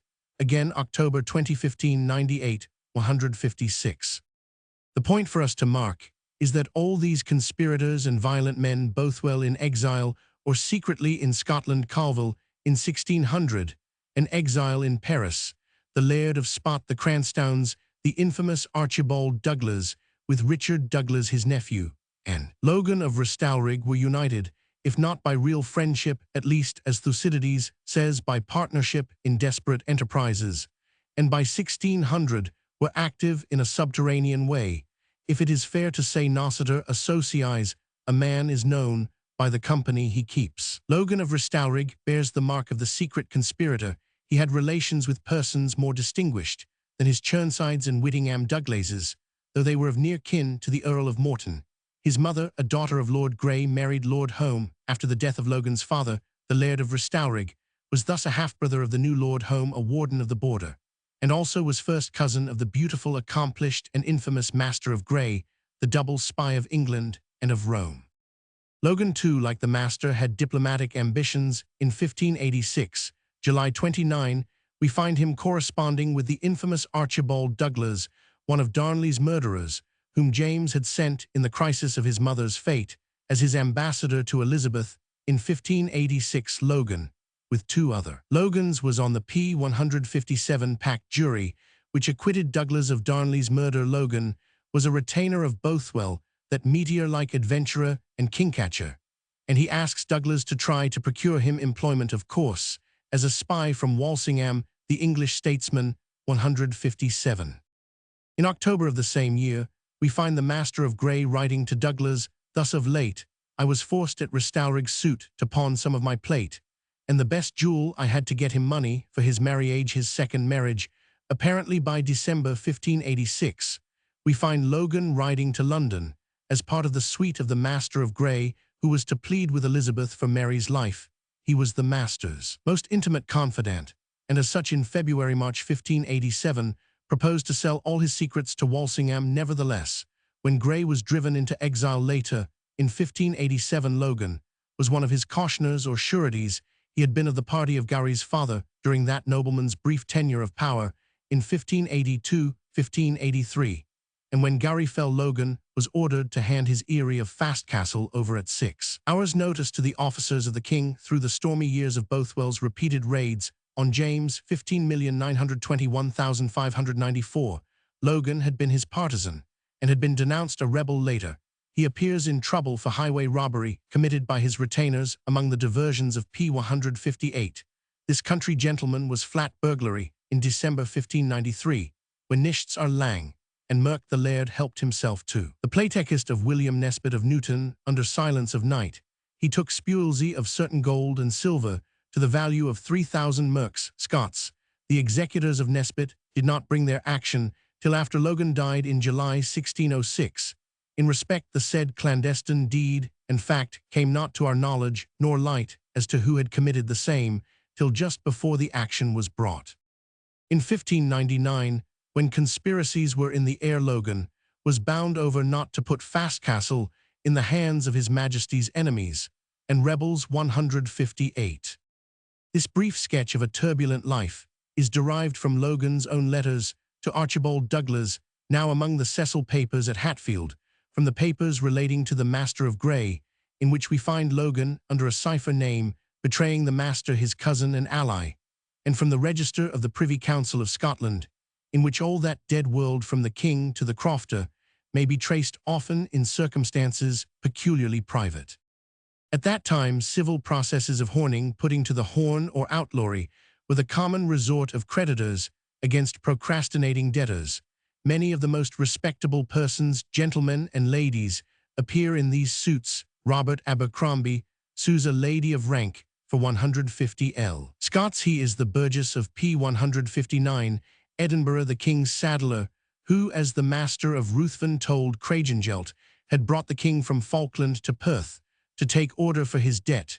Now, the singular thing is that we never find Logan of Restalrig recorded as under horning for debt, whereas, considering his character, we might expect him never to be free from the horn. On the other hand, we know him to have been a lender, not a borrower. He was sui profusus. On January 1, 1599, Cecil had been making inquiries as to Logan from Lord Willoughby, commanding at Berwick. Cecil always had his eyes on border Scots likely to be useful in troubling King James. Willoughby replies, there is such a laird of Leicesterrig, as you write of a vain loose man, a great favour of thieves reputed, yet a man of a good clan, as they hear Tiermit, and a good fellow. 159. Such was Logan of Restalrig, old, rugged, and dangerous. In 1601, May 30, we find him appearing as surety for Philip Mowbray, one of the Mowbrays of Barnbougle, whose sister stood by Queen Mary at the scaffold, and whose brother Francis was with the bold Buccleuch when he swam that one water of Esk, and rescued Kinmont Willie. From Carlisle Castle, this Francis Mowbray and his brother Philip were 16,011,603, mixed up with Cecil in some inscrutable spywork and intrigues for the murder of King James. The Mowbrays were old P-160 friends of Logan. They had been engaged in privateering enterprises together, but could produce no letters of marque. In 1603, Francis Mowbray, abandoned and extradited by Cecil, was killed in an attempt to escape from Edinburgh Castle. He had been accused by an Italian fencing master of a conspiracy to kill James. Cecil had of course by this time made peace and alliance with James, who was on the point of ascending the English throne, and he gave up. Francis Mowbray challenged the Italian fencing master to judicial combat. The Italian came down to fight him. The lists were actually pitched at Holyrood. When January 31, 1603, Francis preferred to try the chance of flight. The rope of knotted sheet to which he trusted broke, and he was dashed to pieces on the Castle Rocks, 160 Since 1592, Mowbray had been corresponding with Logan's friend Archibald Douglas and offering his services to Cecil. In September 1600. He was again applying regarding Elizabeth as his debtor in 1600. He was in touch with Henry Locke, who had been Cecil's go-between in his darkest intrigues against James, and his agent with Bothwell Athol and the Gowrie slain on August 5, 1600. But in the autumn of 1602, Cecil had become the secret ally of James and gave up poor Francis, a broken tool of his and of Elizabeth's 160 p. 161. We have now learned a good deal about Logan's habitual associates, and we have merely glanced at a few of the numberless plots against James which were encouraged by the English government. If James was nervously apprehensive of treason, he had good cause, but of Logan at the moment of the Gowrie plot, we know nothing from public documents. We do know, however, on evidence, which has previously been in part unpublished, in part unobserved, that from August 1600 onwards Logan was oddly excited and restless, though not in debtor, at least, though no record of his hoarding exists, took to selling his lands, Restowrig, Flemington, Gunnisgreen, Fastcastle, 161. After 1600, he sold them all. He wallowed in drink, he made his wife wretched with his eldest son, he was on ill terms, he wandered to London and to France in 1605, and he returned to die of plague, it seems in the Canongate a landless, but a moneyed man in July 1606. Why did Logan sell all his lands investing in shipping property? The natural inference at the time was that he had been engaged in some ill turn, some mysterious conspiracy, and people probably certainly, if we believe the evidence to follow, thought that he had been an accomplice in the Gowrie affair. He died, and his children by his first wives dissociated themselves from his executorship. The P-162 bulk of it was the unpaid part of the purchase money for his lands sold by him to Balmerino and Dunbar James, trusted ministers, who owed some 33,000 marks to the estate. Logan had a doer or law agent, a country writer or notary named Sprott, who dwelt at Eyemouth, a hungry creature who did not even own a horse. When Logan rode to Edinburgh, Sprott walked thither to join him, yet the two were boon companions. Sprott was always loitering and watching at Gunnisgreen, always a guest at the great Christmas festivals given by the laird to his rough neighbours. The death of Logan was a disaster to Sprott and to all the parasites of the laird. Logan died, we saw, in July 1606. In April 1608, Sprott was arrested by a legal official named Watty Doig. He had been blabbing in his cups. It is said about the Gowrie affair, certainly most compromising documents, apparently in Logan's hand, and with his signature, were found on Sprott's person. They still bear the worn, softened look of papers carried for long in the pockets. 162. Sprott was examined and confessed that he knew beforehand of the Gowrie conspiracy and that the documents in his possession were written by Logan to Gowrie and other plotters. He was tortured and in part recanted. Logan, he said, had not written the guilty letters, he himself had forged them.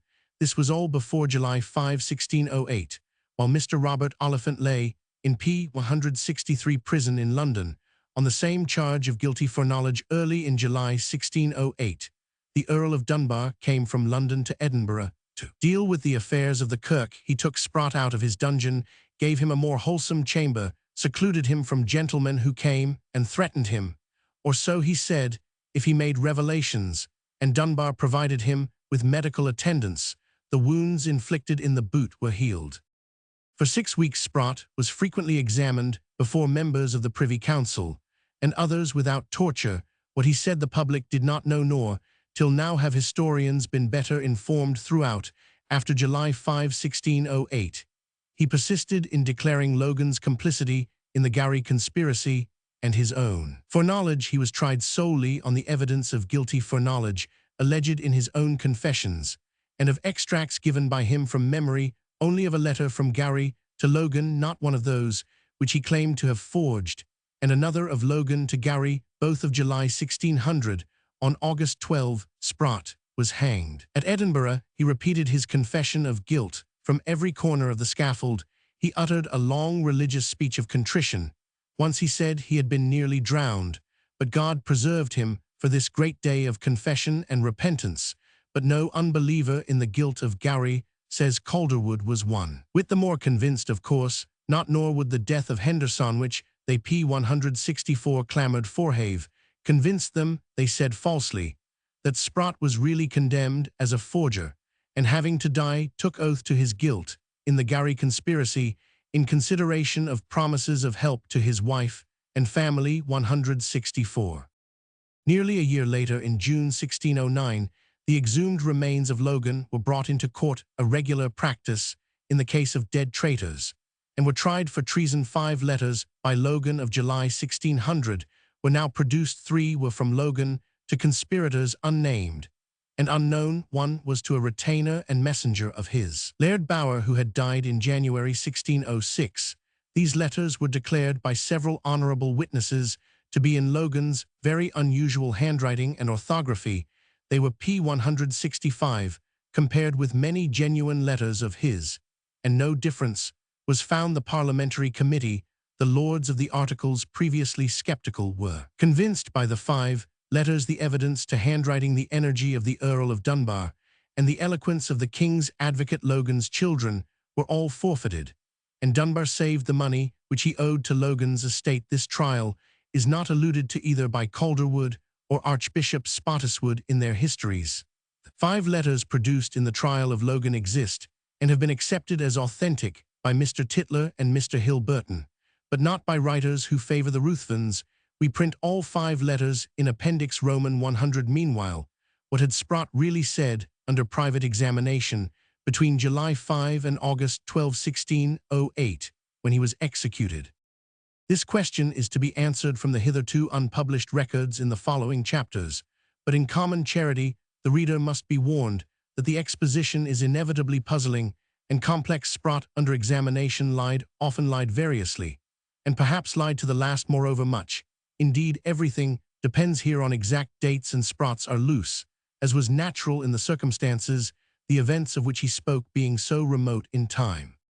Consequently, the results of criticism of his confession may here be stated with brevity. The persevering student, the reader interested in odd p. 166 pictures of domestic life, and in strange human characters, may read on at his own peril, but the actual grains of fact extracted from tons of falsehood may be set down in very few words. The genuine and hitherto unknown confessions of Sprott add no absolute certainty as to the existence of a Gowrie conspiracy. His words, when uncorroborated, can have no weight with a jury. He confessed that all the alleged Logan papers, which up to 2 days before his death were in possession of the Privy Council, were forgeries by himself. But on August 10, he announced that he had possessed 1 genuine letter of Logan to Gowrie dated July 29, 1600.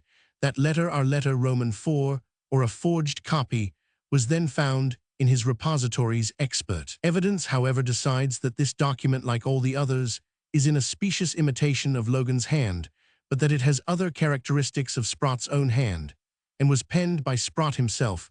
Why he kept it back so long, why he declared that it alone was genuine, we do not know. That it is genuine in substance, and was copied by Sprott from a real letter of Logan's in an imitation of Logan's hand, and that if so, it proves Logan's accession to the conspiracy, is my own private opinion, but that opinion is based on mere literary considerations, on what is called internal evidence, and is therefore purely a matter of subjective impression, like one's idea of the possible share of Shakespeare in a play, mainly by Fletcher, or another evidence of p. 167.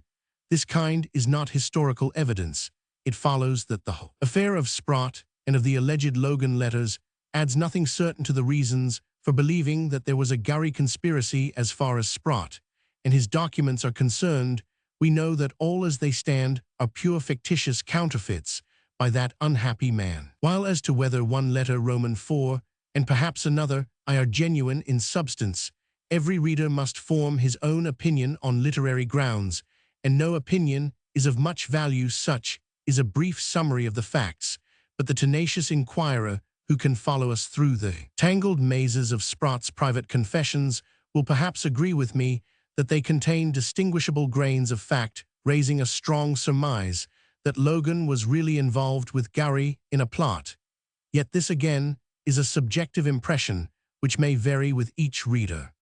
P. 168, ZI, The Secrets of Sprott. The final and deepest mystery of the mysterious Gowrie affair rises like a mist from a marsh out of these facts concerning Sprott when he was convicted and hanged, persisting in his confessions on August 12, 1608. No letters by Gowrie or any other conspirator were produced in court extracts. However, of a letter from Gowrie to Logan and of one from Logan to Gowrie were quoted in Sprott's formal indictment. They were also quoted in an official publication, an account of Sprott's case prepared by Sir William Hart, the Chief Justice, and issued in 1608. Both these documents to which we return are given by Mr. Pitcairn in the second volume of his criminal trials, but later, when the dead Logan was tried in 1609, 5 of his alleged plot letters, never publicly mentioned in Sprott's trial, were produced by the prosecution, and not one of these was identical with the letter of Logan cited in the indictment of Sprott, and in the official account of his trial, there were strong resemblances between Logan's letter quoted but not produced in 1608 and a letter of Logan's produced P. 169 and attested to be in his handwriting in 1609, but there were also remarkable variations. Of these undeniable facts, most modern historians who are convinced of the guilt of the Ruthvens take no notice, though the inexplicable discrepancies between the Logan letters quoted in 1608 and the letters produced as his in 1609 had always been matters of comment and criticism. As to the letters of 1609, Mr. Tytler wrote their import cannot be mistaken, their authenticity has never been questioned, they still exist now assuredly. The letters exist. The 5 alleged originals were found by Mr. Pitcairn among the warrants of Parliament in the General Register House in Edinburgh, and were published by him, but without their endorsements in his criminal trials in Scotland, 1832, 169 copies of the letters. Also booklet or engrossed in the records of Parliament, these booklet transcripts were made carelessly, and the old copyist was puzzled by the handwriting and orthography of the alleged originals before him. The controversy about the genuineness of the 5 letters took new shapes after Mr. Pitcairn discovered those apparently in Logan's hand, and printed them in 1832. Mr. Hilburton accepts them with no hint of doubt, and if Mr. Tytler was the most learned and impartial, Mr. Hilburton was the most skeptical of our historians. Yet on this point of authenticity, these historians were too hasty. The authenticity of the P. 170 letters, except one no Roman 4, was denied by the very man Sprott in whose possession most of them were originally found. 170. The evidence of his denial has been extant ever since Calderwood wrote, who tells us clearly on the authority of an older and anonymous history in MS now in the Advocate's Library that Sprott, when first taken April 13, 1608, accused Logan of writing the letters, but withdrew the charge under torture, and finally, when kindly treated by Lord Dunbar and healed of his wounds, declared that he himself had forged all the Logan letters save one. Yet Logan was to Sprott's certain knowledge, so Sprott persistently declared involved in the Gowrie conspiracy. Now assuredly, this appeared to be an incredible assertion of Calderwood, or of his MS source.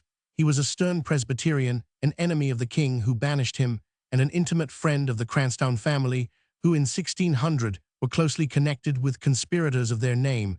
Thus prejudiced, Calderwood was believed by Mr. Pitcairn to have made an untrue or confused statement. Logan is in a plot. Sprott knows it, and yet Sprott forges letters to prove Logan's guilt, and these letters found in Sprott's possession prove his own guilty knowledge. There seems no sense in such behavior. It might have been guessed that Sprott knew of Logan's guilt, but had no documentary P. 171 evidence of it, and therefore forged evidence for the purpose of extorting blackmail from Logan. But by 1608, when Sprott was arrested with some of the documents in his pocket, Logan had been dead for nearly 2 years. The guess that Sprott knew of Logan's treason but forged the proof of it for purposes of blackmailing him, was not made by historians. The guess was getting warm, as children say in their game, was very near the truth. But it was not put forward by criticism. Historians, in fact, knew that Logan would not have stood an attempt at extortion. He was not that kind of man. In 1594, he made a contract with Napier of Merchistown. The inventor of logarithms tradition declared that there was a hoard of gold in the place of Fastcastle. Napier was to discover it probably by the divining rod, and Logan was to give him a third of the profits. But Napier, knowing his man, inserted a clause in the deed to the effect that after finding the gold, he was to be allowed a free exit from Fastcastle. Whether he found the hoard or not we do not know, but 2 years later, in letting a portion of his property, Napier introduced the condition that his tenant should never sublet it to any person of the name of Logan. If he found the gold, he probably was not allowed to carry off his third share. Logan, being a resolute character of this kind, Sprott, a cowering creature, would not forge letters to blackmail him. He would have been invited to dine at Fastcastle. P. 172. The cliffs are steep, the sea is deep, and tells no tales. Thus where was Sprott's motive for forging letters in Logan's hand and incriminating the Laird of Restowrig, and for carrying them about in his pocket in 1608? But where was his motive for confessing when taken and examined that he did forge the letters if his confession was untrue, while swearing to his certain destruction that he had a guilty foreknowledge of the Gowrie conspiracy, he might conciliate government and get pardoned as king's evidence by producing what he called genuine Logan letters, and thus proving the conspiracy and clearing the king's character. But this he did not do. He swore to the last that Logan and he were both guilty, so Calderwood's authority rightly reported, but that the plot letters were forged by himself. To what end? Calderwood did not say. All this appeared midsummer madness. Calderwood, it was argued, must be in error. A theory was suggested that Sprott really knew nothing of the Gowrie Mystery, that he had bragged falsely of his knowledge in his cups, that the government pounced on him, made him forge the letters of Logan to clear the king's character by proving a conspiracy, and then hanged him, still confessing his guilt. But Mr. Mark Napier, a learned antiquary, replied in a long appendix to the third volume of the history by the contemporary Spottiswoode to this not very probable conjecture, by showing that P. 173, when they tried Sprott, government produced no letters at all, only an alleged account by Sprott of 2 letters, unproduced. Therefore, in August 1608, Mr. Napier argued government had no letters. If they had possessed them, they would infallibly have produced them. That seemed sound reasoning. In 1608, government had no plot letters. Therefore, the 5 produced in the trial of the dead Logan were forged for the government by somebody between August 1608 and June 1609. Mr. Napier refused to accept Calderwood's wild tale that Sprott, while confessing Logan's guilt, and his own, also confessed to having forged Logan's letters. Yet Calderwood's version, or rather that of his anonymous authority in MS, was literally accurate. Sprott, in private examinations, July 5, August 11, 1608, confessed to having forged all the letters, but one, the important one, letter Roman 4 Logan, to Gowrie. This confession the government burked. The actual circumstances have remained unknown, and are only to be found in the official, but suppressed reports of Sprott's private examinations, now in the muniment room of the Earl of Haddington. These papers enable us partly to unravel a coil, which without them no ingenuity could disentangle. Sir Thomas Hamilton, the King's advocate, popularly styled Tam O' the Cowgate, from his house, in that old street of palaces, was the ancestor of Lord Haddington, who inherits his papers. Sir Thomas was an eminent financier, lawyer, statesman, and P. 174 historical collector and inquirer, who later became Lord Binning, and finally Earl of Haddington. As King's advocate, he held and preserved the depositions, letters, and other documents used in the private examinations of Sprott on and after July 5, 1608. The records of Sprott's examinations between April 19 and July 5, 1600 are not known to be extant. Sir Thomas' collection consists of summonses or drafts of summonses for treason against the dead Logan, 1609. There is also a holograph letter of confession, July 5, 1608, from Sprott to the Earl of Dunbar. There are the records of the private examinations of Sprott, July 5, August 11, 1600, and of other persons whom he more or less implicated. There are copies by Sprott in his course, that is current handwriting, of 2 of the 5 letters. Logan's hand, or in an imitation of it. These are letters I and Roman IV produced at the posthumous trial of Logan in June 1609. Finally, there are letters in Logan's hand, or in an imitation of it, addressed to James Bower, and to one Ninian Chirnside with allusions to the plot. And there is a long memorandum of matters of business also containing hints about the conspiracy in Logan's hand, or in an imitation thereof addressed to John Bell and James Bower. Of these compromising papers, one, a letter to Chirnside, was found by the Rev. Mr. Anderson in 1902, torn into 13 pieces, whereof one is missing, wrapped up in a sheet of foolscap of the period. Mr. Anderson has placed the pieces together, and p. 175 copied the letter of all these documents. Only 5 letters, those published by Mr. Pitcairn, were libelled or founded on, and produced by the government in the posthumous trial of Logan 1609. Not one was produced before the jury who tried Sprott on August 12, 1608. He was condemned, we said, merely on his own confession in his dite or impeachment, and in the official account of the affair published in 1608 were cited fragments of 2 letters quoted from memory by Sprott under private examination. These quotations from memory differ, we saw, in many places from any of the 5 letters produced in the trial of 1609, a fact which has aroused natural suspicions. This is the true explanation of the discrepancies between the plot letter cited in Sprott's impeachment and in the government pamphlet on his case, and the similar though not identical letter produced in 1609, the indictment. And the tract published by government contained merely Sprott's recollections of the epistle from Logan to Gowrie. The letter Roman IV produced in 1609 is the genuine letter of Logan, or so Sprott seems falsely to swear. This document did not come into the hands of government till after the indictment containing Sprott's quotation of the letter from memory was written, or if it did, was kept back. All this has presently to be proved in detail, as the government, a fact unknown to our historians, possessed all the alleged Logan letters p. 176 and papers before Sprott was hanged, and as at his trial they concealed this circumstance even from Archbishop Spottiswoode, who was present at Sprott's public trial by jury. A great deal of perplexity has been caused, and many ingenious but erroneous conjectures have been invented. The indictment, or dite, against Sprott on August 12, 1608 is a public document, but not an honest one. It contains the following, among other averments. We are told that Sprott, in July 1600 at Fastcastle, saw and read the beginning of a letter from Logan to Gowrie, letter Roman IV Logan. Therein expresses delight at receiving a letter of Gowrie's.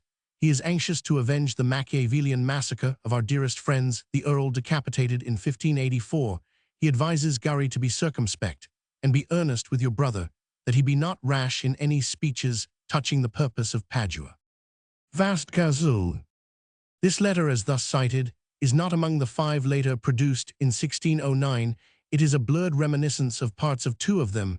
The reason of these discrepancies is that the letter is quoted in the indictment, not from the document itself, which apparently reached the prosecution after the indictment was framed, but from a version given from memory by Sprott in one of his private examinations. Next, Sprott is told in his indictment that some time later Logan asked Bower to find this letter, which Gowrie, for the sake of secrecy, had returned to Bower to be delivered to Logan. We know that this was the p. 177 practice of intriguers after the December riot at Edinburgh in 1596. The Rev. Robert Bruce, writing to ask Lord Hamilton to head the party of the Kirk, is said to request him to return his own letter. By the bearer, Gowrie and Logan practiced the same method. The indictment goes on to say that Bower, being unable to read, asked Sprott to search for Logan's letter to Gowrie among his papers, that Sprott found it, abstracted it, stole it, retained it, and read it divers times. A false quotation of the MS Confession. Sprott really said that he kept the stolen letter Roman IV till he had framed on it as a Model 3. Forged letters. It contained a long passage, of which the substance is quoted. This passage, as printed in Sprott's indictment, is not to be found textually in any of the 5 letters later produced. It is, we repeat, merely the version given from memory by Sprott at one of his last private examinations, before the letter itself came into the hands of government, in either form the letter meant high treason. Such is the evidence of the indictment against Sprott of August 12, 1608. In the light of Sprott's real confessions hitherto lying in the Haddington muniment room, we know the indictment to be a false and garbled document.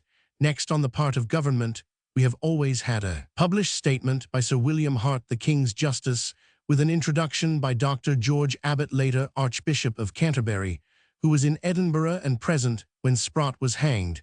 This tract was p. 178, published by Braidwood, London, in 1608, and is reprinted by Pitcairn. After a verbose, pious, and pedantic diatribe, Abbot comes to the point. Sprott was arrested in April 1608, first, on the strength of some words that fell from himself, and next of some papers found upon him. What papers, they are never mentioned in the indictment of Sprott. They are never alluded to in the sequel of Abbot's pamphlet containing the official account by Sir William Hart of Sprott's trial and examinations. In mentioning some papers found upon Sprott, Dr. Abbot let the cat out of the bag, but writers like Mr. Napier and other skeptics of his way of thinking deny that any of the compromising letters were found at all. No letters, we say, are mentioned by Sir William Hart in Abbot's Tract 1608 as having been produced. Archbishop Spottiswoode, who was present at Sprott's public trial, August 12, 1608, thought the man one of those insane self-accusers who are common enough, and observes that he did not show the letter that of Logan to Gowrie Roman 4. This remark of Spottiswoode, an archbishop, a converted Presbyterian, a courtier and an advocate for the king, has been a source of joy to all Ruthven apologists. Spottiswoode saw, though the farce, they say, there was no letter at all, and courtier and recreant as he was, Spottiswoode had the honesty to say so in his history. To this there used to be no reply, but now we know the actual and discreditable truth. The government, p. 179, was in fact engaged in a shameful scheme to which archbishops were better not admitted. They meant to use this letter Roman 4 on a later occasion, but they also meant to use some of the other letters which Sprott, unknown to Spottiswoode, had confessed to be forgeries.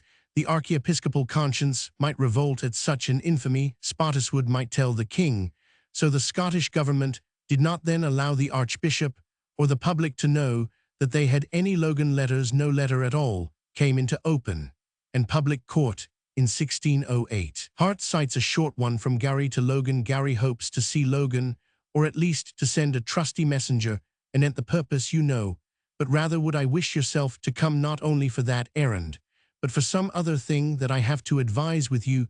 There is no date of place or day. This letter, harmless enough, was never produced in court, and Mr. Barb supposes that it was a concoction of Hart's. This is an unlucky conjecture. The Haddington MSS prove that Sprott really recited Gowrie's letter or professed to do so from memory in one of his private examinations. The prosecution never pretended to possess or produce Gowrie's letter.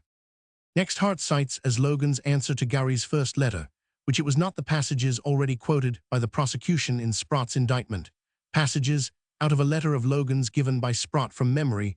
Only Hart goes on to describe, as if on Sprott's testimony, certain movements of the p. 180 lairds, after he received Gowrie's reply to his own answer to Gowrie. Logan's letter, as given in 1609, is dated July 29, and it is argued that his movements after receiving Gowrie's reply are inconsistent with any share in the plot, which failed on August 5, even if it were, so the fact is unimportant, for Sprott was really speaking of movements at a date much earlier than July 29.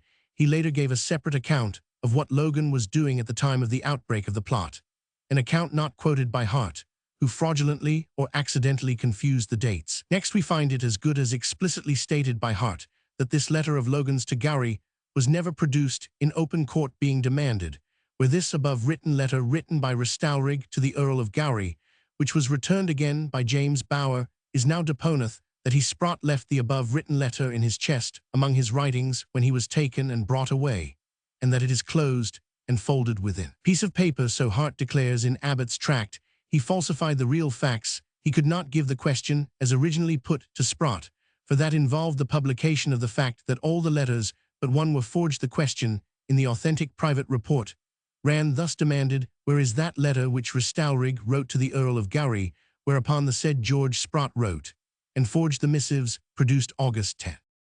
The real letter of Logan to Gowrie, the only P181 genuine letter, if in any sense genuine, had not on August 10 been produced. The others were in the hands of the government, Hart in his tract Vales. These circumstances, the government meant to put the letters to their own uses on a later occasion, at the trial of the dead Logan. Meanwhile, we must keep one fact steadily in mind. When Sprott confessed to having forged treasonable letters in Logan's handwriting, as Calderwood correctly reports that he did confess, he did not include among them letter Roman 4 Logan to Gowrie, July 29, 1600. That letter was never heard of by Sprott's examiners till August 10 and never came into the hands of his examiners till late on August 11 or early on August 12. The day when Sprott was hanged, Spottiswoode was never made aware that the letter had been produced. Why Sprott reserved this piece of evidence so long, why, under the shadow of the gibbet, he at last produced it, we shall later attempt to explain, though with but little confidence in any explanation. Meanwhile, at Sprott's public trial in 1608, the government were the conspirators. They burked the fact that they possessed plot letters alleged to be by Logan. They burked the fact that Sprott confessed all these with one, or perhaps two exceptions, to be forgeries by himself. What they quoted as letters of Logan and Gowrie were merely descriptions of such letters given by Sprott from memory of their contents. P182, Ziv the Laird and the Notary. We have now to track Sprott through the labyrinth of his confessions and evasions, as attested by the authentic reports of his private examinations. Between July 5 and the day of his death, it will be observed that while insisting on his own guilt and on that of Logan, he produced no documentary evidence, no genuine letter attributed by him to Logan, nothing but his own confessed forgeries, till the cord was almost round his neck if he did then. In his confessions, he paints with sordid and squalid realism the life of a debauched laird, tortured by terror and rushing from his fears to forgetfulness in wine, travel, and pleasure, and to strange, desperate dreams of flight. As a human document, the confessions of Sprott are unique for that period. On July 5, 1608, Sprott in prison wrote in his own ordinary hand the tale of how he knew of Logan's guilt. The letter was conveyed to the Earl of Dunbar, who with Dunfermline governed Scotland under the absent king. The prisoner gave many sources of his knowledge, but the real source, if any letter Roman 4 p. 183, he reserved till he was certain of death. August 10, Sprott knew perfectly, he said on July 5, that one letter from Gowrie and one from his brother Alexander Ruthven reached Logan at Fastcastle, and at Gunnisgreen, a house hard by Eyemouth, where Sprott was a notary and held cottage land. 183 Bower carried Logan's answers and long afterwards showed Sprott the first of Gowrie's letters, the harmless one about desiring an interview, and also a note of Logan's to Bower himself, which is amongst the rest of the letters produced. It is no Roman 2, but in this confession of July 5, Sprott appears to say that Gowrie's innocent letter to Logan asking for an interview was the source of his forgeries. I framed them all to the true meaning and purpose of the letter, that Bower let me see, to make the matter more clear by these arguments and circumstances, for the cause which I have already before July 5 shewn to the Lords, that is for purposes of extorting money from Logan's executors. This statement was untrue. The brief letter to Logan from Gowrie was not the model of Sprott's forgeries, as he later confessed. He had another model in a letter of Logan to Gowrie, which he held back till the last day of his life. But in this confession of July 5, Sprott admits that he saw not only Gowrie's letter to Logan of July 6, 1600, a letter never produced, but also a direction or letter from Logan to his retainer Bower, dated P. 180, for the Canongate, July 18, 1600. This is our letter Roman 2. Had it been genuine, then taken with Gowrie's letter to Logan, it must have aroused Sprott's suspicions, but this letter Roman 2, about which Sprott told discrepant tales, is certainly not genuine. It is dated, as we said, the Canongate, July 18, 1600. Its purport is to inform Bower, then at Brockholes near Eyemouth, that Logan had received a new letter from Gowrie concerning certain proposals, already made orally to him by the master of Ruthven. Logan hoped to get the lands of Durlton for his share in the enterprise. He ends, keep all things very secret, that my brother Lord Home, get no knowledge of our purposes, for I would rather be out it quick, that is buried, alive p. 205. Now we shall show later the source, whence Sprott probably borrowed this phrase as to Lord Home, and being out it quick, which he has introduced into his forged letter. Moreover, the dates are impossible. The first of the 5 letters purports to be from Logan to an unnamed conspirator, addressed as Right Honourable Sir. It is not certain whether this letter was in the hands of the prosecution before the day preceding Sprott's execution, nor is it certain whether it is ever alluded to by Sprott under examination, but it is dated from Fastcastle on July 18, and tells the unknown conspirator that Logan has just heard from Gowrie. It follows that Logan had heard from Gowrie on July 18 at Fastcastle, that he thence rode p. 185 to Edinburgh, and from Edinburgh wrote his letter Roman 2 to Bower, bidding Bower hasten to Edinburgh to consult. This is absurd. Logan would have summoned Bower from Fastcastle, much nearer Bower's home than Edinburgh. Again in letter I, Logan informs the unknown man that he is to answer Gowrie within 10 days at furthest, that being so he does not need Bower in such a hurry, unless it be to carry the letter to the unknown. But in that case, he would have summoned Bower from Fastcastle. He would not have ridden to Edinburgh and summoned him thence once more. Sprott later confessed, as we shall see, that this letter to Bower was dictated to himself by Logan, and that the copy produced apparently in Logan's hand was forged by him from the letter as dictated to him. He thus contradicted his earlier statement that letter Roman 2 was shown to him by Bower. He never says that he was in Edinburgh with Logan on July 18. Besides, it is not conceivable that by dictating letter Roman 2 to Sprott, Logan would have voluntarily put himself in the power of the notary. This is a fair example of Sprott's apparently purposeless lying. His real interest throughout was to persuade the government that he was giving them genuine Logan letters. This, however, he denied with truth, yet he lied variously about the nature of his confessed forgeries. Sprott was so false that government might conceive his very confession of having forged the letters p. 186 to be untrue. The skill in handwriting of that age could not detect them for impostures. Government might deem that he had stolen genuine letters from Bower, letters which might legitimately be produced as evidence. Indeed, this charitable view is perhaps confirmed by the extraordinary fact, to be later proved, that 3 Edinburgh ministers, Mr. Hall, Mr. Hewitt, and Mr. Galloway, with Mr. Lumiston, minister of Duddingston, were present on occasions when Sprott confessed to having forged the letters. Yet these 4 preachers said nothing, as far as we hear, when the letters confessedly forged were produced as evidence in 1609 to ruin Logan's innocent child. Did the preachers think the letters genuine, in spite of the confession that they were forged? We shall see later, in any case, that the contents of the 3 letters to the unknown and a torn letter, when compared with letter Roman 4, demonstrate that Sprott's final confession to having forged them on the model of Roman 4 is true. Indeed, the fact ought to have been discovered on internal evidence, even by critics unaware of his confessions. We now pursue Sprott's written deposition of July 5. He gives as grounds of his knowledge of Logan's guilt certain conversations among Logan's intimates, yeomen, or bonnet lairds, or servants, from which he inferred that Logan was engaged in treason. Again, just before Logan's death in July 1606, he was delirious and raved of forfeiture, but Logan had been engaged in various treasons, so p. 187, his ravings need not refer to the Gowrie affair. He had been on Bothwell's enterprises and had privy dealings with Percy, probably Thomas Percy, who in 1602 secretly visited Hume of Manderston, a kinsman of Logan. That intrigue was certainly connected merely with James's succession to the English crown, but one of Logan's retainers, when this affair of Percy was spoken of among them, said, according to Sprott, that the laird had been engaged in treason nearer home. Sprott then writes that about the time of the conspiracy, Logan with Matthew Logan rode to Dundee, where they enjoyed a 3 days drinking bout, and never had the laird such a surfeit of wine.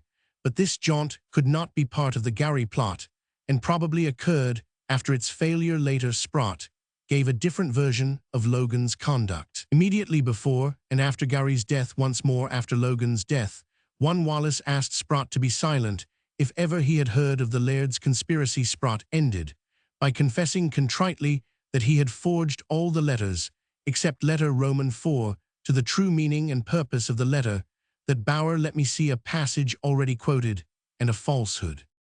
What was the cause for which Sprott forged? It was a purpose to blackmail not Logan, but Logan's heirs or executors, one of whom was Lord Home. If Sprott wanted to get anything out of them, he could terrify them by threatening to show the forged Logan letters as genuine to the government p. 188, so securing the ruin of Logan's heirs by forfeiture. He did not do this himself, but he gave forged letters for money to men who were in debt to the dead Logan's estate, and who might use the letters to extort remission of what they owed. On July 15, Sprott was examined before Dunfermline Dunbar Hart, the King's advocate Sir Thomas Hamilton, and other gentlemen. He said that about July 6, 1600, Logan received a letter from Gowrie, which 2 days later Bower showed to him at Fastcastle. This is the harmless Gowrie letter, which Sprott now quoted from memory, as it is printed in Hart's official account. Now begins a new puzzle caused by Sprott's dates of these. We can only give a conjectural version for the sake of argument. Logan received a letter from Gowrie about July 6, 1600. He returned a reply by Bower. But when did Bower start with the reply? Let us say on July 9. Bower returned, says Sprott, within 5 days with a new letter from Gowrie that would bring us to July 14. But in letters I and Roman 2 dated July 18, Logan is informing his unknown correspondent and Bower of the receipt of a new letter from Gowrie. Why inform Bower of this, if Bower was the bearer of the new letter? But the new letter mentioned in letters I and Roman 2 was brought by a retainer of Gowrie. In any case, supposing by way of conjecture that Bower returned from Gowrie about July 15, he spent the night, says Sprott, with Logan at Gunnisgreen p. 189, and next day, July 16, rode to Edinburgh with Bower, Boyg of Lochend, and Matthew Logan in Edinburgh. He remained a certain short space, say 4 days, which would bring us to July 20. Needless to say that this does not fit letter Roman 2 Logan to Bower July 18, and letter I Logan to the unknown Fastcastle July 18. After Logan's return from Edinburgh, which according to Sprott seems to be of about July 20, Sprott heard Logan and Bower discuss some scheme by which Logan should get Gowrie's estate of Duralton without payment. Bower said nothing could be done till Logan rode west himself. He discouraged the whole affair, but Logan said in the hearing of several persons that he would hazard his life with Gowrie. Lady Restalrig blamed Bower for making Logan try to sell the lands of Fastcastle. They were not sold till 1602, of which Bower protested his innocence. This was after Logan's return from Edinburgh, say July 20, that is, say 5 days after Logan's return. Say July 25, Bower and Logan had a long conference in the open air. Sprott was lounging and spying about beside the river. A seafisher had taken a basket of blennies or greenbanes. Logan called to Sprott to bring him the fish, and they all supped before supper. However, Sprott walked about with Bower and tried to pump him as to what was going forward. Bower said that the laird should get Duralton without either gold or silver, but he feared it should be as dear to him p. 190. They had another pie in hand than the selling of land. Bower then asked Sprott not to meddle, for he feared that in a few days the laird would be either landless or lifeless. Certainly this is a vivid description. Bower and Logan were sitting on a bench at the byre end. Sprott, come on the chance of a supper, was peeping and watching. Peter Mason, the angler at the riverside near the stepping stones, had his basket of blennies on his honest back, his rod or net in his hand. The laird was calling, for the fish was taking a drink, and we hope offering a drink to Mason. Then followed the lounge and the talk with Bower before supper, all in the late afternoon of a July day, the yellow light sleeping on the northern sea below. Vivid this is, and plausible, but is it true? We have reached the approximate date of July 25, though of course, after an interval of 8 years, Sprott's memory of dates must be vague. Next day, July 26, Logan with Bower and others rode to Nine Wells, where David Hume, the philosopher, was born.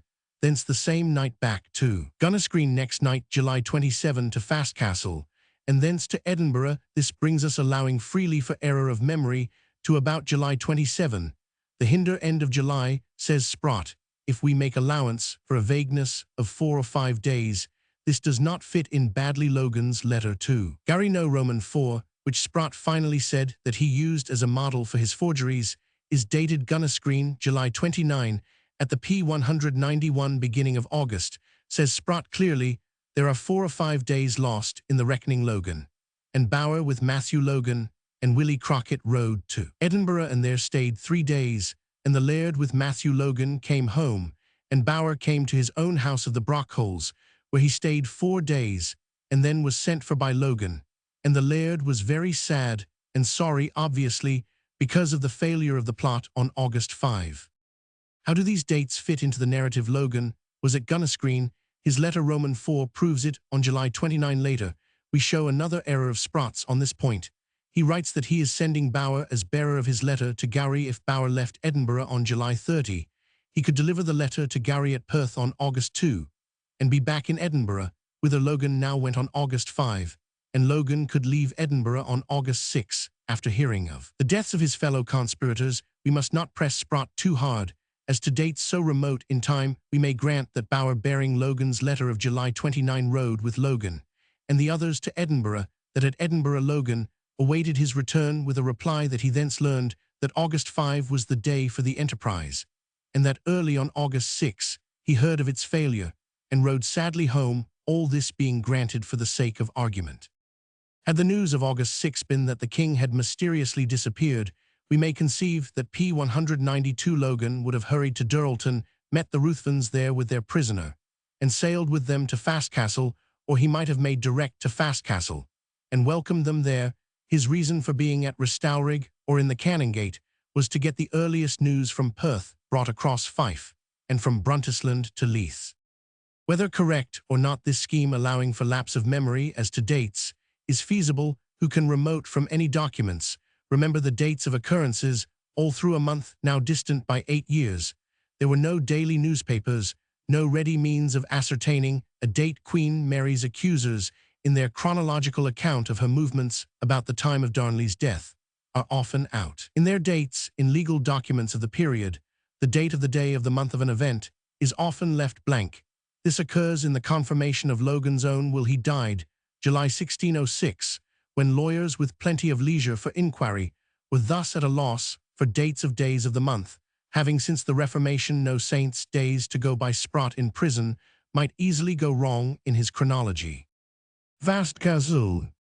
In any case, taking letter Roman 4 provisionally as genuine in substance, we note that on July 29 Logan did not yet know the date fixed for Gowrie's enterprise. He suggested the beginning of harvest, and by August 5, harvest had begun. One of the Perth witnesses was reaping in the Morton Haugh when he heard the town bell call the citizens to arms, but P193 Gowrie must have acted in great haste. Logan, not knowing, till say August 2 or 3, the date of a plot that exploded on August 5. Gowrie may have thought, as Lord Maxwell said, when arranging his escape from Edinburgh Castle, sic enterprises are knocked effectuat with deliberationis, and advisements bought with sudden resolutionis. It is very important, we must freely admit, as an argument against the theory of carrying James to Logan's impregnable keep of Fastcastle, that only one question in our papers is asked as to the provisioning of Fastcastle, and that merely as to the supply of drink. Possibly this had been ascertained in Sprott's earlier and unrecorded examinations. April 19, July 5. 1 poor hogshead of wine, a trifle to Logan, had been sent in that summer, so Matthew Logan deponed. As Logan had often used Fastcastle before for treasonable purposes, he was not, it may be supposed, likely to leave it without provisions. Moreover, these could be brought by sea from Duralton, where Carey August 11 says that Gowrie had stored all his provision. Moreover, government did not wish to prove intent to kidnap the king. That was commonly regarded as a harmless constitutional practice, not justifying the slaughter of the Ruthvens. From the first, government insisted that murder was intended in the Latin indictment of the dead Logan. This is again dwelt on. Fastcastle is only to be the P194 safe haven of the murderers. This is a misreading of letter Roman 4, where Fastcastle is merely spoken of as to be used for a meeting and the concluding of our plot. Thus it cannot be concealed that on July 29, granting letter Roman 4 to have a basis, the plot, as far as Logan knew, was in the air. If Fastcastle was to be used by the conspirators, it must have been taken in the rough, on the chance that it was provided, or that Gowrie could bring his own supplies from Durlton by sea. This extreme vagueness undeniably throws great doubt on Logan's part in the plot letter Roman 4, if genuine being the source of our perplexity.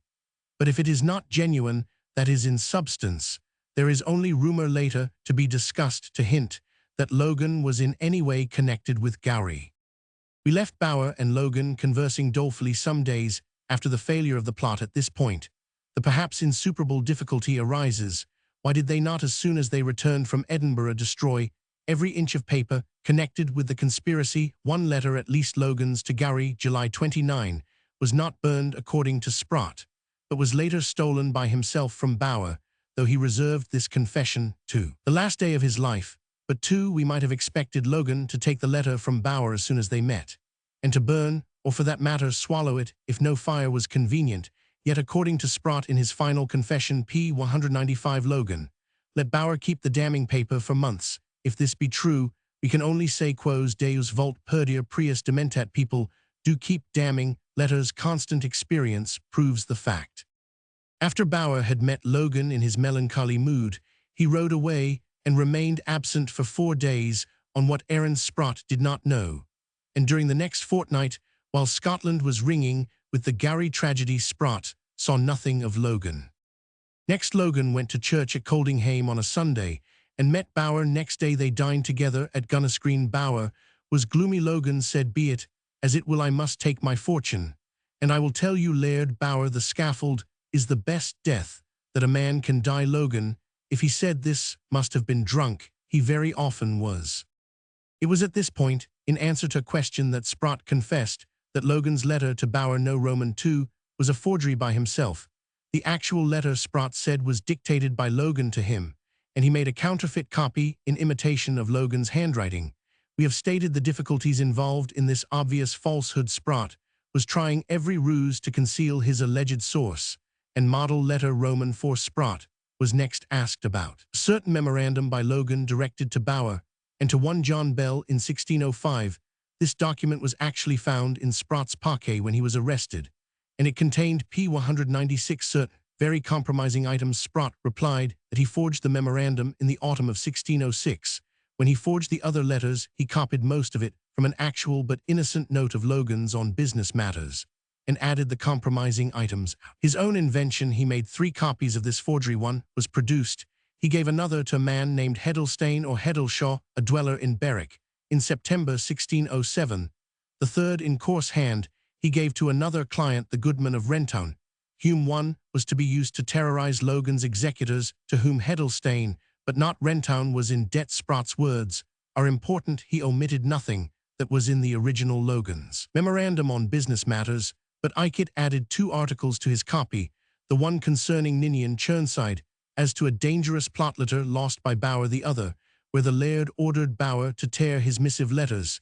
He grants that he wrote another copy with his coarse hand, copied from his copy, and gave it to the goodman of Rentown, while the copy given to Heddlestane was of his counterfeited writing, an imitation of Logan's hand.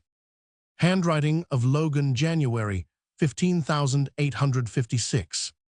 Perhaps Sprott had 2 methods and scales of blackmail. For one, he invented damning facts and wrote them out in imitation of Logan's writing. The other species was cheaper, a copy in his coarse hand of his more elaborate forgeries in Logan's hand. Now the 2 copies of letters I and Roman 4 p. 197, which at the end of his life, as we shall see, Sprott attested by signed endorsements, were in his coarse hand. He had them ready for customers when he was arrested in April 1608, and they were doubtless found in his kist on the day before his death, with the alleged original of letter Roman 4 up to August 11. At a certain hour, government had neither the alleged original nor Sprott's coarse hand copy of letter Roman 4. Otherwise, he would not have needed to quote Roman 4 from memory, as he did on that occasion. Among these minor forgeries to be used in blackmailing operations was a letter nominally from Logan to one Ninian or Ringan Chirnside. This man was a member of the family of Chirnside of Easter. Chirnside, his own estate, was Whitsom Laws, all these Churnsides and hums of Berwickshire. Turbulent and lawless gang true borderers Ninian is addressed by Logan as brother. They were most intimate friends. It was Ninian who, as the endorsement shows, produced our letter V on April 19. He had purchased it for the usual ends from Sprott being a great debtor, as Logan's will proves to his estate. To track these men through the background of history is to have a notion of the day of judgment, old forgotten iniquities, and adventures leap to light Churnside like Logan, and the Douglases of Whittingham and John Colville, and the Laird of Spot, had followed the fortunes of wild Frank Stewart P. 198 Earl of Bothwell, and nephew of the Bothwell of Queen Mary. Frank Bothwell was driven into his perilous courses by a charge of practicing witchcraft against the king's life. Absurd as this sounds, Bothwell had probably tried it for what it was worth, when he was ruined, pursued, driven child of the Kirk. As he seemed into the Catholic faction, his old accomplice Colville took a solemn farewell of him. By me, your lordship, was cleared of the odious imputation of witchcraft, but God only knows how far I hazarded my conscience in making black white and darkness light for your sake. September 12, 1594, 198. After Bothwell, when he trapped the king by aid of Lady Gowrie, July 1593, recovered power for a while, he defended himself on this charge of witchcraft. He had consulted and employed the wizard Richard Graham, who now accused him of attempting the king's life by sorcery. But he had only employed Graham to heal the Earl of Angus himself. Dying of witchcraft, Bothwell was charged with employing a retainer Ninian, Churnside, to arrange more than 21 meetings with the wizard Graham. The result being the procurement of a poison, adder skins, toad skins, and the hippomanes in the brain of a young foal to ooze the juices on the king, a poison of such vehemency as should have presently cut him off. Isabel Gowdy, accused of witchcraft in 1622, confessed to having employed P. 199, a similar charm, 199. All this Bothwell, instructed by Colville, denied, but admitted that he had sent Ninian Churnside twice to the wizard, all in the interests of the dying Earl of Angus. 199b. This Churnside, then, was a borderer prone to desperate enterprises and darkling rides and midnight meetings with the wizard Graham in lonely shepherds' cottages. As was alleged, he could also sink to blackmailing the orphan child of his brother Logan of Restowrig. To go on with Sprott's confessions, he had forged, he said, receipts from Logan to the man named Edward or Ned Heddlestane for some of the money which Heddlestane owed him for these forgeries. His client paid him well, if not willingly. Sprott frequently blackmailed Ned whenever he wants siller.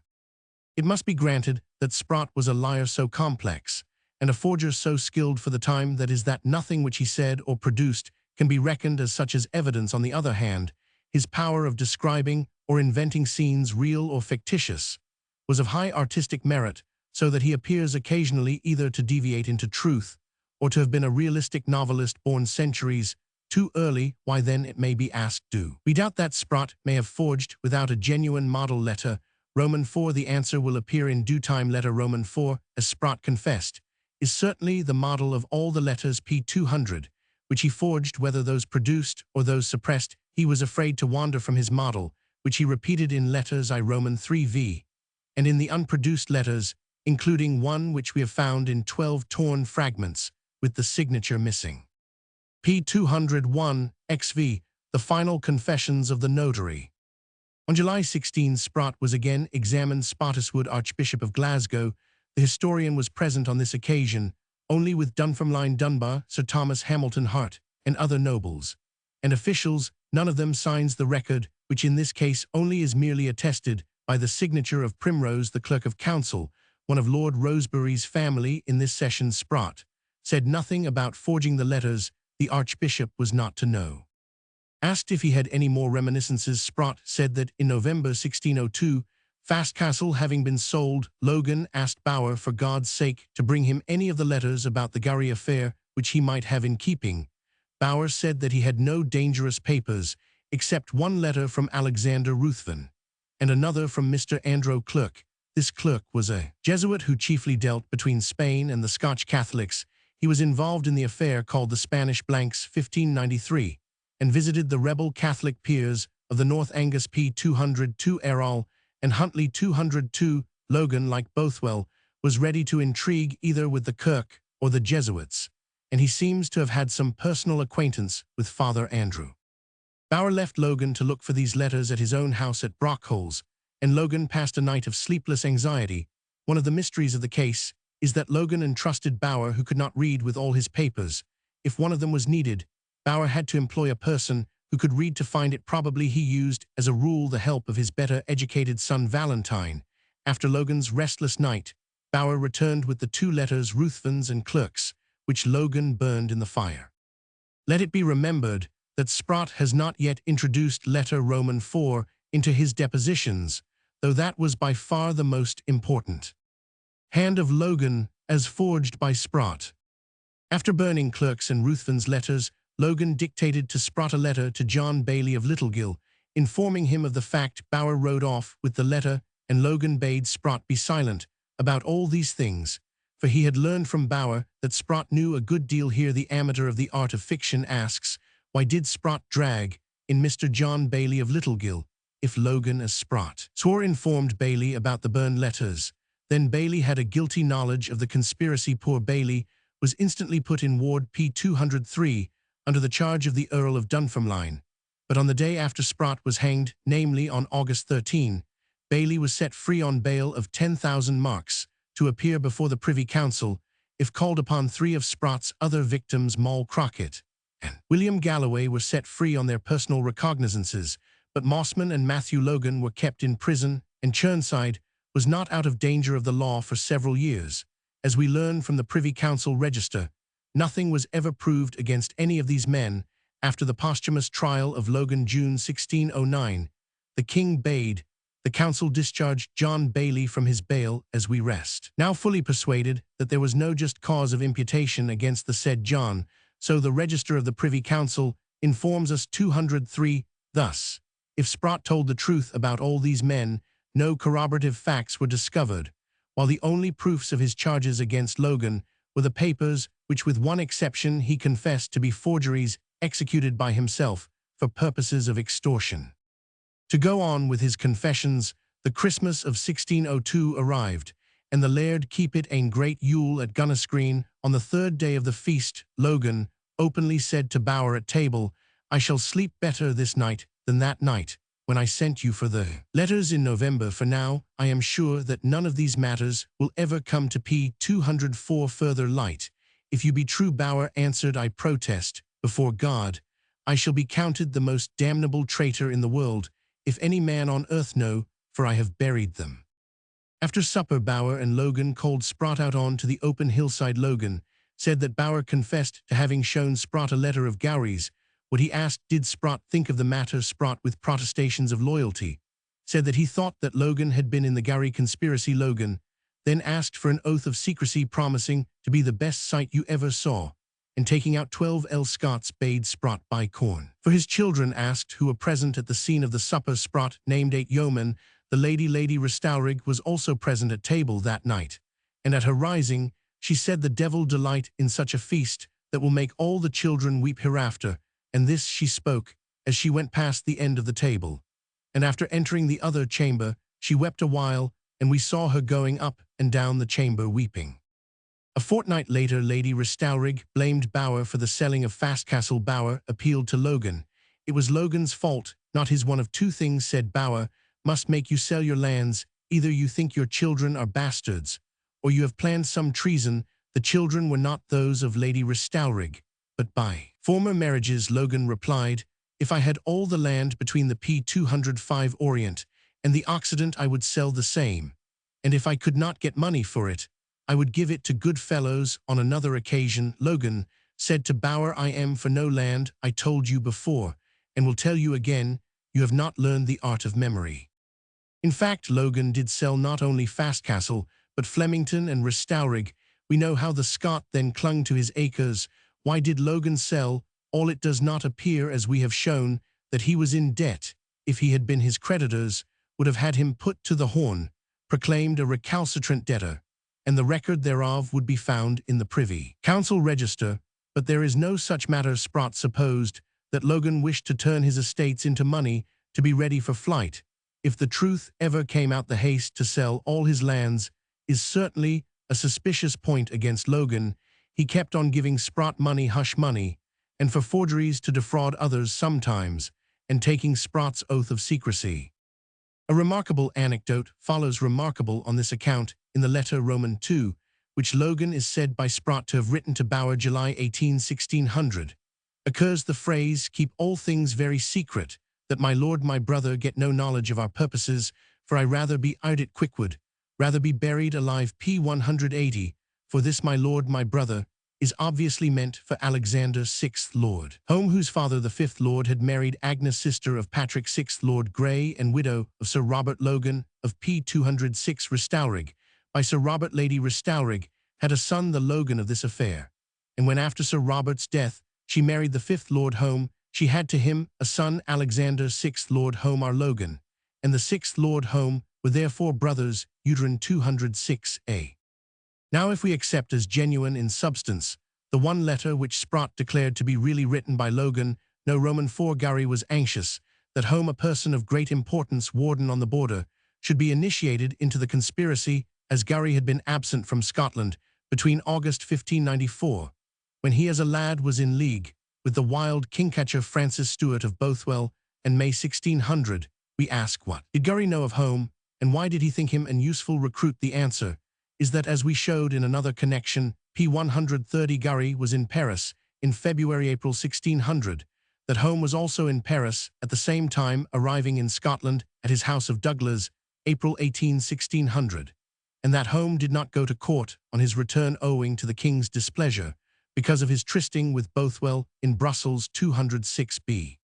Here then we have in March 1600 Gowrie and Home in Paris, and Bothwell the kingcatcher meeting Home in Brussels. Therefore, when letter Roman 4 represents Gowrie as anxious to bring Home P. 207, who had been consulting Bothwell, into his plot, nothing can be more natural. Gowrie himself conceivably met his old rebellious ally Bothwell. He was certain to meet Home in Paris, and Home, owning Douglas Castle and Home Castle near the border, would have been a most serviceable assistant. It must also be remembered that Home was at heart a Catholic, a recent and reluctant Protestant convert, compelled to come in by the Kirk. Bothwell was a Catholic. Gowrie, he declared, was another. Logan was a trafficker with Jesuits, and an idolater in the matter of keeping great Yules. Logan, however, if letter Roman 4 is genuine in substance, wrote that he utterly dissented from Gowrie's opinion. He would not try his brother's Home's mind in the matter, or consent that he ever should be counselor thereto, for in good faith he will never help his friend nor harm his foe. Such being the relations, if we accept letter Roman 4 as in substance genuine between Gowrie, Home, and Logan, we can appreciate Sprott's anecdote now to be given concerning Lady Home. Logan, according to Sprott, said to him in Edinburgh early in 1602, "Thou rememberest what my Lady Home said to me when she would not suffer my lord to subscribe my contract for Fenton, because I would not allow 2,000 marks to be kept out of the security, and take her word for them. She said to me, which was a great knell to my heart, that since her coming to the town she knew that I had been in some dealing with P. 208, the Earl of Gowrie, about Durlton. Now Durlton, according to Sprott, was to have been Logan's payment from Gowrie for his aid in the plot."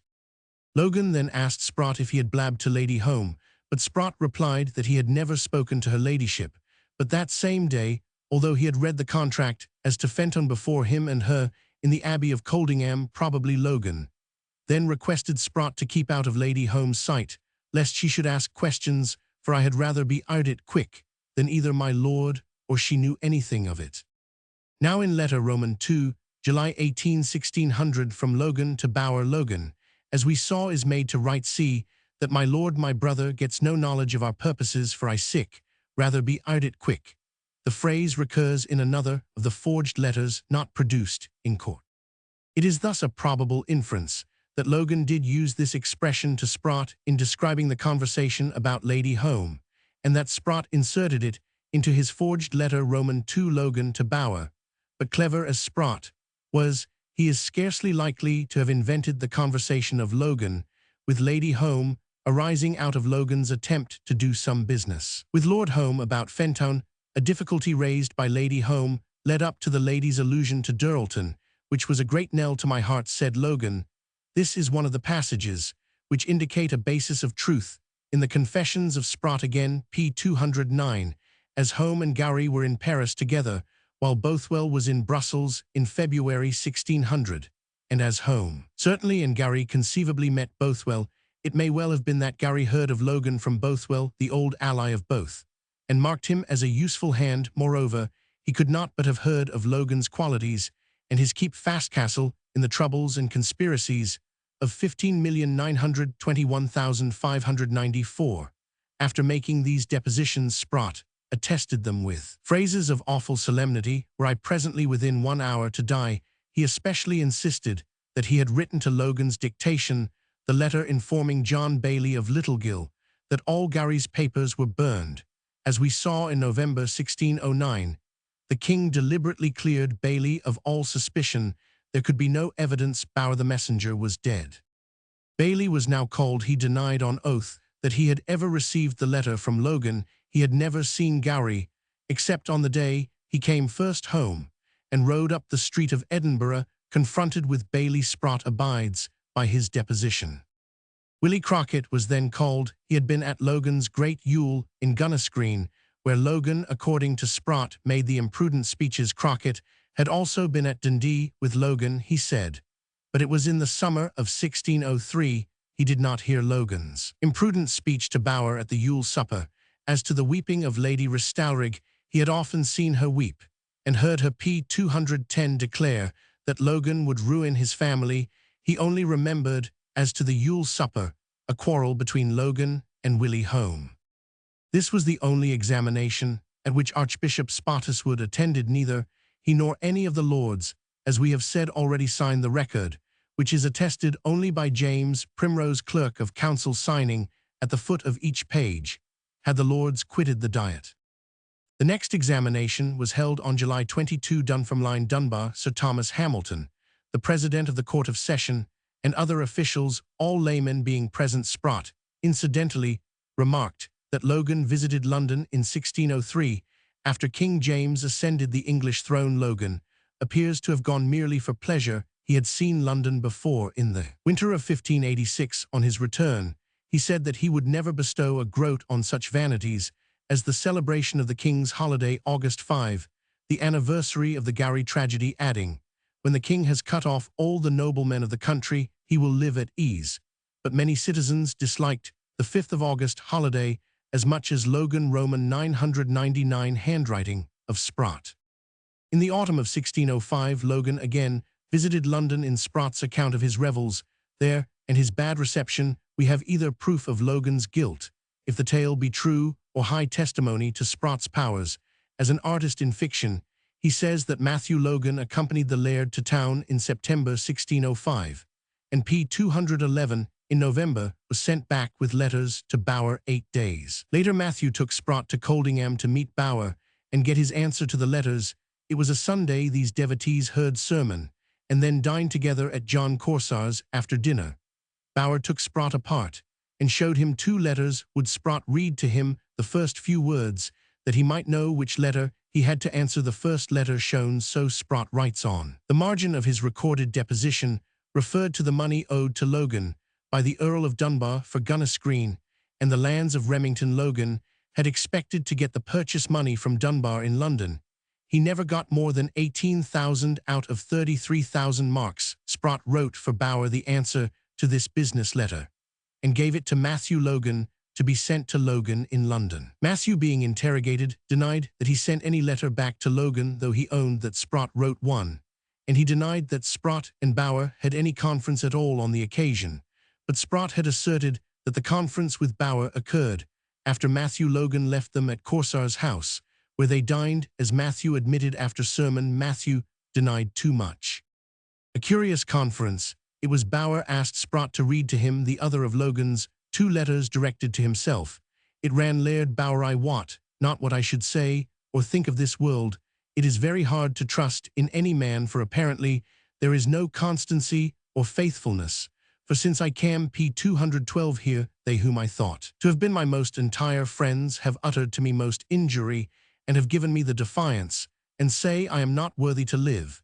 And if the king heard what has moved you to put away all your lands and debauch yourself, you would not make such merriness and play the companion in London as you do so near his majesty."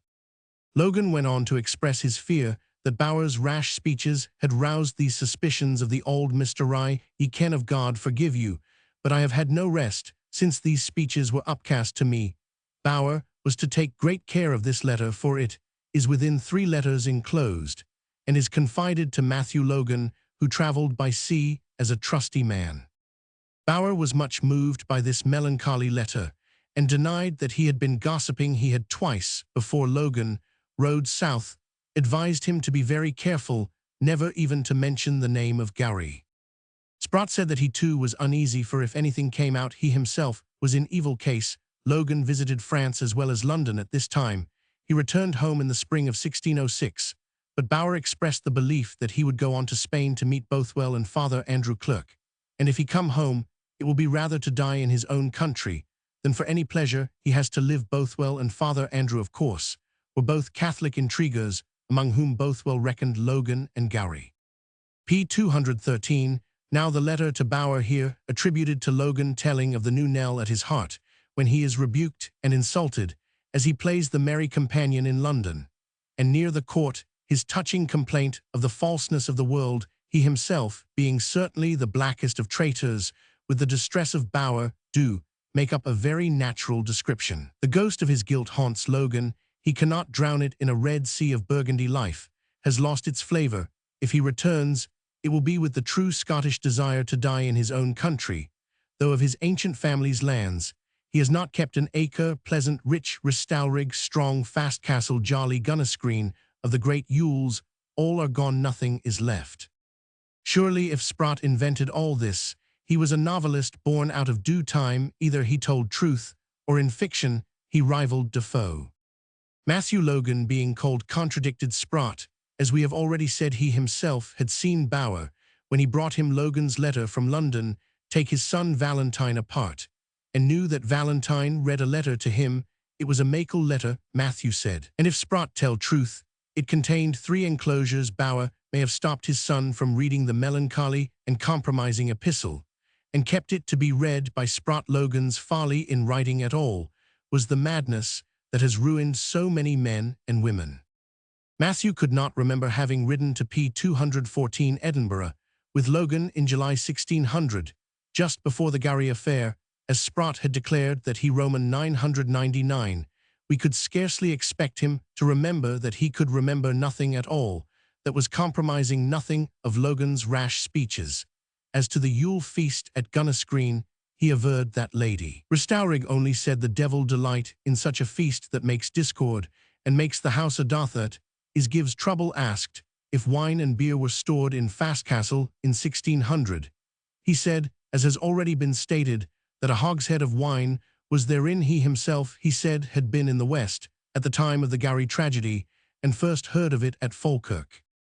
On August 6, Sprott was interrogated again. Only lay lords were present. There were no clergymen nor lawyers. He denied that he had received any promise of life or reward. He asked to be confronted with Matthew Logan, and reported a conversation between them held when Lord Dunbar took possession of Gunnisgreen. Matthew then hoped to ride with the Laird to London 1605, but said, "Alas, Geordie Sprott, what shall we all do now? Now nothing is left. I feared for it, for I know the Laird has done some evil turn, and he will not bide in the country, and woes me therefore." Sprott asked what the evil turn was. Matthew answered, "I know well enough, but as the proverb goes, what lies not in my way breaks not my shins." p. 215. Sprott added that after Bower's death, January 1606, Logan wrote to him from London, not having heard the news of his decease. Lady Ristalrig opened the letter, and wrote a postscript, "Give this to Laird Bower, for I trow that he be ridden to hell, as he ofttimes said to the Laird that he would do in letter Roman 4. Logan tells Gowrie that he believes Bower would ride to Hell's Gate to pleasure him." Sprott was now asked about 2 letters. One of these, Logan to Chirnside, is endorsed production by Ninian. Chirnside, Roman 13, April 1608. Another is letter V, endorsed, produced by Ninian. Chirnside, a fact first noted by Mr. Anderson. Yet another is the letter in 12 torn pieces. Logan, in the first of these 3 letters, requests Chirnside to find a letter which Bower lost in Dunglas, The letter imperils Logan's life and lands. The date is September 23 and purports falsely to be written before Logan goes to London 1605. Sprott explained that he forged the letters that Chirnside might blackmail Logan's executors and make them forgive him the debts which, as Logan's will proves, he owed to the estate. Here we cite the letter of the 12 fragments. It is of course a forgery by Sprott to enable Chirnside to terrorize his creditors, Logan's executors, but as it directly implicates Chirnside himself in the Gowrie conspiracy, probably he disliked it and tore it up, yet the artist could not part with his work. It still lies now reconstructed in the old P216 folio sheet of paper. The reader will remark that, like letters I Roman 3 and V, this torn letter is a mere pastiche, framed as Sprott confessed on ideas and expressions in letter Roman 4 letter, found among the Haddington MSS, torn into 13 pieces. One last these have been placed in order, but at least one line of the piece is wanting. Brother, according to my promise, the last day we met in the Canongate, I have sent this barrere to my Lord Vith, my answer of all thingies, and I pray you ride with him till his lordskip and bever, that he spake with no other person but his lordskip's self and Roman 1000 his lordskip's brother, and specially let not his lordskip's pedagogue Mr. Rind ken any thing of the matter but forder him hame again, because the purpose is parallous, as he know the danger, and yet for my ain part. One protest before God I soul cape true condition, till his lordskip and soul hazard albeit it var to the very scaffold, and bid his lordskip tack nane other opinion but gude, of the trustiness of this silly old man Bower, for I dar boldly concredit my life, and all other thing I have Ellis in this varld onto his credit, and I trow he soul knocked frustrate my gude expectation burn, or send back again, as I did with you so, till mating, and ever, I rest yower brother to power redie restaure. Besake his lordskip Bava, beware that my lord, my brother lord home, get no intelligence. P217 of Thurtoanes, as he loafies all o'er vales, for be God he will, be our greatest enemy. 217. A line or more wanting. On the same day, August 6, Sprott withdrew a deposition made before July 5, that the unknown for whom letters I Roman 3v were meant was the Laird of Kinfon Sir Harry Lindsay, who in 1603 tried to shoot Patrick Eviat, one of the Gowrie fugitives. The constable of Dundee Sir James Scrimgeour Sprott had also accused falsely the letters I Roman 3v, he says, were imagined by me. On August 8, 3 ministers, Patrick Galloway, John Hall, and Peter Hewat, were present. The two former were now preachers of the courtly party. The third received a pension of 500 marks from the king after the posthumous trial of Logan, 1609, at which the 5 letters were produced. But this reward may have been a mere coincidence. The ministers Hall and Hewat, in August 1600, had at first, as we saw, declined to accept James' version of the affair at Gowrie House, pp. 99103. Sprott now confesses that he knows he is to die, deposes that no man has promised him life, and that he has stated nothing in hope of life. With tears he deplores that he has taken God's name in vain in swearing to the truth of his depositions before that of July 5. His last 5 depositions under examination are true in all points and circumstances, and he will go to the death with the same.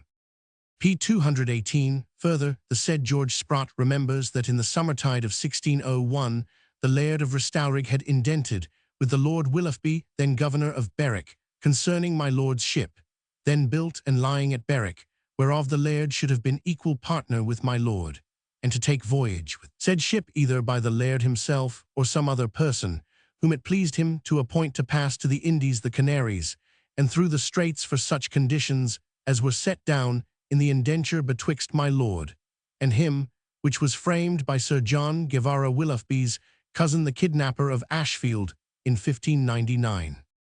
Now this ship of Lord Willoughby's at all events was a real ship, and here is a grain of fact in the narrative of Sprott. The ship was built by Lord Willoughby to protect English commerce from the piracies of the Dunkirkers. On March 28, 1601, he writes from Berwick to Cecil, the respect of my country and the pity of those hurt by such the Dunkirkers persuaded me to build a ship, and moves me now to offer to serve Her Majesty at as reasonable a rate as any ship of 140 tons, with 16 pieces of artillery, and 100 men, can be maintained with, if this offer seem good to you and the council, my ship shall presently be fitted, if not I purpose to dispose otherwise of her, to Logan being not able to maintain her border calendar Roman II, on April 19, Willoughby wrote that he had pursued P-219 with his ship, a pirate which had carried an English prize, into the Forth, but he cannot unaided maintain the ship, even for one summer. On June 14, Willoughby took a great cold in his ship, lying at the haven mouth, awaiting a wind, and died suddenly on July 20. Carey says that his body has been placed, with all honourable rights, on board his ship. It appears then that Willoughby, unable to maintain his ship, and not subsidized by government, in the summer of 1601, admitted Logan to half of the venture, carrying great expenses. Logan settled the business at Robert Jackson's house in Bridge Street, Berwick, being accompanied by Sprott Bower, and Matthew Logan. Matthew said privately to Sprott, "Wees me, that ever I should see this day, that the laird should grow a seaman, I wot not what it means, for it is for no good, and I fear this shall be one of the sorrowful blocks, that ever the laird made. It is true that I have oft thought that the laird would pass away, for he is minded to sell all that he has, and would to God that he had never been born. What should he do with such conditions, to go, or to send to the sea? He might have lived well enough at home. I find he has ever been carried excited, and his mind has ever been set on passing out of the country, this year past, that is since the Gowrie affair." Now all this tale has much vraisemblance. The facts about Logan's adventure with Willoughby P-220, stopped by Willoughby's death, were easily verifiable. Logan, at his death, owned a ship rated at 500 marks, so we read in his inventory, but this can hardly have been the ship of Willoughby. He was restless, excited, selling land to supply a maritime enterprise. At this time, Lady Restaurig was deeply distressed. She wished Logan at the Indies, if only he would first settle Flemington on herself. "If it be God's will, I desire never to have a child to him," she said. "I have a guess what this mystery means. Woes me for his motherless children, that is, children of former marriages." Later, Lady Restaurig had a daughter, Anna, by Logan. Matthew Logan, as usual, denied every word attributed to him by Sprott, except regrets for his own condition. Matthew could do no less to save his own life. On August 9, before other witnesses, and the Rev. Messrs. Galloway Hall and Huot, Sprott solemnly confessed to having forged the letters in Logan's hand. Then, in possession of his examiners on August 10, the same clergymen and many lords and heart being present, Sprott came to the point at last where he was asked, after a prayer offered at his request by Mr. Galloway, was the letter of Logan to Gowrie, whereon as model. The rest were forged now. He had not previously mentioned, as far as the reports go, a letter of Logan to Gowrie as the model of his forgeries. He had mentioned as his model the brief harmless letter of Gowrie to Logan on P-221 August 9. He had been very solemnly told that he was to die, and that he would see the faces of the lords of the council no more probably after they left him, he told to a minister or a servant. In the jail, the fact that he had used as his model a letter from Logan to Gowrie, the result was that he did again see on August 10 the lords of the council, who asked him where the letter now was. "This is letter Roman for the letter of Logan to Gowrie of July 29, 1600, Sprott, in place of answering, directly cited from memory, and erroneously, the opening of the letter. He had read it, while it was still unfinished, in July 1600 at Fastcastle. Logan, who had been writing it, was called by Bower, went out, and thrust it between a bench and the wall. There Sprott found read, and restored the unfinished epistle to its place. But the letter is dated from Gunnisgreen at the conclusion. Logan, according to Sprott, left Gunnisgreen one day at the end of July 1600, or beginning of August, thence rode to Fastcastle, and thence next day to Edinburgh P-190.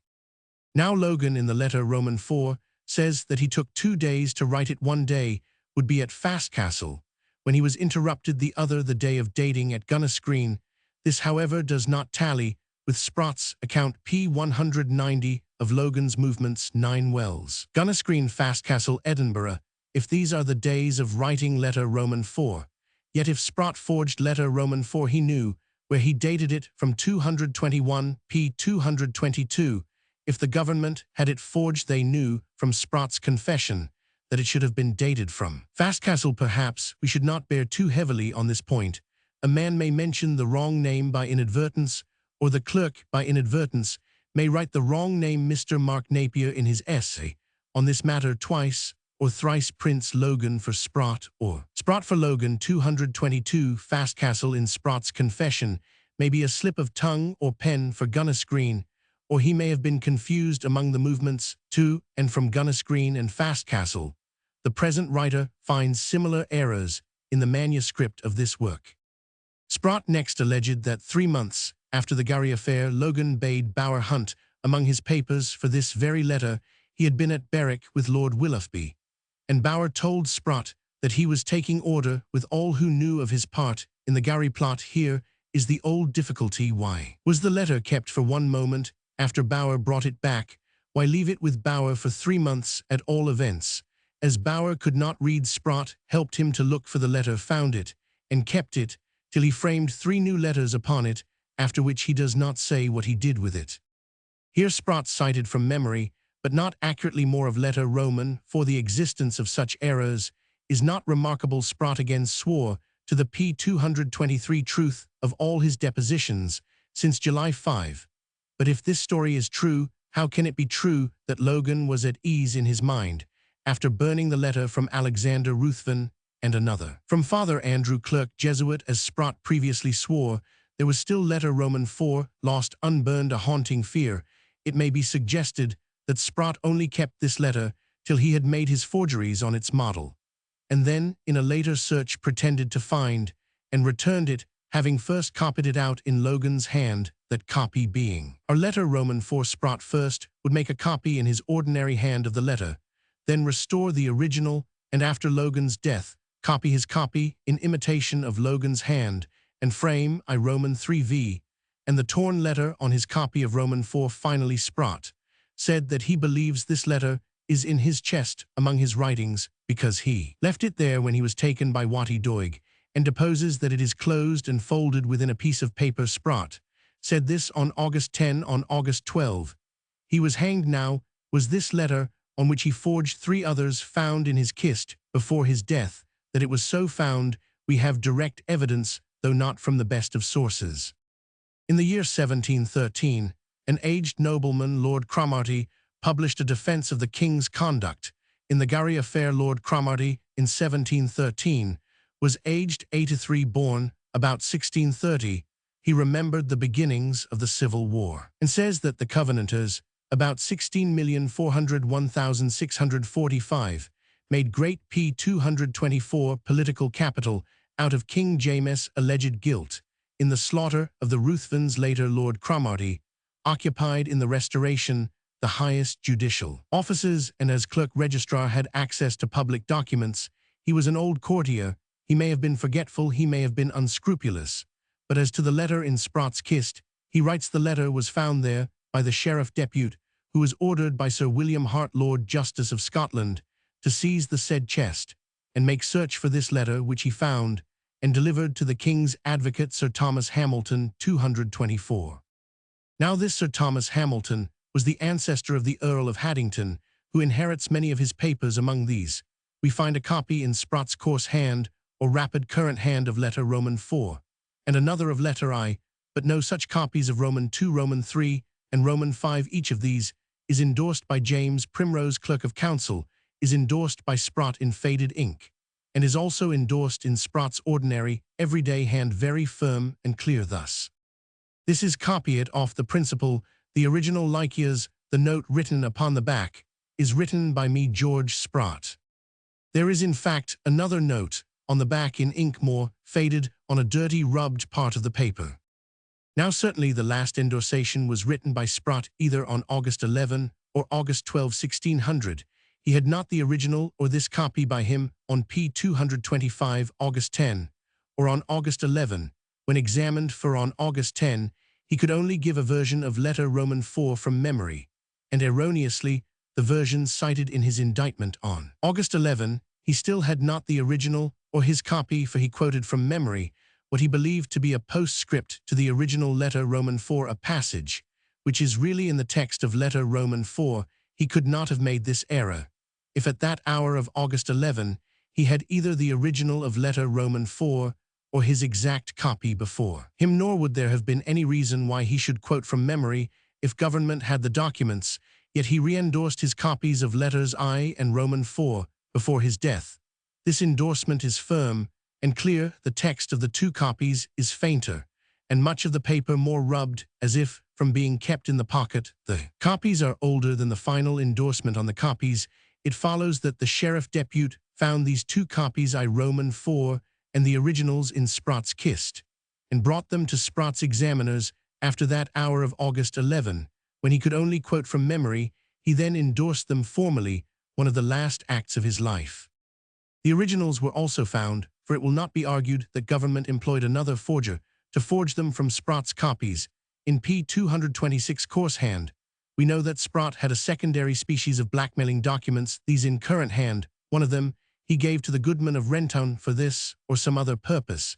He had made the course hand copies of letters I and Roman IV, which he endorsed just before his death, or perhaps he made them from the original, which he then destroyed or surreptitiously returned. When he was examined on August 11, the three preachers Galloway, Hall, and Hewott, and the minister of Duddingston, Mr. Lumiston, were present. He was entreated not to perjure himself to the injury of innocent people dead or alive by making and forging of lies. He renewed his protestations of truth, asked Mr. Galloway to pray for him, wept, and repeated his averments. On August 12, Sprott was tried and hanged at Edinburgh. He renewed his protestations from every corner of the scaffold. In the most vigorous language, Abbot, who was present, declares that he thrice gave a loud clap with his hands, while he swung as a proof that he adhered in death to his last words. A similar story is told of Kirkcaldy of Grange, and I think in other cases nothing of the sort is in the first draft of the official account of his dying behavior, a draft manifestly drawn up near the spot, nor in the official account itself. Much value was set on dying confessions. When the preacher Robert Bruce refused to believe the king's account of the Gowrie tragedy, he said that one proof would satisfy him: let Andrew Henderson, the man in the turret, be hanged. If he persisted in his confession on the scaffold, Mr. Bruce would believe the king declined to make this p. 227 abominable experiment. In Sprott's case, his dying confession did not move the Kirk party. Calderwood hints that Mr. Galloway had the most speech to Sprott on the scaffold, and so kept him true to dying lie 227. He adds that Spottiswood said to Galloway, "I'm afraid this man make us all ashamed, that is, by retracting his confessions." Mr. Patrick answered, "Let alone, my lord, I shall warrant him 227b. Had Andrew Henderson swung constant to his confession, the Presbyterian skeptics would have found similar reasons for disbelief. What are we to believe? Did Sprott go wherever he went with a blasphemous lie in his mouth? A motive for such vehemence of religious hypocrisy is difficult to find. Conceivably, he had promise of benefits to his family. Conceivably, he was an atheist and took God in his own hand. Conceivably, his artistic temperament induced him to act his lie well, as he had a lie to act. Yet all this is not satisfactory. Let us take the unromantic view of common sense. It is this: Logan was a restless, disappointed intriguer and debauchee. He sold his lands, some to acquire a partnership with Lord Willoughby in a vessel trading to America. This vessel, or another, is among his assets recorded in his inventory. All his lands he sold, not that he was in debt. He was a large lender. 228. For purposes of profligacy, these proceedings gave rise to gossip. The laird must be selling his lands to evade forfeiture. He must have been engaged in the Gowrie Mystery. Then Logan dies, July 1606. Bower is also dead, January 1606. It occurs to Sprott that there is money in all this, and having lost Logan's business, the hungry Sprott needs money. He therefore makes a pact with some of Logan's debtors. He, for pay, will clear them of their debts to Logan's executors, whom he will enable them to blackmail Logan's descendants. By 2 marriages were finally his heirs, with Anna, a minor daughter of his last wife, who had hoped to have no children by him, the free-spoken Lady Ristalrig ní Cur Marion. They, of course, were robbed by Logan's forfeiture of 33,000 marks owed to Logan by Dunbar and Bomarino. Meanwhile, just after Logan's death in autumn 1606, Sprott forges letters I Roman II, Roman III, Roman IV torn letter with 2 compromising letters to Bower, 2 to Ninian Chirnside, and an Ike or addition of compromising items to a memorandum on business, which in September 1605 Logan gave to Bower and John Bell before he started for London and Paris. all these documents, the plot letters I Roman 2, Roman 3, Roman 4 v, and the rest which lie before me, are mere instruments of blackmail intended to terrorize the guardians of the Logans. So far all is clear, but in April 1608 Sprott has blabbed and is arrested. The forgeries are found p. 229 among his papers, or given up by Chirnside. Sprott confesses to the plot, to Logan's share of it, and to the authenticity of the letters and papers. He is then tortured, recants his confession, and avows the forgery of the papers. The government is disappointed. In July, Dunbar comes down from town, treats Sprott leniently, and gives him medical attendance. Sprott now confesses to his genuine knowledge of the plot, but unflinchingly maintains that all the papers so far produced are forgeries based on facts. Why does he do this? He has a better chance of pardon if he returns to the statement that they are genuine. If they are the government, which he must propitiate, has a far stronger hand for the forgeries, then defied detection, however, for no conceivable reason, unless it be either conscience or the vanity of the artist. Sprott now insists on claiming the letters as his own handiwork. On this point, he was inaccessible to temptation, if temptation was offered. If he lies as to letter Roman 2 having been dictated by Logan, he lies by way of relapse into the habit of a lifetime. And so, on other points, he keeps back all mention of letter Roman 4 till the last ember of hope of life is extinct. It has not been hitherto known either that Sprott kept back letter Roman 4 till almost his dying day, or that he then at last revealed it. Lord Cromarty's averment that it was found in Sprott's kist was disbelieved. It is true, however, and now we ask, why did Sprott keep back letter Roman 4 to the last, and why, having so p. 230 long concealed it, did he say where it was after all hope of life was over?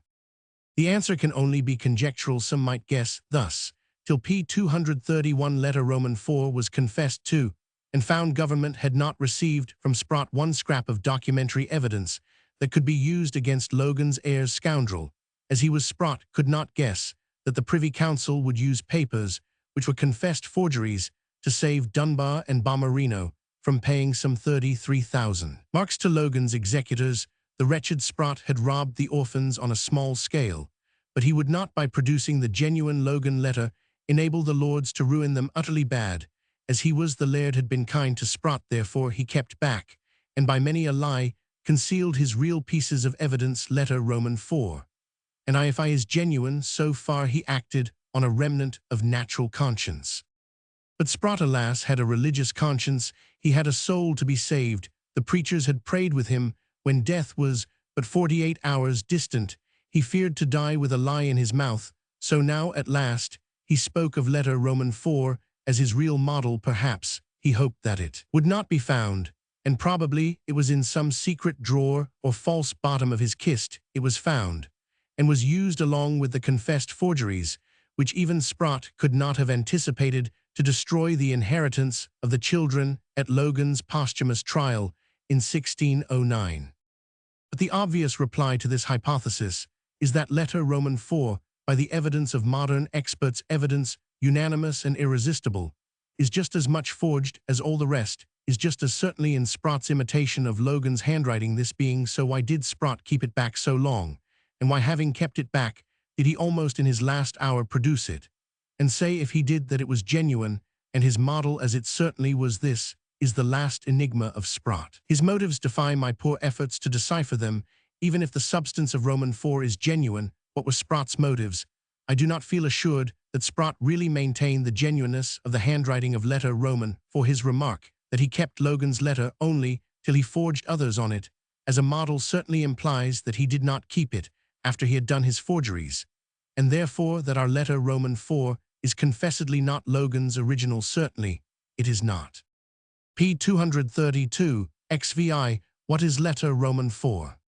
The crucial question now arises, what is letter Roman 4? If it be genuine in substance, then, whatever the details of the Gowrie conspiracy may have been a conspiracy, this can only be denied by ignorance. If the enterprise fails, says the author of letter Roman 4, the plotters will lose their lives, their lands and houses will be wrecked, their very names will be extirpated. And in fact, James did threaten to extirpate the name of Ruthven. The letter deliberately means high treason. The objection of Calderwood and of all the Ruthven apologists, that Sprott confessed to having forged all the letters we have shown to rest on lack of information.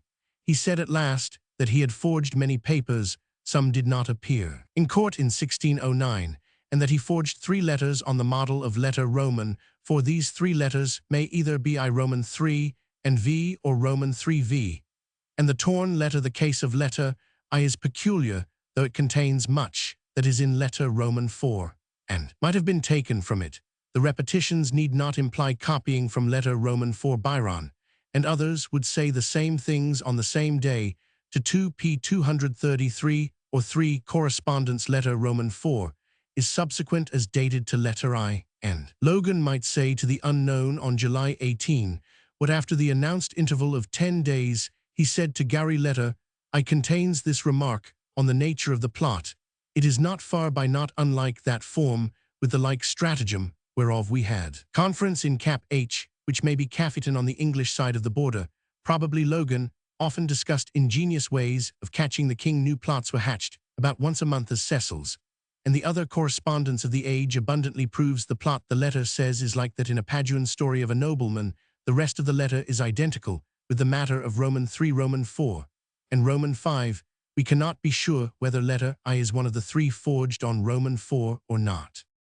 One thing is certain, letters Roman 3 and V to the unknown are modeled on Roman 4, as is the torn letter. Sprott said this was the case, and every reader of Roman 3V and the torn letter given above must see that he tells the truth.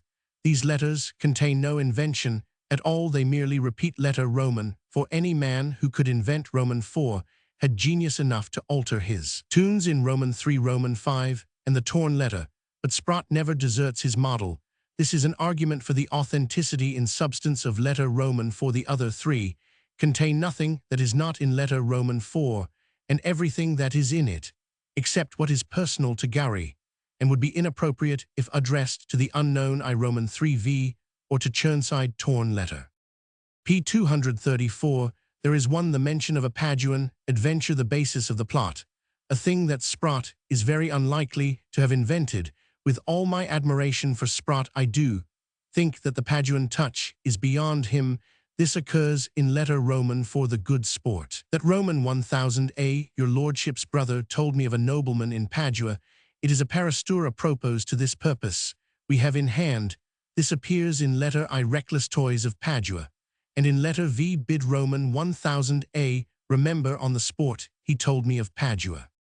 The constant applause of Bauer, this is in letter Roman 4, and in I Roman 3V and the torn letter. Meeting with Alexander Ruthven, this is in Roman 4, and in I and Roman 5 the meeting at Fastcastle, which is to be quiet and well provisioned, this is in Roman 4, and in I Roman 3, Roman 5, Lord Home and Mr. Rind are to know nothing, this is in Roman 4, and in I and V and the torn letter utterly needless repetition. The king's hunting the opportunity for the plot, this is in Roman 4 and in I, but that is natural. Directions as to returning the letters, these are in Roman 4 in I Roman 3V and the torn letter. Injunctions of secrecy, these are in Roman 4 and I Roman 3V and in the torn letter. Logan will be true, although the scaffold were already set up. This is a phrase of letter Roman 4 and recurs in letter Roman 3 and in the torn letter. Logan's elevation of heart on receipt of Gowrie's letter, this occurs in Roman 4 and in Roman 5 p. 235. Who can doubt that letter Roman 4 is the source followed servilely by the forger of the torn letter, and I Roman 3V? If Sprott could invent the substance of Roman 4, why was he so chary of invention in all the other letters? It is clear, moreover, that the unknown himself is derived from a line in letter Roman 4. I have already sent another letter to the gentleman your lordship knows, as the bearer will inform you of his answer. The bearer is always Bauer, so the gentleman is to be conceived as in Gowrie's neighborhood or on the route thither. As one bearer serves both for Gowrie and the gentleman, therefore before July 5 Sprott, who had no idea as to who the gentleman was, identified the gentleman, the unknown of I Roman 3V, with the Laird of Kinfauns near Perth, or with the Constable of Dundee, but he withdrew these imputations, craving the pardon of the accused. Thus it stands to reason that I Roman 3v and the torn letter are forged on the model of Roman 4 Sprott, introduces no novelties in I Roman 3v or the torn epistle. He harps eternally on the strings of Roman, for the only variation is v the mention of one other man with you in the proposed sail to Fastcastle. It is not easy for criticism to evade the conclusion that I Roman 3v and the torn letter are indeed forgeries modeled on Roman 4. And what is Roman 4? Is letter Roman 4 in substance genuine? If not, why did Sprott keep it back till the rope was noosed for p. 236, his neck a guess at his possible reasons for so keeping it back, as the only real documentary evidence extant against the orphans of Logan we have given, but this fails if letter Roman 4 was a forgery, as in handwriting it was. Then there are the contents of letter Roman 4 to myself, and to Mr. Anderson. It does not seem probable, it seems hardly credible, that Sprott could have invented the contents of letter Roman 4. If he did, his power of rendering character might have been envied by the author of the Waverley novels. In Roman 4 Logan is painted the main loose man, but a good fellow with a master hand. The thing is freely, largely, and spontaneously executed. What especially moves me to think Roman 4 no invention is the reference to the Paduan incident, or romance, the good sport, that Mr. Alexander told me of the nobleman of Padua. It is apropos to the purpose we have in hand. This is casually inserted in the last words of the postscript, not blazoned in the text, as in the forgeries confessedly modeled on this letter. The whole tone of the letter is in keeping with the alleged author's temperament. It is respectful, but far from servile. Gowrie is a great earl, but Logan is of an old and good name. There is the genial sensualism of the man, with his promise of wine and a fine hat kit, a kind of syllabub. There is the joyous forward glance at an anniversary dinner with Bothwell, to which the king's hunting of this year shall furnish the dainty cheer. Hoc jocose. At this dinner, p. 237, Bothwell and Gowrie, old allies, are to meet at Logan's board, which may suggest that Bothwell and Gowrie are still working together. The contempt for Lord Home as a conspirator in good faith. He will never help his friend or harm his foe, and the praises of Bower are characteristic, and here are in place elsewhere. They are idle repetitions, mere copies. The apology for bad writing. Logan could not employ a secretary in this case. Natural, the 2 days' writing agrees with Sprott's evidence. p. 221. Could Sprott have invented all this, and in his confessed forgeries failed to invent anything? Would not the fertility of his genius have hurried him into fresh developments and characteristic details appropriate to the imaginary correspondent whom he addresses? These considerations may seem a mere leaning on internal evidence and literary instinct. Broken reeds, but the case is buttressed by the long, and on any theory purposeless, retention of letter Roman 4, the secrecy concerning it, and the confession so obviously true that letter Roman 4 is the source and model of the forgeries. These facts have hitherto been unknown to writers who believed the whole correspondence to be a forgery done for the government. Both Mr. Anderson, who has greatly aided me by his acuteness and learned experience of old MSS, and myself, disbelieve that Logan's hand wrote letter Roman for the matter. The contents of letter Roman 4 may be p. 238 Logan's, but the existing document may be a Sprott after Logan. Sprott may have reinserted the genuine Logan Roman 4 among Bower's collection of papers, pretended to find it, and returned it to Logan after copying it in Logan's hand, or he may have copied it in his coarse hand, the copy in the Haddington MSS, and later in autumn 1606, after Logan's death, have rewritten his copy in an imitation of Logan's hand. The contents, Mr. Anderson believes, as I do, are none the less genuine Logan. If readers accept these conclusions, there was a Gowrie conspiracy, and Logan was in it. I trow your lordship has a proof of my constancy already ere now, he says in letter Roman 4, and Gowrie may have had a proof in his early conspiracies of 15,930,1594, or in a testimonial to Logan from Bothwell, Gowrie's old ally. But if readers do not accept our conclusions, they may still rest perhaps on the arguments adduced in the earlier chapters of this essay to demonstrate that neither accident nor the machinations of the king, but an enterprise of their own, caused the slaughter of the Ruthvens, the infamous conduct of the Privy Council in 16,081,609 does not prove that in 1600 the king carried out a conspiracy in itself impossible. I have found nothing tending to show that King James was ever made aware of Sprott's confessions of forgery. It is true that Sir William Hart, the Lord Justice, went to court after Sprott's death, and in p. 239 September, the Scottish Privy Council asked James to send him home again 239, but Hart need not have told all the truth to James. There is a kind of rejoicing naivete in all of James' references to the Gowrie affair, which seems to me hardly consistent with his disbelief in his own prowess on that occasion. If one may conjecture, one would guess that the Privy Council and the 4 preachers managed to persuade themselves, Sprott being the liar whom we know that he lied when he called his Logan papers forgeries, the real facts may have been concealed from the king. Mr. Gunton, the librarian, Hatfield, informs me that had he not seen letter Roman 4, which he is sure was written by Sprott, he does not think he should have suspected the genuineness of letters Roman 2 and Roman 3, after comparing them with the undoubted letters of Logan. In the Cecil manuscripts, the government and the 4 preachers with such documents in their hands, documents still apt to delude, may easily have brought themselves to disbelieve Sprott's assertion that they were all forgeries. Let us hope that they did. p. 240 XV Inferences as to the casket letters. The affair of Sprott has an obvious bearing on that other mystery, the authenticity of the casket letters attributed to Queen Mary. As we know, she, though accused, was never allowed to see the letters alleged to be hers. We know that in December 1568 these documents were laid before an assembly of English nobles at Hampton Court.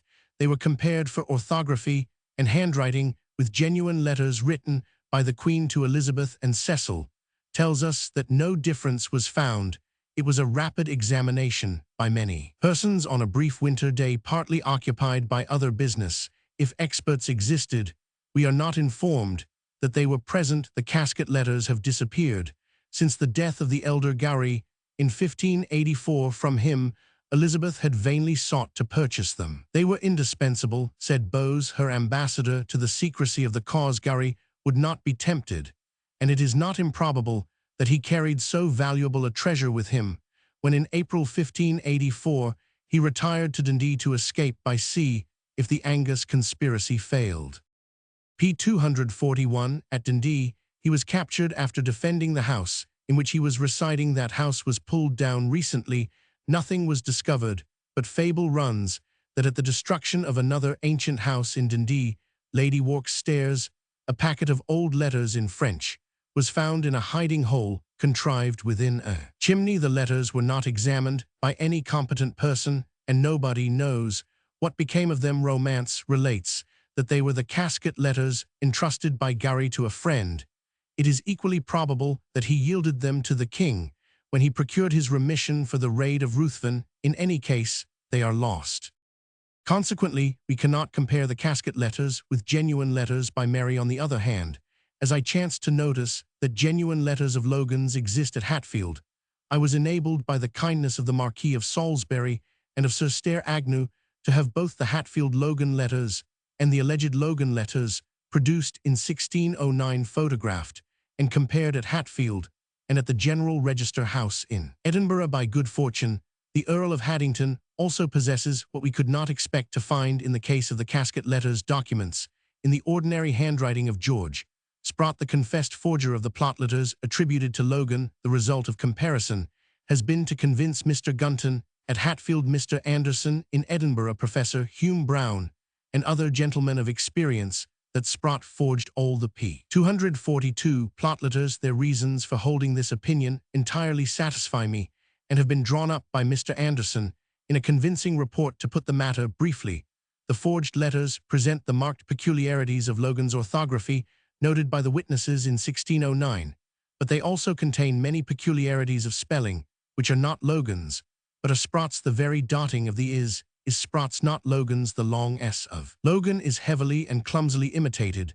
There is a distinct set of peculiarities never found in Logan's undisputed letters. In Sprott's own letters, always found, the hand is more rapid and flowing than that of Logan. Not being myself familiar with the Scottish handwriting of the period, my own opinion is of no weight, but I conceive that the general effect of Logan's hand in 1586 is not precisely like that of the plotletters.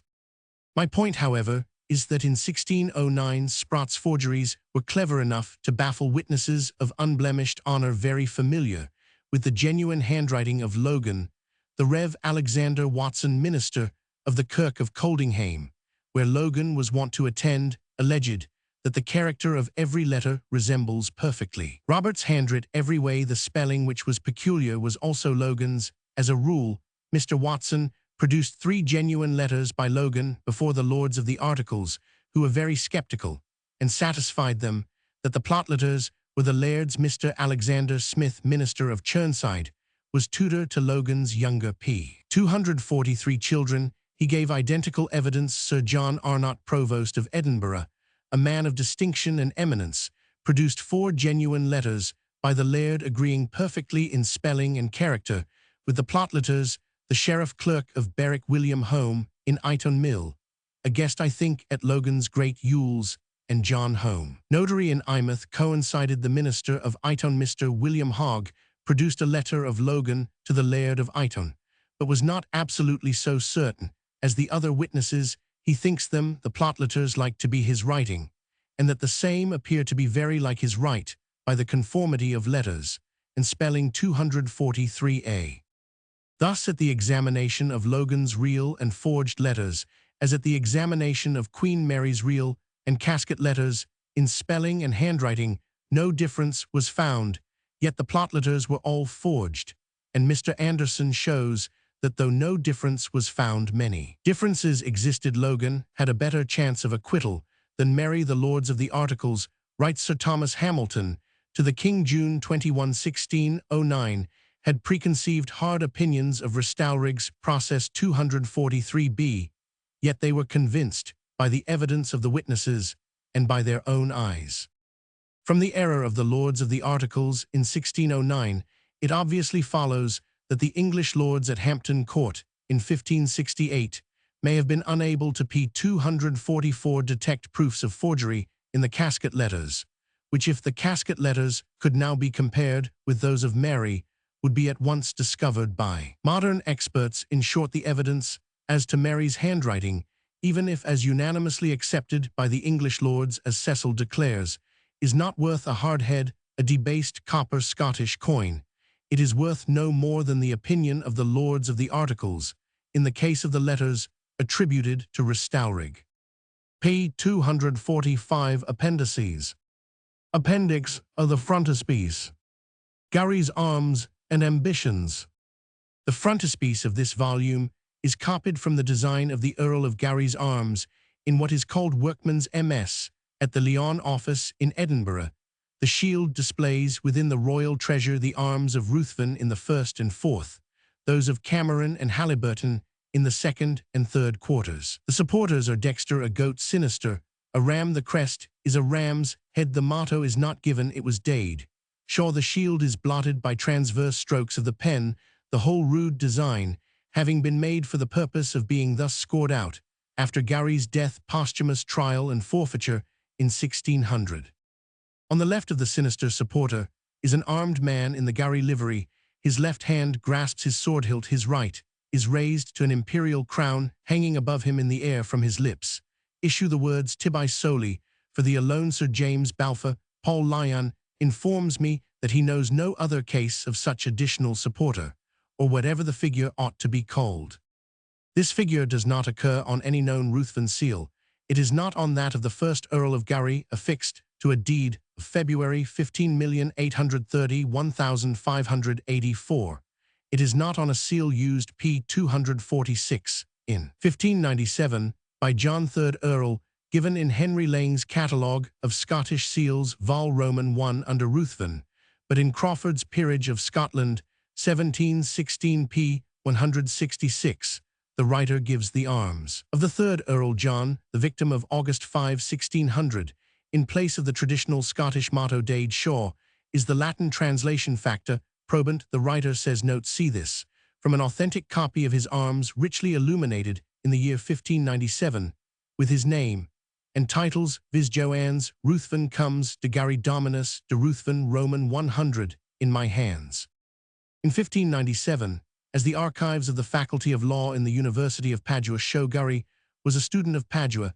It is also probable that in 1597 he attained his majority. He certainly had his arms richly illuminated, and he added to his ancestral bearings what Crawford describes thus on the dexter: a chevalier garnished with the earl's coat of arms, pointing with a sword upward to an imperial crown, with this device tibi soli. In Workman's MS, the figure points to the crown with the open right hand, and the left hand is on the sword hilt. The illuminated copy of 1597 once in the possession of Crawford must be the more authentic. The figure here points the sword at a crown which is tibi soli for the Gowrie alone. Now on no known Ruthven seal, as we saw, does this figure appear not even on a seal of Gowrie himself, used in 1597. Thus, it is perhaps not too daring to suppose that Gowrie, when in Italy in 1597, added this emblematic figure to his ancestral bearings. What does the figure symbolize? On this point, we have a very curious piece of evidence. On June 22, 1609, Ottavio Baldi wrote from Venice to James, now King of England. His letter was forwarded by Sir Henry Wotton. Baldi says that he has received from Sir Robert Douglas, and is sending to the King by P. 247, his nephew a Cambridge Studentus Strange, relique out of this country.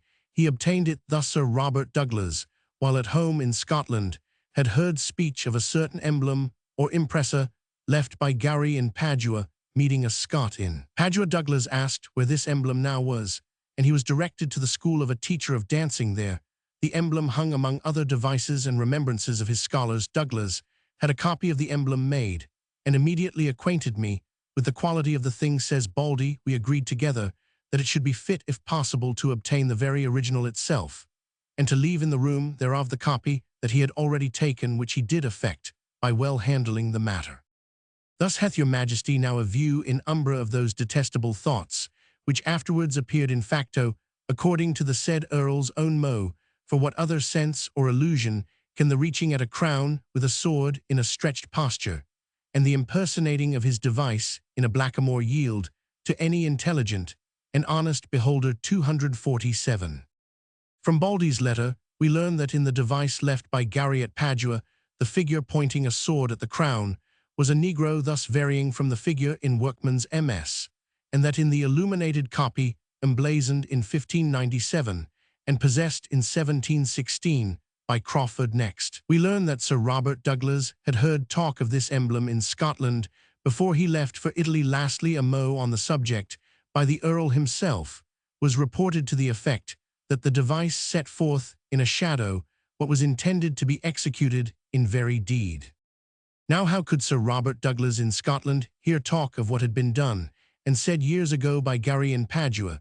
Sir Robert Douglas was descended from P. 248 Archibald Douglas of Glenbervie Ob 1570, who was ancestor of the Catholic Earl of Angus Flor 1596. This Archibald of Glenbervie had a son Archibald, named in his father's testament, but otherwise unknown. 248, rather senior to Gowrie at the University of Padua, and in the same faculty of law, was an Archibald Douglas.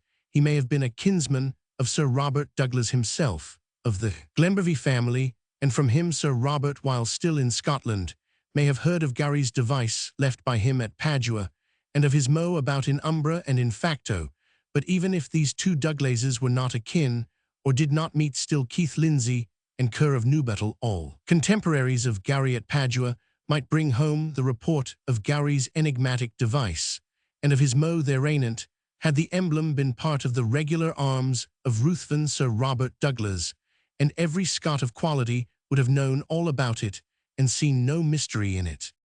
It will scarcely be denied that the assumption by Gowrie of the figure in his livery, pointing a sword at the crown, and exclaiming for the only, does suggest that wildly ambitious notions were in the young man's mind. What other sense can the emblem bear? How can such ideas be explained? In an anonymous and dateless MS cited in the Life of John Earl of Gowrie by the Rev. John Scott of Perth 1818, it is alleged that Elizabeth in April 1600 granted to Gowrie, then in London, the guard and honours appropriate to a Prince of Wales. The same Mr. Scott suggests a royal pedigree for Gowrie His mother, wife of William I Earl, was Dorothea Stuart, described in A List of Scottish Nobles, 1592, as sister of Umquhall Lord Methven, now Henry Stuart, Lord Methven, Lord Muffin, as Henry Roman VIII used to call him, was the third husband of the sister of Henry Roman VIII, Margaret Tudor, wife, p. 249, first of James Roman IV, then of the Earl of Angus, by whom she had Margaret Countess of Lennox, and grandmother of James Roman VI, then of Lord Methven, now, if Margaret Tudor had issue by Henry Stuart, Lord Methven, and if that issue was Dorothea, mother of John III, Earl of Gowrie, or was Dorothea's father or mother, that Earl was Elizabeth's cousin, now Burnet, touching on the Gowrie Mystery, says that his own father had taken great pains to inquire into that matter, and did always believe it was a real conspiracy upon the king's death. Gowrie stood next to the succession of the crown of England, namely as descended from Margaret Tudor by Henry Burnet, says Francis Lord Methven. Margaret, and Methven, says Burnet, had a son made Lord Methven by James Roman V in the patent. He is called Frater Noster Uterinus, our brother uterine. He had only a daughter who was mother or grandmother to the Earl of Gowrie, so that by this he might be glad to put the king out of the way, that so he might stand next to the succession of the crown of England. 249. If this were true, the meaning of Gowrie's device would be flagrantly conspicuous.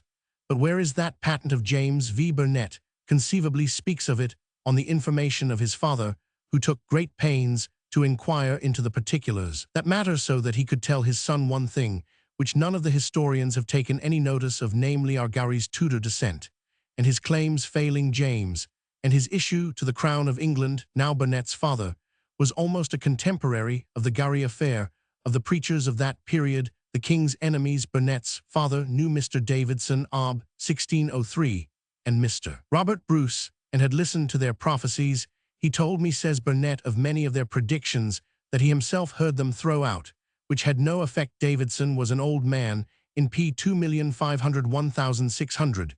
Bruce, for his disbelief in James' account of the conspiracy, was suspended in that year, though he lived till 1631, and doubtless prophesied in select circles. Mr. Bruce long lay concealed in the house of Burnet's great-grandmother, daughter of Sir John Arnott, a witness in the trial of Logan of Restalrig. Thus Burnet's father had every means of knowing the belief of the contemporaries of Gowrie, and he may conceivably be Burnet's source for the tale of Gowrie's Tudor descent and royal claims. They were almost, or rather quite, baseless, but they were current. In fact, Dorothea Stuart, mother of Gowrie, was certainly a daughter of Henry Stuart, Lord Methven, and of Janet Stuart of the House of Atholl.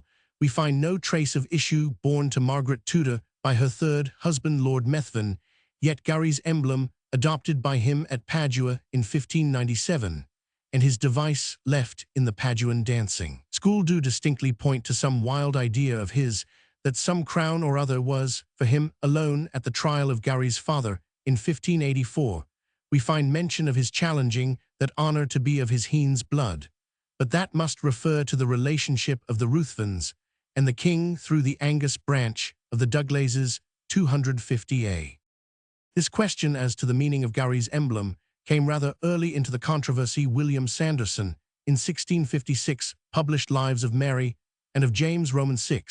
He says, I have a manuscript which relates that in Padua the Earl of Gowrie, among other impresses sick in a fencing school, caused to be painted for his devise a hand and sword aiming at a crown. 250b. Mr. Scott, in 1818, replied that the device with the Ruthven arms is engraven on a stone taken from Gowrie House in Perth, and preserved in the House of Freeland, a Ruthven house. There is also, I have been told, a seal with the same p. 251 engraving upon it, which probably had been used by the Earls of Gowrie, and by their predecessors, the Lords of Ruthven. 251a, but we know of no such seal among Gowrie or Ruthven seals, nor do we know the date of the engraving on stone cited. Mr. Scott, in his opinion, the armed man and crown might be an addition granted by James Roman III to William I Lord Ruthven.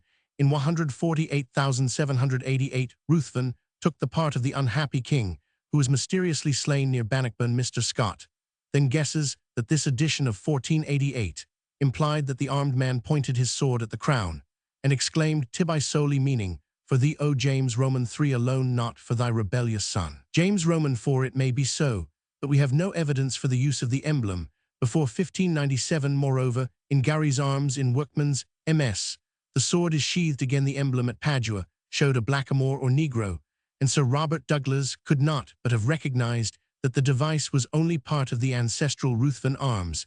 If that was the case, the blackamoor was horrifying to Ottavio Baldi, as implying a dark intention.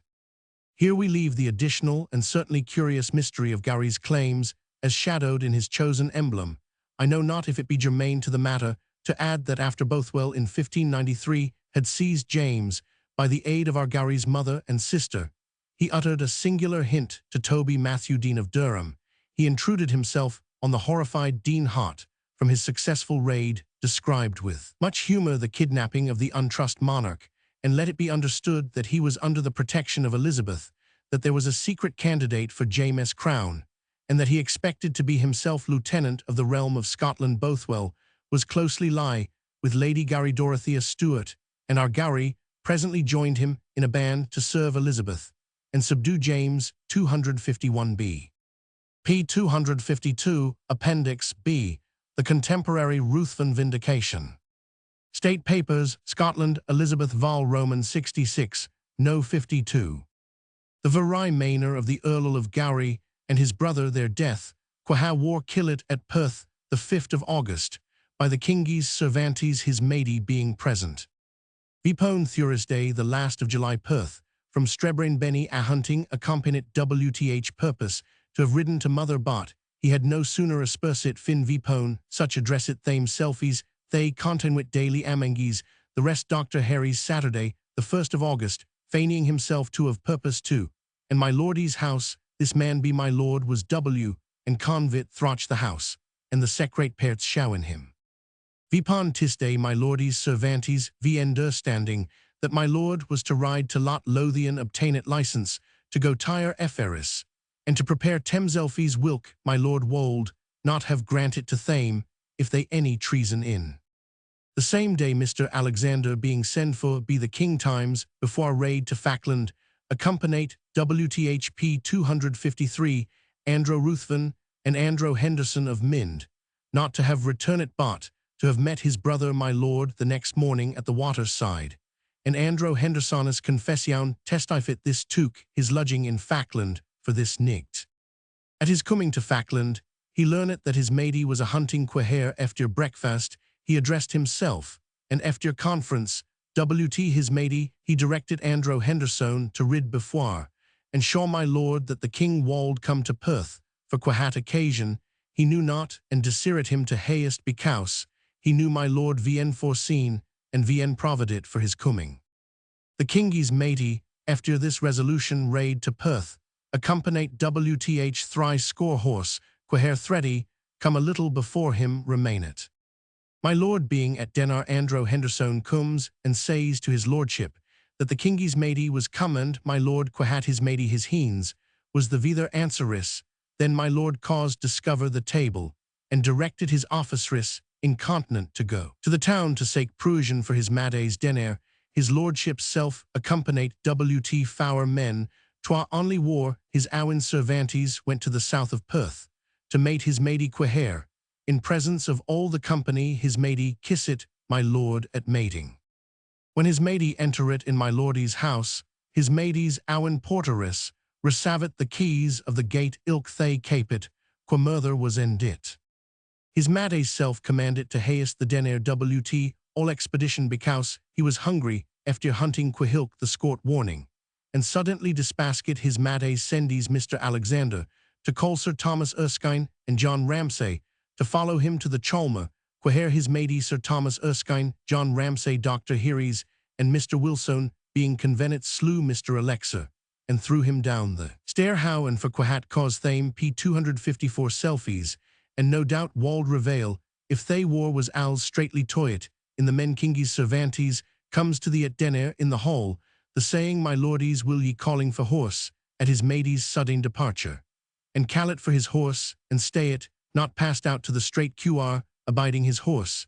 He heareth his maidie call on him out at the Chalmer window, my lord of Gowrie traitoris, he's murtherit your brother already, and he suffer me to be murtherit, also my lord hurrying his marquis to the yate, quahere himself was in, and Mr. Thomas Cranstown, that thrust in before him, the rest was excluded, by violence of the king's Cervantes and company quaha the whos, and yet my lord being in at the yet, and entering in the turnpick to pass. VP to his matey, he fand his brother throwing down ye stairs dead, and when he came to the Chalmer do Mr. Thomas Cranstown, being before him, was stricken through the body twice, and drowin back be my lord quaha enter it, in the Chalmer calling, if the king was alive, but the quahilk was in the Chalmer him, WT stroke of sword bot being unable to overcome him, and some of thame wounded they promise it. Him to let him see the king alive according to his desire, and in the meantime, he crossing his two swordies, was be John Ramsay struck through ye body, and falling WT the stroke recommended his soul to God, protesting before his heavenly matey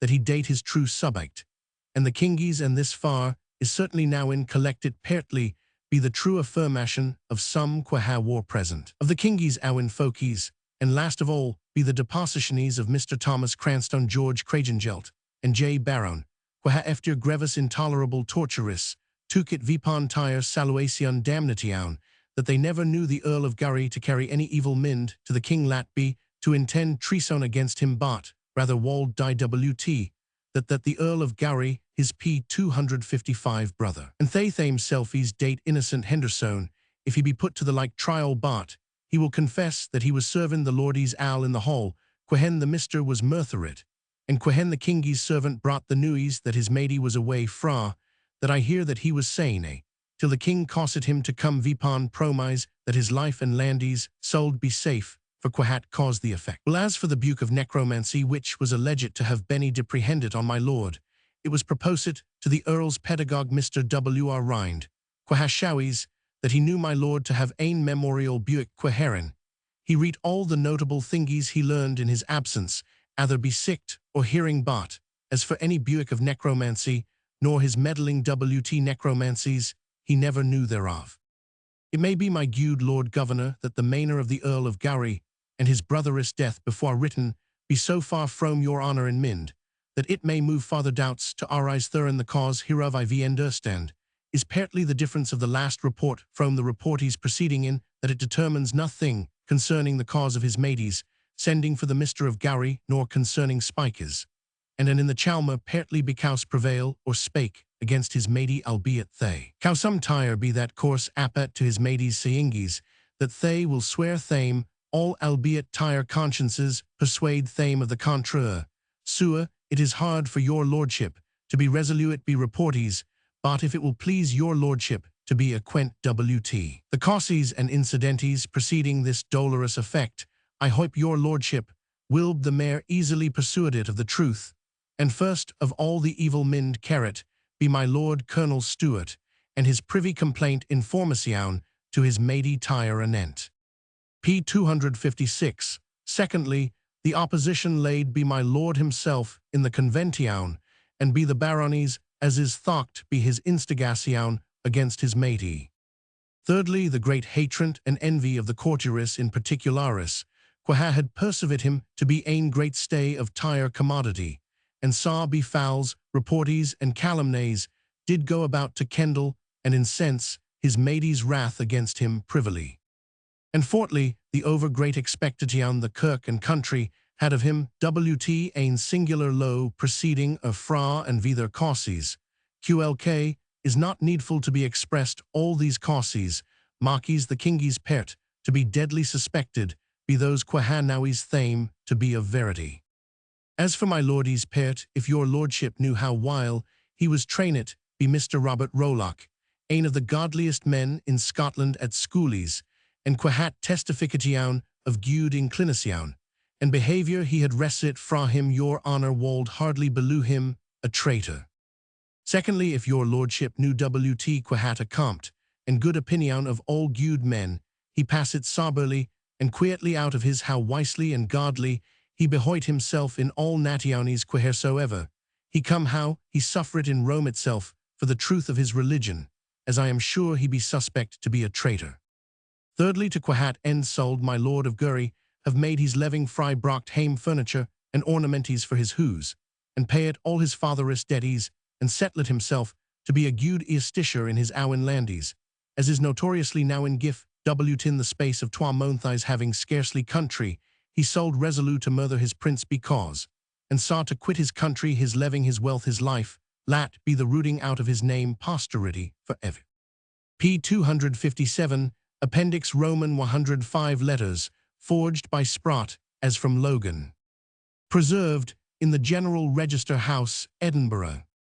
Richt honorable sir, my duty, with service remembred plies yow understand my low of Gowrie, and some vithuris his low friendies, and vale villaris qa tendaris his low better preferment are vpan, the resolution ye gnaw for the revenge of that cause, and his low he's written to me anent, that purpose quherto I will accord, in case ye will stand to, and bear apart, and before ye resolve meet me and Roman 1000 AR in the Cannegat, on Tisday the next oak, and be als var as ye can indade Roman 1000 AR, spak with me fower or 5 days sin, and I hew promised his low ain answer within 10 days at fairest, as for the purpose how Roman 1000 AR, and I he set down the cowis, it will be ain very. Se done twrne, and knocked far by that form vith, the like stratagem qherof, v had conference in cap h bot in case ye, and Roman 1000 AR forgator, because he is somcat concetti for Godie's sake, be very var vith his Rackley's toys of Padua,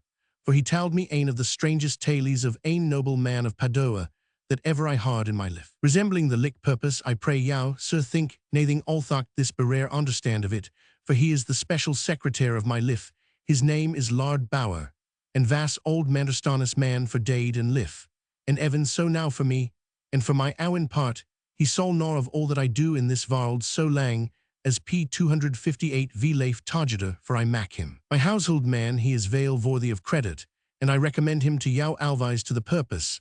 I think best for our plat, that we meet all at my house of Fastcastle, for I hew concluded, with Roman 1000 AR, how I think it sol be matest to be convert quietist, in ain boat be say, at Qhilk time vpon esri advertisement, I sol hew the place very quiet and vale providit, and as I receive yower answer, I will post this berare to my low, and therefore I pray yow, as ye luff yower owen liff, because it is knocked ain matter of mois, be circumspect in all thingies, and tak na fair bot, all sol be vale, I hew na vil, that either my brother or yit, Roman 1000 WR, my low old pedagogue no ani. Thing of the matter Qhill, all be done, that vi vowed hew done and thane I care, knocked QHA get vit, that Luffy's versus Qhen, ye hew read, send this my letter back again vith, the barar, that I may see it brunt myself for saw, is the fasten in sick erandies, and if ye please vi write our answer on the back hereof in case, he will tack my vord for the credit of the berare and VSC all expedition for the TWRNE vald, knocked be lang delay it, ye know the kingies HWN ting will be scortly, and then sol be best time as Roman 1000 AR has assured me that my low has resolved to enterprise, that matter LW King for yower answer committees yow to Christie's Holly Protection from Fastcastle, the Ochton day of July 1600. 6 subscriber Yaris to VT Power Radai. Ristalrai. On the back Sprott book it too. Lord Bower I pray yow hast to me about the errand I tald yow, and vi sol confer at length of all thingies, I hew, receive a new letter from my Lord of Gowrie, concerning the purpose, that Roman 1000 A, his low brothier spak to me before, and I persafe I may hew advantage of P. 259 Durlton, in case his other matter tack effect, as vi hope it sol alves I besake yow be at me, the morn at Evan, for I hew assured his low servant, that I sol send yow over the vatter within 3 days, vith, and full resolution of all. My will anent all purposes, as I sol indade recommend yow and yower trustiness, till his low as ye sol find an honest recompense for yower pains in the end. I care knocked for all the land I hew in this kingdom in case I get in grip of Durlton, for I estimate the pleasantest dwelling in Scotland for Godie's cause, cape all thingies very secret, that my low my brothier get none knowledge of ower purposes, for I wold rather be it quick, and swa LW King for yow I rest, till mating fra the Cannegat, the ex-viage day of July. 6 subscriber Yaris to Power Radai. Ristalrai. I am very ill at eyes, and tire spade yow hither. On the back Sprott second book it. Richt honorable sir all my heartly duty, with humble service remembred sen, I hew token on hand to enterprise vith, my lord of Gowrie Yower special, and only best belowed as vi hew set down the plat.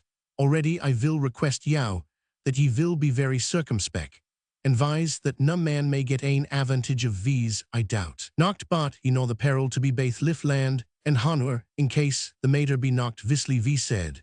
And for my avon part, I sol hew in special respect to my promise, that I hew made, till his low and Roman 1000 a, his lordskip's brother, althocht the scaffold var set VP, if I can knocked vin to Falkland the first nicked I. Sol be timely in St. Johnstown on the morn, indeed, I lipnit for my lord himself, or Eli's Roman 1000 a his low brother at my house of Fastcastle, as I've read to them, baith always I repose, on yower advertisement of P 260, the precise day vith, credit to the barar for howbeit, he be bought ain silly old glade carl. Answer for him that he sol be very true I pray yow sir read, and either bwrne, or send agin vith, the barer for I dar hazard my lif.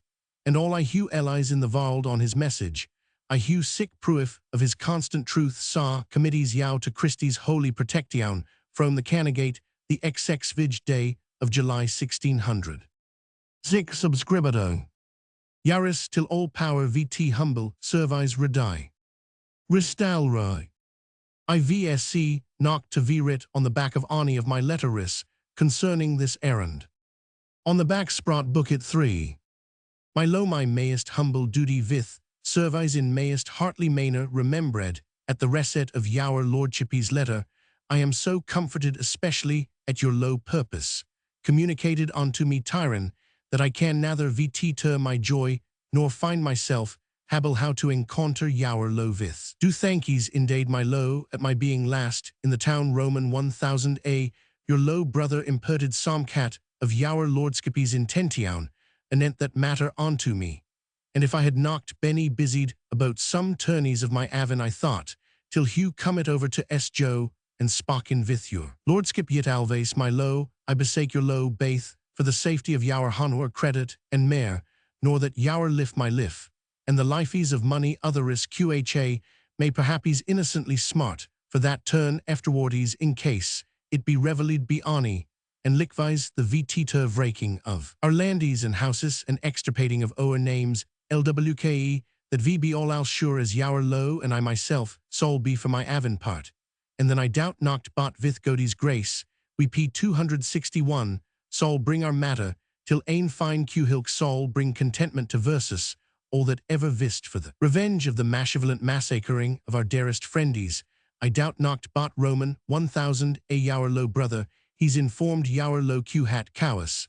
I laid down to bring all your lordskip's associates to my house of Fastcastle, be say Q-hair, I sold Hugh all materiales in readiness for tire safe recaving a land, and into my house making, as it were but a manner of passing time in ain boat on the say in this fair summer tide, and nain other strangeris to haunt my house Q-hill v had concluded on the laying of o'er plat Quihilk, is already devised be Roman 1000 a and me, and I vowed vis that yower low wold either come or send Roman 1000 a to me, and therefore I sold mate yower low in Leith, or quietly in Restalrig Q-hair v sold Hugh, prepared ein fine hatted kit vt succor comfates, and vin and therefore confer on materis, and the soner v brought o'er purpose. To pass it ver the better before harwest, let knocked Roman 1000 wr yower old pedagogue ken of your calming bot, rather vowed I, if I durst be so bold to entreat yower low on east to come,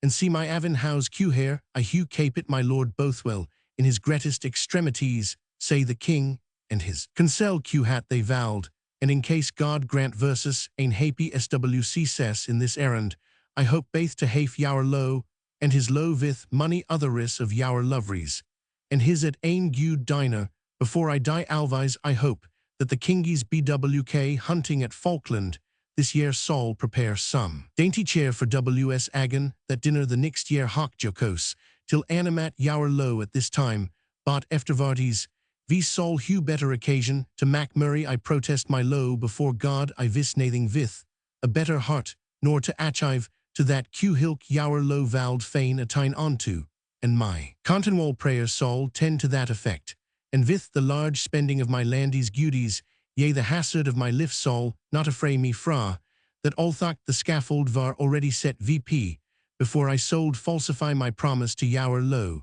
and persuade Yower Lordskip P262, thereof, I trow. Yower Low he's ain proof of my constancy already, or now bought my low Q haras your low desiris in Yower letter, that I crave my low my brotheris mind, and at this matter, I alfterly disassent fra, that he sold ever be ain counsellor the two, for in good faith, he will newer help his friend nor harm his foe. Yower Low may confide mair in this old man, the bearer erof my man, laird bower nor in my brother, for I lippen my liff, and all I hew els in his handies, and I trow he vowed not spare to ride to Hellies, yet to plesser me, and he is knocked begelit of my pert to him alvise. My low Q-hen Yower Low he's read my letter, deliver it to the bearer again, that I may see it brunt vith my owen ein, as I hew sent Yower Low letter to Yower Low again, for so is the fason I grant, and I pray Yower Low rest fully persuaded of me, and all that I hew promised, for I am resolved. Howbeit it were to die the morn I man entreat Yower Low to expede boer, and give him straight direction on pain of his life, that he tack never ein vink slape Q-hill, he see me again or Elise, he will vt turly vndo versus. I hew already sent another letter to the gentle man Yower Low Kennies, as the bearer will inform Yower Low of his answer and forwardness with Yower Low, and I saw shaw Yower Low forder at meeting Q-hen and Q-hare Yower Low, Saul think matus to Q-hilk time, and ever committees Yower Low to the protection of the Almighty God, from G.W. Niskren, the 29th of Julij, 1600. 6 subscriber your Low Owen sworn and bundman to obey, and serve VT Effold, and ever redie Serus to his VT ter power, till his life's end. Ristalroy. Praise Yower Low held me excused for my VN Semley letter Q-hilk, is knocked sa veil vretten, as Mr. Var, for I durst knocked, let any of my V-writeris ken of it, but took twa sindry idle days to it myself. I will never forget the good sport that Roman 1000 a Yower Low P 263, brother told me of ein noble man of Padua, it cometh saw off to my memory, and indeed it is a parastever to this purpose, v hue in hand. On the back sprot book it full. Richt honorable so my heartly duty remembered, ye know I told yow at our last mating in the Cannegat, that Roman 1000 AR my low of Gowrie's brother had spoken with me, anent the matter of our conclusion. And for my own part one soul knocked behind amist, and sensing I gat ain letter from his low self for that same purpose, and upon the reset, thereof understanding his low frankness and forwardness in it God kennies, if my heart vast knocked lifted 10 stages I posted this same bearer, till his low to Q home, ye may concredit all Yower heart in that as fail as I. For in it var my very soul I durst mack him messinger thereof, I hew sick experience of his truth, in money other thingies, he is ain silly old glade Carl bot vonder honest.